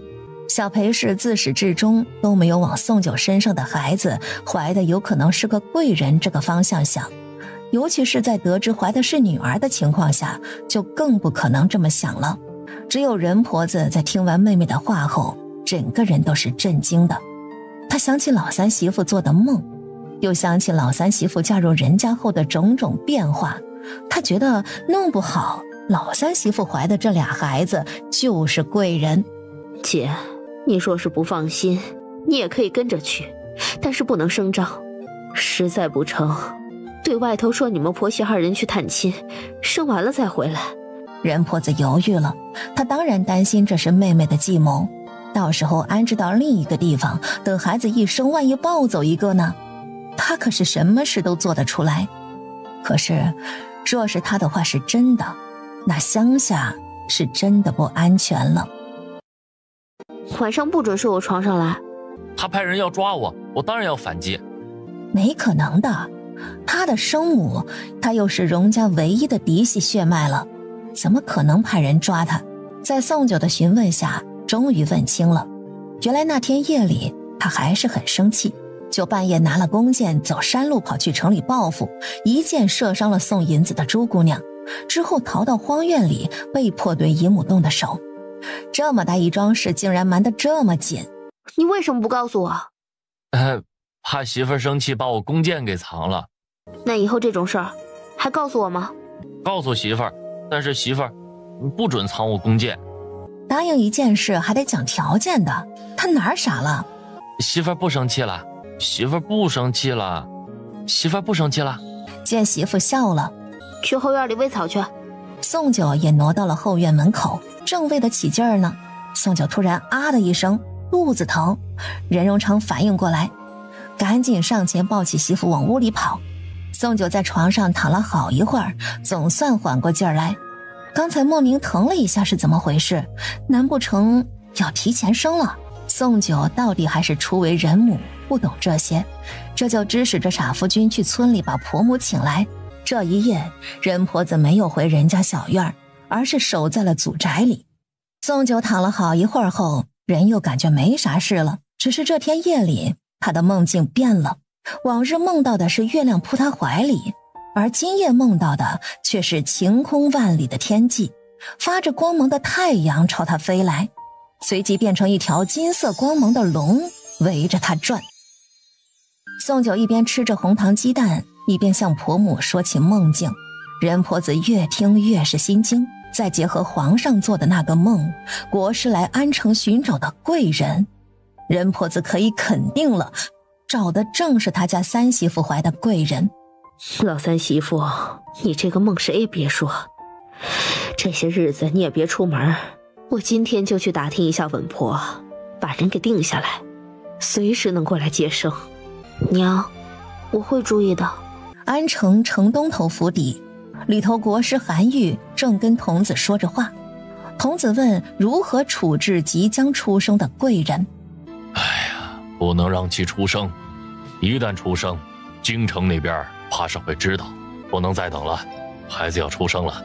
任婆子从祖宅那儿回来，正想寻几身换洗衣裳拿到三房院里去，没想爱串门的隔壁吴婆子突然闯进院里，说起刘三娘被带走的事。那家也姓吴，还是吴婆子的本家，早早的跑过去听了一耳，孕妇现在被带走了，不知生死，也下落不明。吴家人被差兵打了，还在请大夫看病。原本说求雨是好事儿，怎么还伤人呢？不会是要对肚子里的孩子动手吧？你这是去山脚下照顾你家三媳妇去呢？你家三媳妇也怀孕了，怎么没有被带走？你就不盼点好的？能被带走的指不定是国师看中的人，我家三媳妇就一普通村妇，人家没看上。任婆子三言两语打消了吴婆子的猜测，也不细问了，还说普通一点，反而安安生生。我今天就把稳婆请来，让她住在咱们院里，我给她支工钱，也让她看看大概什么时候生。娘，我和荣常赚了点钱的，用这个支工钱吧，我感觉身子越来越重了，会不会要生了？就在这个时候，村外来了一张生面孔，对方是来收皮货的，身边还带着一个小童，问村里人谁家是猎户，皮货价格不比城里的少。村里头最厉害的猎人就是人家老三了，不过村里还有几位年轻的也跟着打猎，倒是可以去村里头仔细问问。他家三弟正是打猎的，指不定啊有皮子卖。你们瞧着不像收皮子，倒像是拍花子。这话说的，村里人听了立即警觉，他堂堂国师成了这村妇口中的拍花子了。就说吧，你们来咱们水乡村是什么目的？收皮子犯不着到村里来收，现在的安城个个都能随时入城，你在城里到处都能收。还有这个小少年绝不会是你的儿子，长得也不像。就说你们什么关系吧。孩子，你先过来，别怕啊，有什么委屈说出来。村里人看到皮子又有些信了，难不成真是皮货商人？道童脑子灵活了一下，说自己是养子，并不是被拍回来的童子。你找我家三弟收皮子，我这就把三弟叫了来。韩愈将这处农家小院打量了一眼，点了点头。你们家这院子建得不错，方方正正，门外是口山泉井吧，屋里能听到水流之声，水井的方位很旺你们家，要是能养缸鱼在东南角就更好了，那可谓是水生财，鱼镇宅，有鱼有水，富贵来啊。你们收皮货的还给你算命吗？算命应该挺能赚钱的，比皮货还赚钱吧？瞧你这皮货可不必收了，干脆在咱们村摆个摊儿，给人算命得了。被任广田这么一说，国师韩愈简直无语了。他可是国师，在京城里便是权贵都拉着他测算八字和风水，到了这小小水乡村，就被这对夫妻不是误解成拍花子，就误解成神棍了。沈秋梅并没有去山脚下，把二弟叫来，就跟二弟使了一个眼色。你们都不是猎户，手上都没有拉弓的剪子。那村里人说的猎户就是我这弟弟的，村里其他的猎户连深山都不敢入。韩愈看了一眼沈秋梅，他还真信这乡下猎户恐怕是真没有本事，也就拿把砍柴刀遇上几只野兔子。这一下他颇为失望，看来水乡村不是他要寻找的地方。人一走，杨冬花立即看向大嫂。皮子不卖了吗？我们应该把三弟叫来，他手上一定有皮子。正好三弟媳要生了，花销也大，卖了皮子有现钱儿。不知怎么的，我看这人就是心术不正。你还记得周家那个媳妇刘三娘，挺着个大肚子被官差带走，说什么求雨去了？我觉得不简单，这么多天没把人放回来，恐怕出大事了。在这节骨眼上，就算卖皮子，我也得小心点啊。三弟媳马上要生了，卖皮子的事不着急，拿城里也一样能卖掉。我想三弟家里也不会没钱的吧？那皮子不卖就不卖吧。杨冬花就是觉得大嫂想的有点多。等等，那两人没有出村，不但没有出村，还跑三房家买的那块地看去了。那是三弟媳买的地，荒在那儿的。这一下一家人都看出了问题，这人收皮货的跑人家荒地里做什么？还在比划着什么？是个啥意思？大嫂没有猜错，这两人不会是在村里打探，准备做什么坏事吧？咱们去看看去。就说你这人怪吧，你在我人家的地里做什么呀？韩愈是真没想到，怎么这么一块荒地跟人家又扯上关系了。刚才主仆二人出村的时候，发现水乡村的风水好，尤其山脚那处更是村中风水最好的一处。韩愈于是在水乡村测算了一下地貌，就发现这一处山地更奇怪了，中间坡地，两边荒地，远看就像一处天然形成的坟墓，而且朝向也精准。这地是你们兄弟俩中谁家的地啊？我家的，有问题？还真是这老实巴交的庄户汉子的地，那就有意思了。于是激动地上前问沈秋梅怀中的女儿是几时生的？入夏生的。你一个皮货商人，是不是想拐走孩子？要不给个生辰八字，我能给你算一卦。这孩子有些奇怪啊。谁知话才落，几个村民立即涌上来，将主仆二人一顿打。韩愈带着童子逃出水乡村，跑了2里地，见后头没人追了，他们才停下脚步。无知草民，可恶！穷山恶水出刁民。爷，要不我们走吧，这种地方大概也出不了贵人。不对劲啊，明明是短命之相，怎么还活得好好的？我不可能看错的呀。要是那村妇讲道理，让我好生算一卦就好了。童子一脸奇怪地看着主子，他们不是来寻找即将出生的贵人的吗？怎么对一个已经出生的女娃娃感兴趣了？在我离开安城之前，我非要给这小女娃算一卦，改日叫人把那孩子偷出来。以后再遇上这种事儿，一定要来告诉我。宋九听完两位嫂子的话，他心头也是忧心起来。稳婆说就在这2日，可是就那日痛了一下，躺在床上几天了还没有动静。任婆子不想老三媳妇胡思乱想，把2个话多的儿媳妇叫了出去。对方说的那些话，他怀疑可能就是国师本人。寻到村里来了，他妹妹竟然一无所知，说什么护着他家老三媳妇的呢？到这关键的时候，他就没啥作为了。这么大件事，要不是2个儿媳妇误打误撞的解决了，那现在老三媳妇恐怕已经被带走。任婆子听完2个儿媳妇的描述，心头越是不安，随即去了客房找钱稳婆，有没有一种方法能催生的？你家三媳妇身体特别好，又年轻，孩子正常出生没问题。再说孩子的出生是天注定的，强行提前出生恐怕不妥当呢。娘，为何要催生？你们赶紧先回去，再留意一下有什么奇怪的人入村，一定要告诉我，别把人带着山脚下来了。几人正要出院门，杨冬花突然回头看着高高的桂花树，惊呼道：桂桂花树上有好多喜鹊呢。这么冷的天气，也不是繁殖的季节，怎么来了一群喜鹊呢？人婆子终于露出笑脸，看到喜鹊是好兆头，他家三媳妇怕是要生了。天黑了，水乡村的山头出现一对主仆，正是去而复返的国师韩愈。白日来了水乡村一趟之后，回去越想越不对，这就趁夜赶了过来。这会儿的韩愈目光在水乡村风水正旺的山脚下，那处朴实的宅院里，韩愈挺直了身板，背着双手，打算下去一探究竟。刚要下山，眼前突然出现一只野梨子，小小一只，还想拦路不成？刚这么想，身后的草丛里又跑出一只野梨子。为何他想要去山脚下，就会遇上野梨子拦路？难不成山脚下的宅子住着的人正是他要找的人？莫小瞧了这些野梨子，在山里头攻击人的话，基本难以逃脱。他们速度极快。你不要过来啊！没多会儿，主仆二人被野梨子在山中追赶，最后寻了一棵老树爬了上去。但是韩愈知道野梨子爬树速度更快，他们这样藏不住。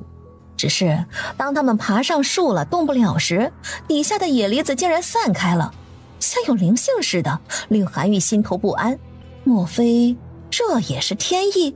刚这么想，坐在树杈上的他突然瞥见东边一抹霞光。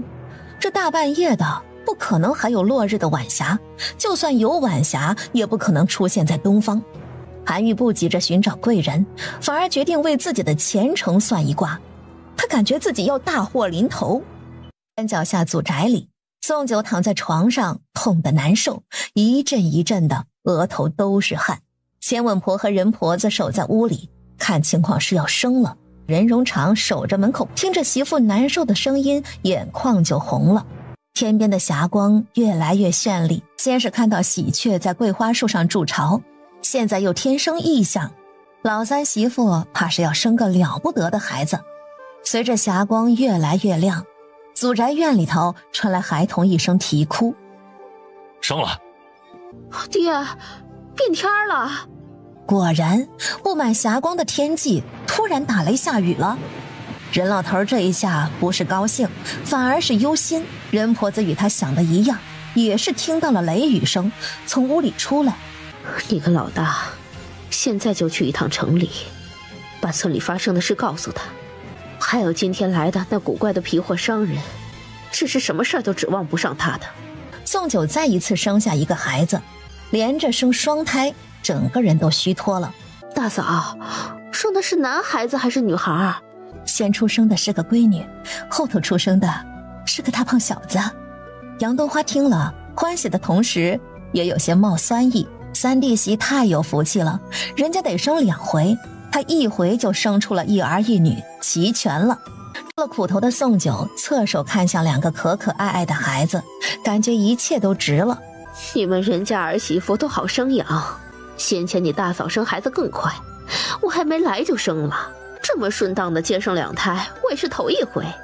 以后这牛皮吹起来可是有证据的。没想任婆子突然拿出一袋银子塞到钱稳婆手中。以后这事儿还是别往外提，老嫂子觉得怎么样？钱稳婆发现银袋挺重的，心头也知道刚才生2孩子时刮风下雨的，安城4年没下雨了，这简直就是奇迹。我这几日出远门探亲了，没来过水乡村，那就多谢老嫂子带2孩子感激你。随着村民的欢呼声，天已经大亮，村里人根本不想睡觉，天一亮就往地里跑。先前争着抢着放水的田，如今都蓄满了水。而此时的城里，半夜出现的奇怪现象将小裴氏吵醒，他有一种感觉，毕竟是他家孙女儿要生了。虽然不想承认2胎都是女儿，可是到底身上流着荣家的血脉，他得去看看去。为了马车正要出门时，却被朱淑文给拦住了。姨母，明日知县府设宴，知县夫人非要请您去一趟。你随我来安城，当初可是答应了我，作为王府的准儿媳，你连个地方知县夫人都招呼不了吗？如此，我要你何用？朱淑文心想着，天色大变，也未必是贵子出生，万一是天怒人怨，贵子没了呢？国师带着人去处理这事了，为了能给二表哥算命，替国师争取时间，他一定要拦住姨母出府，也要瞒着国师爷的去向。你莫不是派人盯着我正院的一举一动？朱淑文的确派人盯着这儿了，可是他不敢应，这可不是闹着玩的，他姨母手段厉害着呢。我现在要出门，没时间跟你扯，你好生待在院里反省。小裴氏匆匆出了王府，才上大街，天空已经雷雨阵阵，倾盆而下。谁知街对头来了辆牛车，没想到在街头碰上了。甄老头将老三媳妇生了的消息告诉小裴氏，同时也提到了昨日水乡村里来了的人。经任老头一描述，小裴氏听出来，不正是国师吗？他不是一直在王府客院，什么时候出的府，他竟然不知道。若是诚心护着这个孩子的子嗣，就对那奇怪的国师留点心吧。你若是不想插手，以后也不必在孩子们面前现身了。到底已经过去18年，没有关系了。大胆！小裴氏怒眸瞪向任老头，好你个裴家的小长工，没有姐姐在眼前，轮得到他说这种话？他以为娶了他姐姐就真成了他姐夫了不成？我说的也是你姐姐想要说的。你若是念及旧情，就别再给小两口惹麻烦了。从哪儿来回哪儿去，你姐姐从来都没有原谅过你，你们姐妹2人也不可能再回到从前。沈平！随着小裴氏的怒声，马车边的护卫一个个拔剑而立，杀气顿现。任广田吓了一跳，他今天听到了不得了的事，爹娘到底瞒了他们什么？怎么会跟这人有亲戚关系的？任广田本能地护在自己的父亲身边，好在小裴氏气归气，到底也没有兵刃相见，还是惧着他那个傻大儿的，害怕他又为了任平来报复他。想到傻大儿的那一剑，就是他心头的结。我话是送到了，你就不要来水乡村了。生的是男儿还是女儿？2个女儿，还他们小两口安宁的日子吧。小裴氏见是生的2个女儿，心都沉了下去。既然人家不喜欢他，那就不去水乡村便是。可惜了，难得一见的双胞胎，却只生了2个女儿，这村妇真是没有福气。走过街头拐弯时，立即叫停大儿子，再回头一看，就见马车已经打道回府。爹，为何说三弟媳生的是2个女儿啊？记得，谁问都是生的2个女儿，只有生了女儿，他们才不会惦记。爹，他们到底是什么人？你三弟并非我和你娘亲生的，是当年被人遗弃，我们抱养的。这事儿你知道了，谁也不准说，包括大儿媳妇儿，可得记好了。任广田心头吃惊，想到三弟从小就生病犯傻，乱发脾气的性子，总算明白各种原因。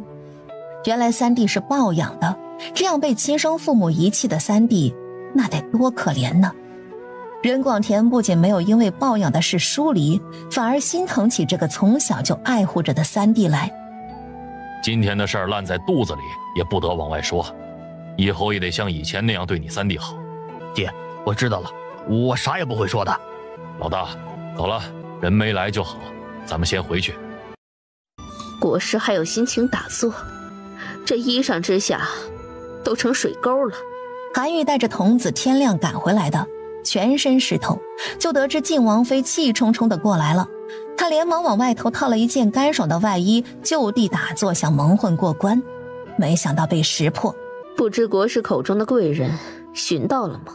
贵人没有寻着，不过已经降世，大势已去，过不了多久，皇上便要派人定我罪名了，左右也逃不掉。小裴氏一听，反而哈哈大笑，显然国师受挫，他很高兴。以后还望王妃护我，能有条活路就好。以前是小裴氏利诱此人，控制住此人，而今他来寻求庇护了。不过这个人倒也可以留在身边，偶尔还能给他算上一卦。可是朱氏助你出府的，韩愈这一刻可得表忠心，毫不犹豫把朱氏给卖了。果然，小裴氏生气地走了。韩愈无奈一叹，想起朱姑娘交给他的生辰八字，到底把人卖了一回，就给他一点补偿吧。且等他沐浴更衣，给这张八字测算一下。大嫂，我那会儿只匆匆看了一眼，没怎么看清楚，你跟我说说呗，这俩孩长什么模样？三弟和三弟媳生的孩子，你想想他们是什么模样，大概孩子就是什么模样了。不过沈秋梅也觉得奇怪，这俩孩子出生就带着好闻的香味儿。当时沈秋梅只顾着照顾三弟媳，闻到香味儿也以为是钱稳婆点了什么安神香之类的，没多想。但是今天照顾了一日，她就发现不是的，屋里头还是带着淡淡的清香。要问她什么味儿，她的目光忍不住看向桂花树，比桂花香还要好闻。不过什么，大嫂？哎，你快说，可把我急死了。你呀，娘没说错，就爱听八卦。三弟媳也是普通人，跟咱们没有什么两样，生下的孩子也是普通的孩子。你想知道什么？这么好奇啊？要不你自己生一个去。沈秋梅说完这话就后悔了，我呀还得给三弟媳端鸡汤进去呢，生两个不比我一个，真的辛苦。媳妇儿，就挺神奇的，转眼我做爹了。媳妇儿，咱们的孩子取什么名字啊？这会儿傻夫君问起，她想到丈夫的名字叫荣长，却与大哥二哥的名字有着明显的不同。我猜大哥二哥是广字辈，人家以前也是大户，定是有族谱。要不咱们问问爹娘？老三媳妇生了，咱们一家也庆祝一下。要不去地窖里拿2坛好酒来，我再炒个香辣豆子一起下酒。正好这会儿任荣长过来跟母亲说起给孩子取名字的事，还把他家媳妇的想法也一并说了。就说老三媳妇明事理，是个孝顺的儿媳妇吧，简直是心细如发，定是知道老三的身世了，也知道了老三的名字不跟2个哥哥取字。三房家的孩子取名字呗，两孩子是双胞胎，便一起取了。孙女儿叫任明月，孙子叫任明阳，两孩子都上族谱，孙女儿也以儿子辈登记。娘，我家蓉姐儿能上族谱吗？从今儿个开始吧，人家的女儿或者儿子都同样在出生之时登记在族谱之上。儿子按辈子取名，女儿随意。人家的族谱算是从今儿个重新启动，正好在祖宅里，人家祖宗在上，保佑人家子孙昌盛。于是人家大房丫头任娇荣当场就登记在了族谱上，正好在大房夫妻2人的名字之下。待沈秋梅看向三房那处时，却是空白的。她震惊地问道：娘，三弟没上族谱？登族谱做什么？沈秋梅看了二弟媳一眼，说了这么久，她可是一句话也没有听懂，所以平时叫她读书识字吧，她偏偏不想学。大嫂，上了族谱是能得到人家祖宗的庇护吗？不然你这么焦急有啥好处了？哎，反正你也不懂，先杀鱼，不然天都亮了。切，我可不管上不上族谱，看把大嫂给急的。现在是他沈秋梅做了丑，把事情说开了，以后二弟媳就算生女儿也能上族谱了。任荣长得到了孩子的名字，就欢喜地来到了屋里，告诉宋九，这名字还真是好，希望两孩子也像名字那般耀眼。宋九给俩孩子取了小名，女儿叫小团子，儿子叫小圆子，不像村里给孩子取个二狗子、大柱子之类的。这些仍旧是托了老三媳妇的福气，但是趁着今儿个这事儿，我也说一句，老三媳妇的孩子是5日后才出生的，你们把时间记好了。任婆子见家里人都默认了，心头一安，接着说道：所以这几日你们当做什么也没有发生，该干嘛干嘛。村里人问起，你就说老三媳妇快生了，尽量少与村里人走动。各家过各家的日子，也没必要那么热情的，说多错多。平时少听八卦，少讲八卦。杨冬花撇了撇嘴，她不敢说了，不敢得罪婆母。丑话前头说完了，接下来就是吃好喝好。算过了，八字是个好八字，可惜命短，人已经死了。朱淑文最后抱着的希望破灭，看来二表哥是真的没了。可是他在姨母身上看不到伤心，更是看不到他要复仇的心。不是说姨母手段了得，自己的儿子突然没了，他就不想寻找真凶寻仇吗？二表哥尸骨未寒，姨母就跑来安城巴巴的与大表哥相认。要说这世上谁最冷血，恐怕就是他这个姨母了。你交来的生辰八字并非普通人，他是谁？朱淑文没接话，在国师对面的蒲团上坐下，随即拿出自己的生辰出来。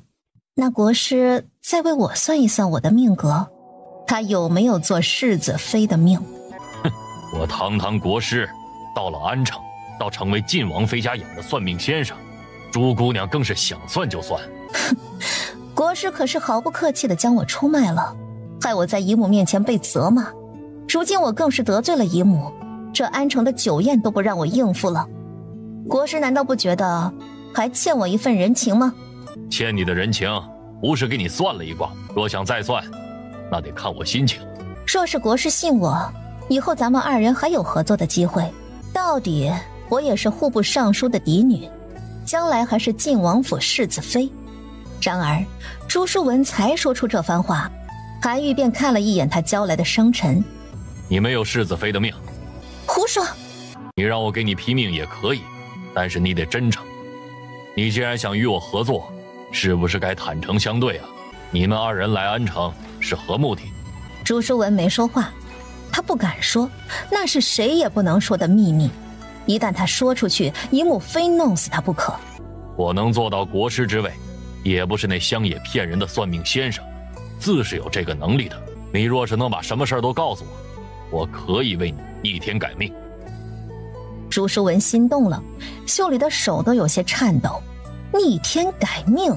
皇室中的女人岂能优柔寡断？你显然不合适。谁说我不合适的？韩愈激将了一下，果然将话引了出来。朱淑文把他们这一次来安城的目的说了。到这个时候，韩愈才知道晋王妃藏得有多深呢。不愧是皇族中的女人，当年就怀了双胞胎，竟然能瞒得了晋王府的人，只说生了一个孩子。朱氏先前让他批命的生辰八字，就是那死去的晋王府二公子，而还有一个痴傻的晋王府大公子流落民间，正是在安城。难怪安城会出贵人，一切都解释得通了。这么说的话，若是晋王府中的子孙中出了贵人，这可是不得了的大事。难怪皇上会梦到金銮殿的贤良断了，那是预兆。这样的贵人岂能留下？此事你知我知即可，万不能传来出去，不然即使你逆天改命，我姨母也不可能再信我了，我也别想入晋王府。痴傻世子已经生出了贵人，朱氏又岂能逆天改命？即使改了命，也站不稳脚跟儿。生出贵人的那位女子才是正事，除非借那女子的福运。只是韩愈犹豫起来，这种伤天害理的事，他为何要替朱氏冒这么大的风险？将来反而招贵人记恨。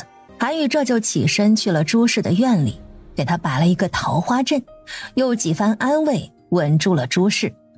又与朱氏的交谈中，韩愈发现，不仅朱氏不知道那痴傻世子的孩子是贵人，便是晋王妃也不知道此事。他总算抓到了命脉，自己有一线生机了。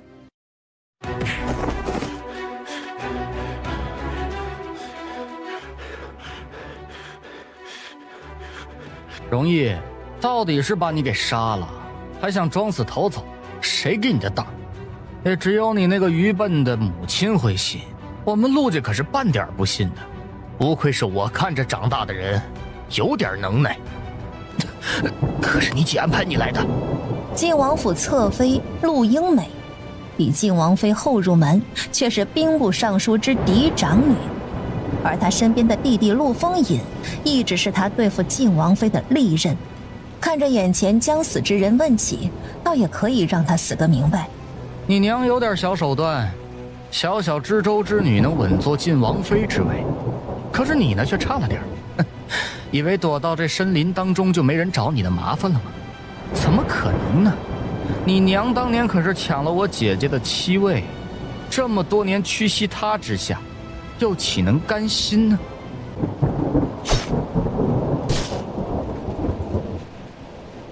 小裴氏突然惊醒，脑海里全是他刚才做的噩梦。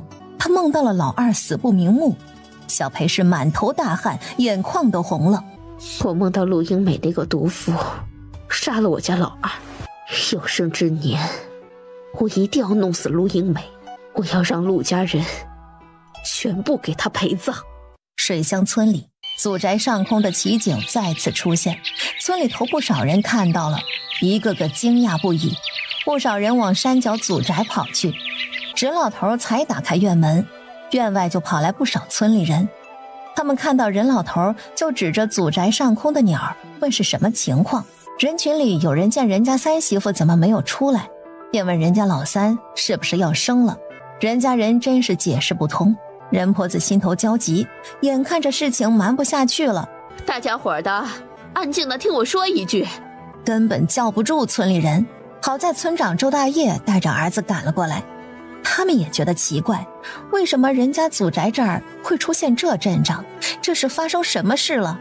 周大业想起先前官差下乡要带走孕妇求雨的事，那吴家媳妇刘三娘还没有送回来，雨却已经落下了。水乡村更是发生了这么大的奇迹，可不得了。村里人也议论起刘三娘这个孕妇，可是这些鸟怎么不飞到周家院子上方去？随着村里人吵吵闹闹的，祖宅上头的奇景慢慢的消失不见。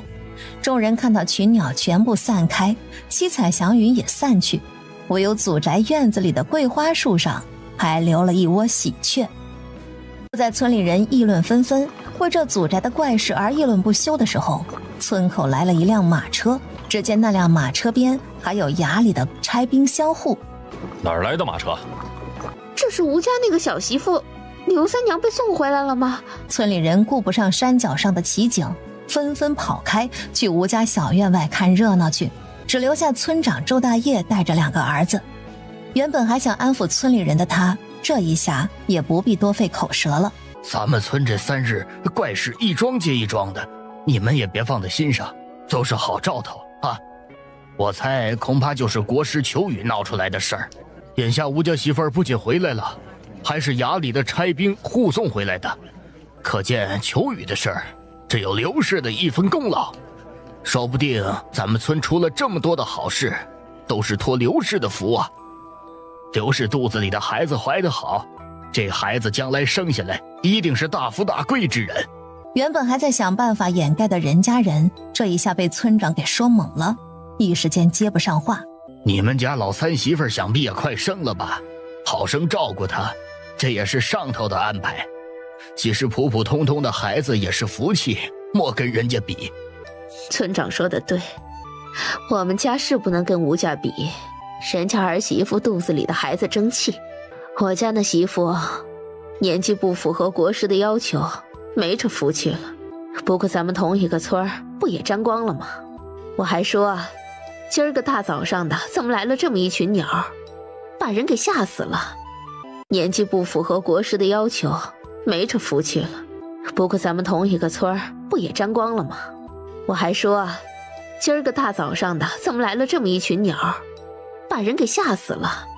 多半是这儿靠山里头的缘故，你们呢别多想。现在刘氏回来了，估计明个这些鸟也不闹你们这儿来了。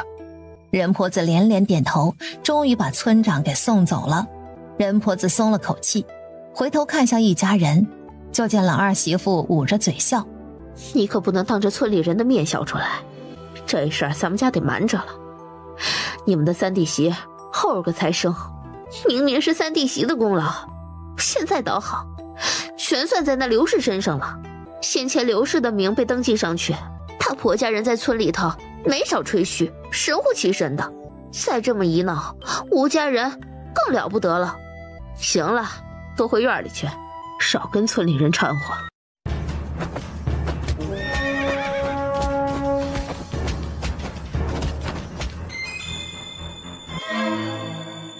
媳妇儿，你现在就给我多做些路上的干粮，我搭赵管事的商船，不要路费，到时候也不在船上吃，一路就吃干粮，能省好多钱来。我这就去一趟爹娘的院里，跟爹娘说说此事，再将母亲手里的钱借出来。等会儿再到大哥三弟院里头也借些钱。等我回来的时候，咱们家就是安城唯一的2种商了。这一次要多少啊？娘手上应该有80两银子。任老头一听，皱了眉，倒是会算数，算起他们两老的账。不过数算错了，80两银子那是以前的数目。两老的没吱声。任广江知道自己说的太多了，但是他一定要运回来2种，马上地里一收，下半年还得播种。在任广江磨人的嘴皮子下，两老的松了口。任婆子拿出80两银子交到他手中，却仍旧让老二写借条，还叮嘱他万事小心。广江啊，嫂子丑话说在前头啊，你这一趟去这么远，万一有个什么，你让你媳妇儿怎么办呢？咱们人家也不是没有田地，干嘛要这么折腾？何况老二媳妇还没有身孕，你真有个什么，连个后都没有。站在丈夫身边的杨冬花听到这话，心头很不好受。任广江听到大嫂这话着实不好听，显然也有些不高兴，爹娘都没有阻止他呢。沈秋梅从屋里拿出20两银子递到他手上，你大哥拿回来工钱，我上一次在你那儿买了2种，后来又请了短工，眼下也只剩这点了。人家两老的等老二前脚刚走，后脚就来了山脚下。任婆子哪有不担心老二安危的，他们过来是想叫老三跟着老二一起去一趟江陵，毕竟老三会功夫，路上遇着什么他也能保护老二。然而谁也没有想到，任荣长这一次却反对二哥出门，他自己也不出门，甚至他暂时也不打算出门打猎了。任婆子看着发脾气的老三，感觉事有蹊跷。老三媳妇，你把老三拉屋里问问去，可是这一次打猎出门发生什么事情了？宋九疑惑，平素发生什么事儿，他家傻夫君都会告诉他呢。这一趟回来，他并没有说起。三弟不让我去，我也要去的。做2种的生意，宜早不宜迟。但凡被人家抢先一步，这生意我就做不成了。我看你像做生意魔怔了。老三不会无故发脾气，一定是有什么事儿。没多会儿，宋九从屋里出来，一脸的凝重。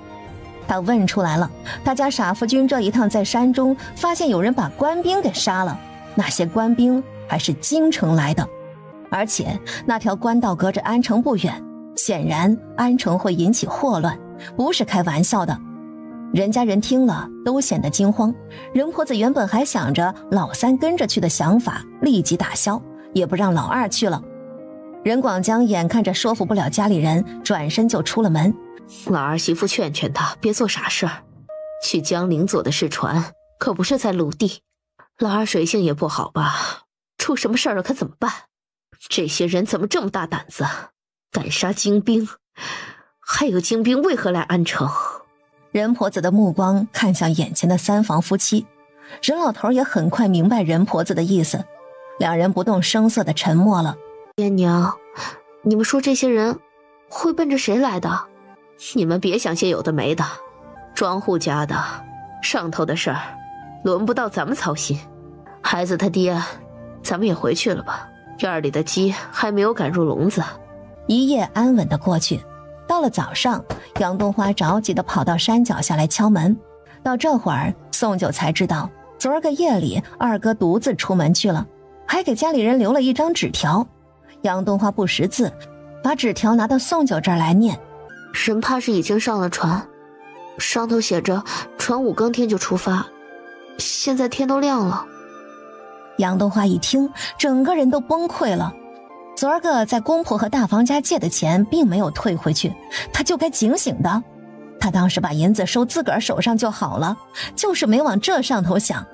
任广江舍不得错过这个机会，连这3房家的钱也没有借，就这么走了。只带走了100两银子。杨冬花捂着脸哭了起来。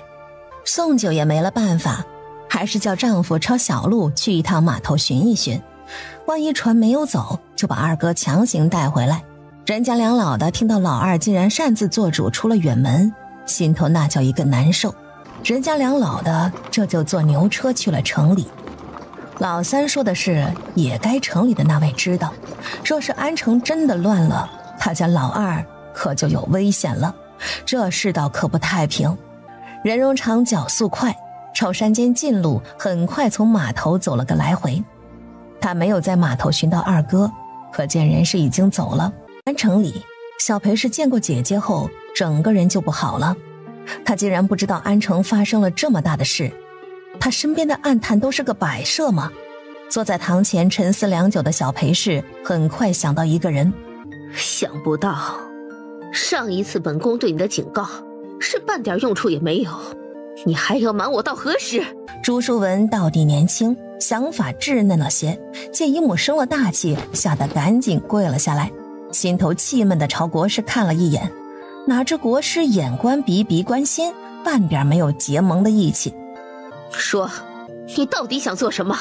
就在2个月前，我给我爹写了一封信，我爹就给安城拨了救济款，然后朝廷也将安城的税赋减免了一半。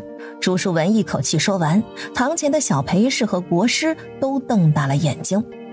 国师一脸不可思议地看着朱淑文，她只是户部尚书的女儿，一封信就给安城减了税赋，还拨了救济款。还有呢？国师说他大祸将至，我就将我爹给我的死士都守在了安城的官道上。就在前不久，一批从京城赶来追杀国师的精卫全部被我弄死了。话落，堂前鸦雀无声，国师不知道该不该感动，这杀的可是精卫。再说他没有收到消息皇上要杀他呀，难道是秘密追杀他，还是秘密来安城追杀贵人的？总之人已经死了，死无对证，但是这事儿可就麻烦了。所以你杀精卫护国师和你给安城求救济之间是何意思？这2件事似乎没有关联，但是依着小裴氏的猜测，户部尚书不是傻子，仅凭女儿一封信就做了这么一件大事。安城大旱之后迎来大雨，于是发生了涝灾，拨下来的款全部用来笼络地方官员，又因为我这段时间一直周旋在这些地方权贵的宴席上，而今整个里阳郡的官员都在咱们手上，只要姨母一句话，咱们在里阳郡便能只手遮天，横着走。京城有点什么要来对付国师，岂不是一入里阳郡的地界咱们就知道了？朱姑娘为了老朽一事真是感激不尽，只是万一朝中查到下头来，老朽也不想拖累大人呐。那个大可不必担心，里阳郡知州亲自写的荐书，真有那么一日被发现，又关我们朱家何事？当真是高明。国师韩愈再次感觉到官场的黑暗，地方官员贪昧了这一笔钱，上头还有个户部尚书给罩着，还真是官官相护。老二没了，还亏得你愿意入咱们王府的门。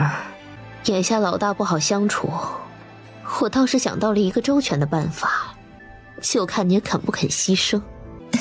姨母只管吩咐，我都愿意的。向你大表哥借主，生下孩子记在你二表哥的名下，只是这样一来就是苦了你一辈子。跟他一样不会有丈夫的疼惜，守着孩子过一辈子。朱淑文一听脸色变得苍白，他若答应便是改变了他这一生的决定。小裴氏也不逼他，而是静静地等着他的答复。他会不会同意，那就要看他的野心到底有多大。能成为晋王府的儿媳妇可不能太弱了，不然被旁支欺负死。姨母真的不接大表哥回王府吗？小裴氏也想啊，可是这个大儿子会听他的吗？或许你也可以试试，国师为你摆了个桃花阵，万一成了，你或许会有一段美好的回忆。只是你得立即怀上他的孩子，晋王府得有个传承。小裴氏语气温柔地诱惑着，在权势面前能够对自己心狠的，才能在京城站稳脚跟。像傻儿子身边的那个村妇，自然是做不到的。朱氏咬了咬牙，点了头。你以后就是我的儿媳妇，我的亲闺女。外头的女人，尤其是那个村妇，包括她生的孩子，我都不会认的。朱淑文听了，心头舒服多了。既然要想朱氏尽早怀上孩子，他得想办法怎么哄骗到大儿子，才能让朱氏有这个机会。水乡村里，城里最近也传来一个好消息，那就是今年的夏税税负减免了一半，上头还拨了些钱过来。地方父母官已经广而告之，会将这些拨下来的钱修建安城的官道。等农忙时节一过，家家户户就得派劳力服徭役。任老头得到这个消息，心情却不是很好。减免了税负当然是好事，只是人家得出2位男丁去服徭役，就不开心了。征百姓服徭役没有工钱，无偿修路，上头拨来的款也不知道有多少落到了实处。不过百姓是吃苦一些，若真的将各处官道修通了，安城的走商就多了起来，以后安城的农产品也能被走商买走，总归也算是件好事吧。明儿个就要跟着村里人去了。任老头再三交代老大，一定要照顾好老三。老三脾气不好，力气又大，在家里做事动断锄头棒没什么，到了那儿可是有差兵管制的。要真是弄坏了什么，差兵一责备，指不定老三发脾气。爹娘，修路是好事，等路修通了，咱们家二弟做生意也方便多了。听说这一次修路可不是小打小闹，知县大人说了，不仅要村村相通，还要镇镇相通，更要将安城的码头扩大，以后这儿就是安城的生财之道。山脚下的祖宅里，宋九连夜给丈夫做吃的。他家傻夫君5更天就得出发了，他得早早把明儿个一天的吃食都给他弄好带上。听说修路的时候是没有多少休息时间的，到时候到了饭点，往树林子里一坐，吃着干粮就对付过去，上头也不会安排吃食，都得自己带。夫君，你拿着这个，若是想发脾气的时候就看一眼，我亲手刻的字，你要听我的话。果然，任荣长看着手中的忍字，便将竹片贴身收好。你听我的话吗？任荣长点头。去修路用不上砍柴刀，你一定要记得我说的话。那些人是官差，不是咱们村里人。官道上，任广田被修路的管事叫了过去，原来是他三弟把人推倒在地上，对方受了伤。任广田看着三弟握紧的拳头，赶紧上前小声说道：“把你怀里的竹片拿出来，三弟媳咋交代你的？”果然，任广田一句话，任荣长的拳头就松了。他是怪物吧？一掌就把我推出老远，不仅是怪物，我看还有病，病得不轻。我在旁边做事做得好好的，他干嘛要推我呀？我看到了，人家老三挑担子，这位码石头，结果他怪人家老三做事太快，他忙不过来，就故意将担子给掀了，让人家老三把石头捡起来，然后老三就推了他一把，他就赖上了。任广田立即变了脸色，到底在城里做了这么久的大师傅，见过世面。既然是这样的话，那就得好好掰扯掰扯了。这意思是做事勤快了还有错了。他先人担子在先，要是放我的脾气，我一拳把他打残了不可。管事本来觉得这人家老三有些奇怪，不说话，也不用正眼看人，自然是看不惯的。再瞧瞧眼前的人家老大，也是个厉害角色，不好欺负。管事忍着没有开口。你做事太慢还有理了？你现在当着我的面再说一遍，这事儿到底谁做了？那汉子没有想到任广田敢当着管事的面出手，原本想着人家老三闷不吭声的好欺负，没想到这老大不好欺负。哎，你放手！你想打我吗？打你怎么着？你欺负我弟弟，我打不得你啊！这事儿告到衙门里去，我们人家也是有道理的。成了，这事儿是你错在先，给人家兄弟道歉。人家老三做事快，我安排2个人码石头，你们好好干。庄户汉子不得不向任荣长道了歉。管事跟着任广田来到一旁，任广田从袖里拿出100个大钱塞到对方的手中。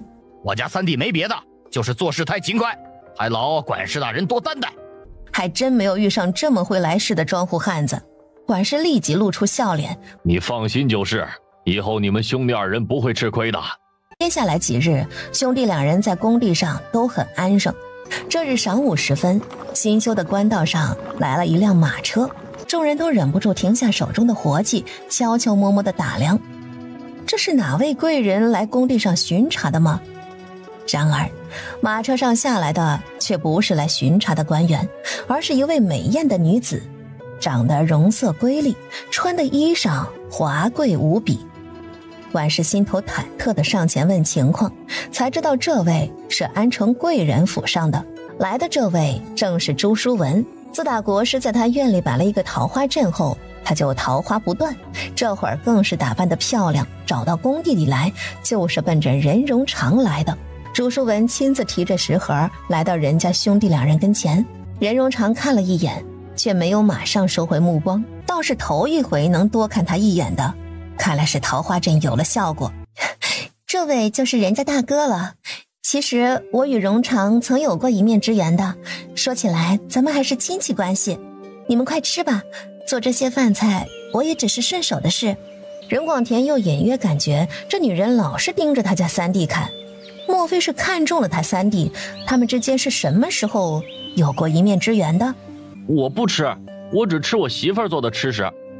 说完，任荣长从粮袋里拿出馒头。馒头有什么好吃的？这白米饭才好吃呢。任荣长又从粮袋里拿出一个竹盒，里头是媳妇给他炒好的野鸡肉。任荣长掰开馒头，将鸡肉夹在馒头中吃。任广田有些吃惊，馒头还可以这么吃呢？两兄弟都没有吃朱氏送来的吃食，没把朱氏给气死。莫非国师的桃花阵对人家兄弟都没有用处？朱书文提着食盒，随意往庄户汉子面前一放，转身就坐上马车离开了。那吃着豆饭的庄户汉子看着眼前的食盒，不知所措。贵人赏的，全部吃完吧。庄户汉子吃着手中的白米饭，眼泪都要出来了。长这么大，头一回尝到白米饭的味道，还有这些鱼和肉，也是好几年都没有尝到味儿了。管事送走马车，立即来到人家两兄弟跟前问情况。这俩人不会是背后有什么靠山，还受人家摆个大钱，这事儿可得小心处理。这一下管事更是成了好兄弟，管事都舍不得兄弟两人太劳累的，在工地里对两人很是恭敬。有了这一次，接下来的几日朱书文一直往工地里送吃的，这一天更是给人家两兄弟送来了新衣裳，说是他亲自缝制的。说实话，但凡换个人得了这样的美人恩，谁不动摇？长得漂亮不说，还出身好，又贤惠，会做饭补衣裳。庄户女人有的美德他都有，庄户女人没有的他也有，那可是理想的媳妇。只是任荣长一脸淡漠地看着朱氏，无动于衷。但凡他话一多，指不定就看到任荣长握紧的拳头，感觉再惹下去，怕是又要来对付他，那可不得了。最后朱书文不敢来了，不仅如此，他同意了姨母的安排，自己想要拥有的一段美好回忆都做不到，那只能依仗着肚子争气，后半辈子有个依靠。两兄弟在工地上的遭遇没有传回家里来，任广田不让三弟说，怕家里媳妇多想。他是知道三弟媳明事理，但是自家媳妇可不好解释。好在两兄弟也没有领情，也不算拈花惹草吧。宋九自然不知道工地上发生的事，傻夫君每天回来挺累的，躺床上就能睡着。他带着两个孩子抽时间把阿奇的衣裳做好了，明儿个打算独自去一趟城里给阿奇送去。安城修路的工地上突然来了几位差兵，要带走一部分劳力转移到别处修路。任广田和任荣长被点了名，兄弟二人跟着另外几个苦力离开。走到半路，没想到这些差兵又把人分成两队，兄弟二人被迫分开了。任广田还想上前套近乎说好话，差兵却是无动于衷。任广田只好交代三弟，手里握紧三弟媳给的竹片，要听三弟媳的话，千万别冲动。任荣长应下了，跟着差兵离开。只是谁也没有想到，这些差兵根本不是带走任荣长去修路，而是将他秘密带入城中。很快，一辆马车将人送到了戏楼的后门，几个差兵把马车中昏迷不醒的任荣长扶了下来，随即与门房的伙计一招呼，人就被送了进去。戏台后头的通间里是角儿上妆的地方。我想看看衣裳。宋九这就将包袱解开，拿出里头紫红布料做的衣裳。这是野菊花。待人接物，如赠人玫瑰，手有余香。我不曾见过玫瑰，只好绣了菊花。我在家门口时常见到野菊花，即使是旱灾的这几年，我也时常看到野菊花长在石缝中，傲立独活。就算身上的叶子稀稀落落，也会一直开到凋谢。啊，很好，这2件衣服我都喜欢，你费心了。我能留夫人在楼里听戏吗？马上要轮到我上场了，你还不曾看过我出场吧？连戏楼的门还是第一次踏入，进进出出都是达官贵人。宋九自然是没有听过戏的，人家都邀请他了，这一场戏不听就生分了。可有什么法子能让对方靠近我之时就会失了心智？国师韩愈一想到朱氏的手段，将压箱底的手串拿了出来。木珠手串平平无奇，可是朱淑文戴在手上时，身边的婆子丫鬟都感觉到不适。朱淑文自己也感觉到了，双颊立即变得通红。原本是韩愈留在身边用来保命的东西，现在不得不献给朱氏，希望他今日能成事。这是何原因？情药，闻者脸红，我这儿有解药。韩愈很快将解药送上，劝朱氏先吃下一颗，之后行事，自己也不会受影响。朱氏心头一喜，将手串收了起来。有了这个，今日所行之事能确保万无一失。国师目送朱氏离开，心头不是滋味，堂堂国师却守在这客院，成为这2个女人随叫随到的下人，现在更是助纣为虐。韩愈叹了口气，喃喃自语道：朱氏命格里不该有，今日之事若能成，便是逆天改命，恐怕那村中女子的福运要被借走了。戏楼里，只要轮到阿奇压轴出场时，整间戏楼都会轰动，可见他在安城的名气有多大。那些地方富绅权贵们最爱来戏楼里听阿奇唱戏，来时还会先去一趟青花楼里选几个好看的姑娘跟随。今日青花楼的头牌姑娘宋六便被安城大富绅陈老爷带在了身边。这会儿阿奇上台，陈老爷便饶有兴致地盯着台子中间的女娇娥，眼睛都不眨了。送10匹好布料去后台，便说爷赏给阿奇的。然而他叫管事挑的却是女人穿的料子。宋六这就悄悄地从雅室里退了出来，来到外头透透气的他正看着游廊上来来往往的戏楼下人。就在这时，从楼梯处出现几人，扶着一个似乎喝醉了的人，正好来到3楼。在这样的地方扶个醉汉本来没有什么出奇的，可是那醉汉是宋六熟悉的人，他没有看错，果然是九丫头的傻丈夫，人家3傻子。真是怪事，一个庄户家的傻子怎么被几个人扶到戏楼里来了？人家是越过越好了吗？还有这闲钱来戏楼里花销？宋六见人已经被扶进雅室了，他也很快收回了目光。就在宋六准备转身回屋再去服侍陈老爷时，突然又是脚步一顿，就见楼梯处上来了一位美艳女子，那一身华服看一眼就知道身份不简单。这个人宋六也认识，令宋六怎么也没有想到的是，这位做姑娘打扮的美艳女子去的就是先前人家3傻子进去的雅室。3楼是什么地方？人多口杂，还是权贵们玩乐的地方？所有雅室里都有休息之所，即使有人在这样的地方偷情，也不会有人知道。所以这2人选在这儿偷情的吗？宋六被自己突然冒出来的想法给惊到，心头有一种奇妙的痛快感。世上的男人都一样，九丫头以为嫁个傻子就了不得了，不也出来偷情了？这一场好戏还被他宋六给撞上了。隔壁屋的雅室中坐着的正是靖王妃小裴氏。下人过来禀报，朱氏已经来了，也进了房中，想必现在已经跟他大儿子在一起了吧。且等着吧，等朱氏出来事就成了。婆媳二人便赶紧离开。相隔不远的雅室里，宋九终于等到阿奇出场了。女娇娥走起路来就是不一样，与平时见到的阿奇明显的不同。阴柔的角色却是一个充满着阳刚之气的大男人演的，恐怕这也是阿奇的成功之处。门突然敲响，门外守着的伙计推门进来了，手里却拿了一样眼熟的东西，那是他给傻夫君绣的荷包。东西在何处拾的？这刚才外头有个奇怪的人送来这个，上前敲门，见到我来了就把东西扔给我跑了。瞧着那人应该是这楼里哪位贵客家的下人，我一过去正要问他情况，他丢给我这个人就跑了。他家傻夫君不是好好的在修路吗？荷包为何会落在戏楼？对方还把荷包送过来，是何用意？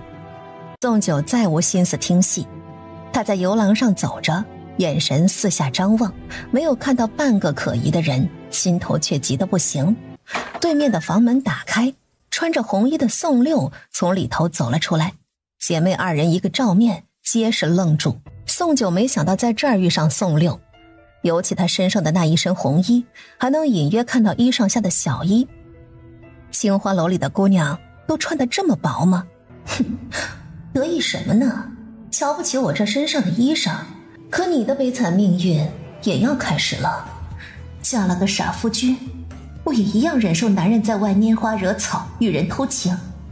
这会儿跑来戏楼，是来抓奸的吗？扶夫君在哪儿？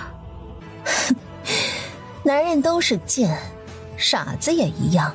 你找到他又能怎么样？他在戏楼里。宋六没有反驳。扶夫君虽傻，但对我是真心的，他绝不可能在外头做什么事儿，除非被人陷害了。你家那傻子喝酒吗？他从来不单独喝酒，便是跟家里人喝酒也不曾醉过。姐，你告诉我他在哪儿？那儿，傻子被人扶进去的，后来又来了个女人，穿着华服，出身不简单。你说不是傻子与那女人偷情，我不信。哪个来青花楼里的男人不是为了在外头偷情？谁不是狼心狗肺？宋九儿就要跑过去，宋六拉住了他。你冲过去，真要是你男人在外头有了女人，你想怎么办？和离回娘家？咱们还有家吗？我夫君是个好男人，他一定是被迫的。安静的内室里，洗得香喷喷的朱淑文穿着薄衣来到床边，看着床上躺着的男人跟二表哥一模一样的脸。朱淑文在床边坐下，不知不觉落下了眼泪。说是眼前床上躺着的是二表哥，那该多好。今日他真的要跟这样一个粗野汉子睡在一起，将自己的清白之身交给这个傻子。最终心头的抗拒被靖王府的权势掩盖，他心一狠，咬紧牙关掀开了被子，刚要钻进去，外间传来破门声，就见一个身影像个炮弹似的冲了进来。跟着宋九一同闯进来的还有撞门的伙计。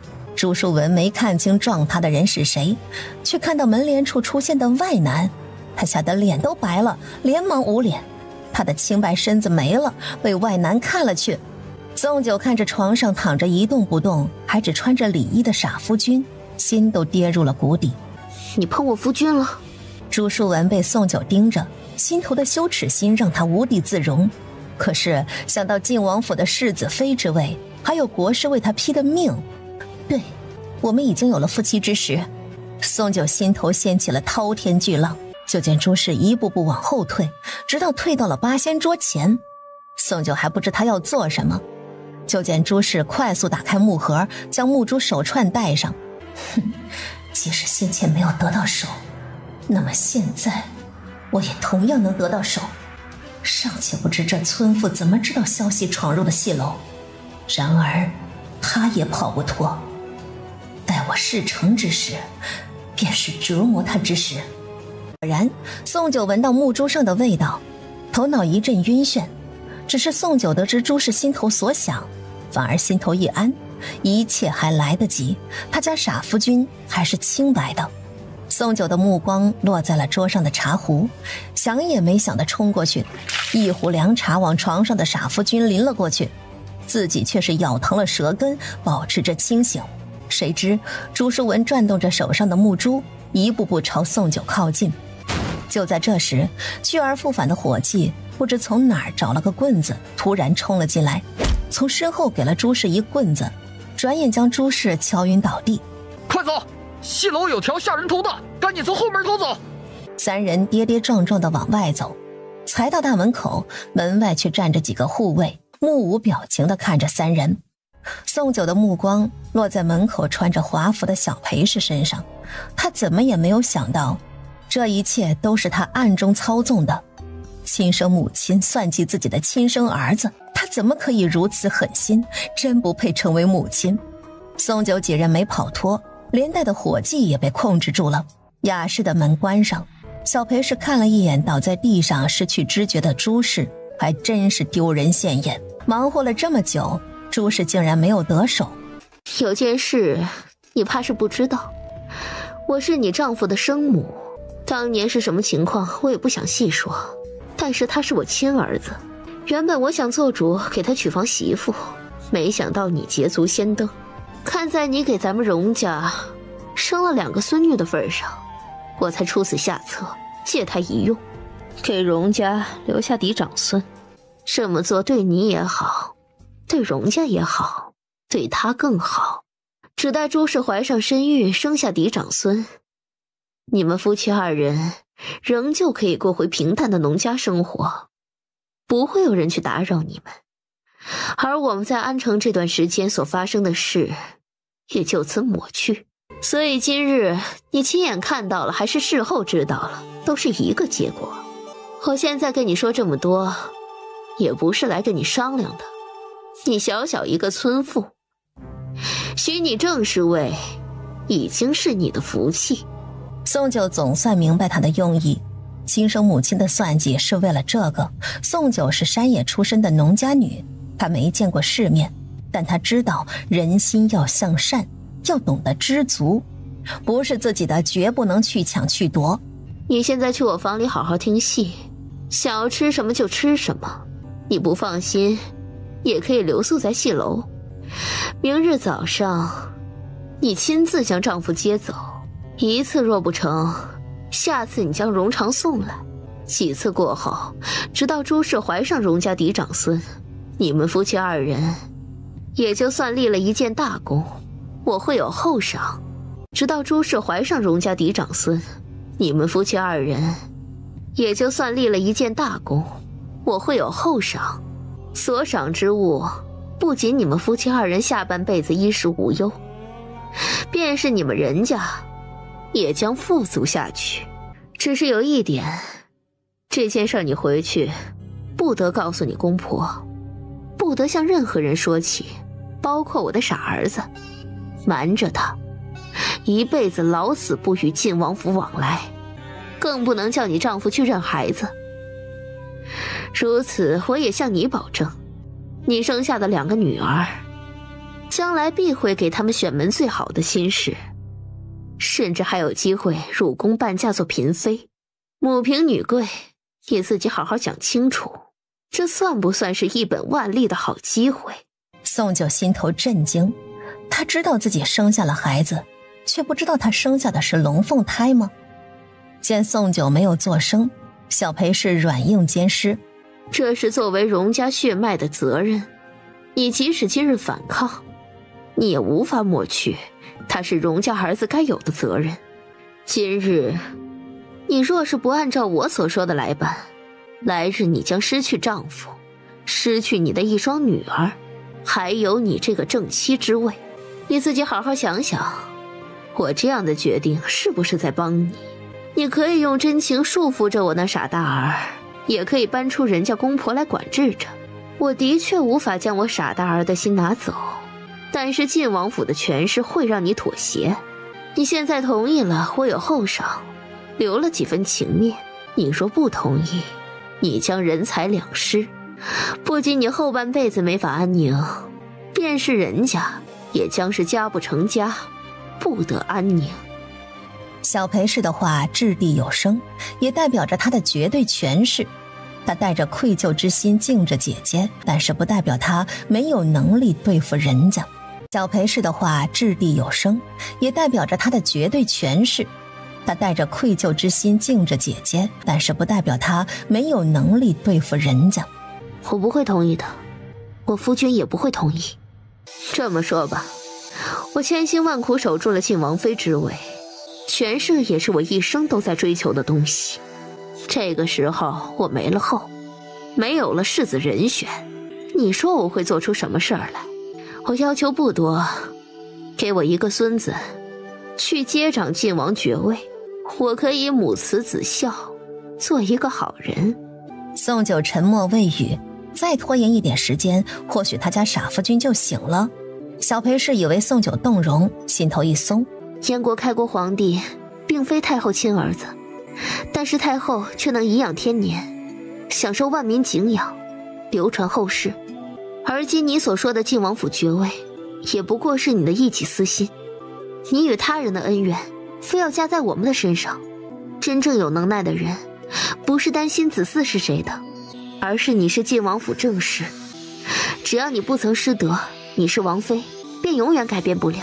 我乡野村妇学识不多，倒也看过几本书。百姓家中尚有兄弟吵架成仇，儿女分家成祸，所以子嗣不是原因，重在人本身。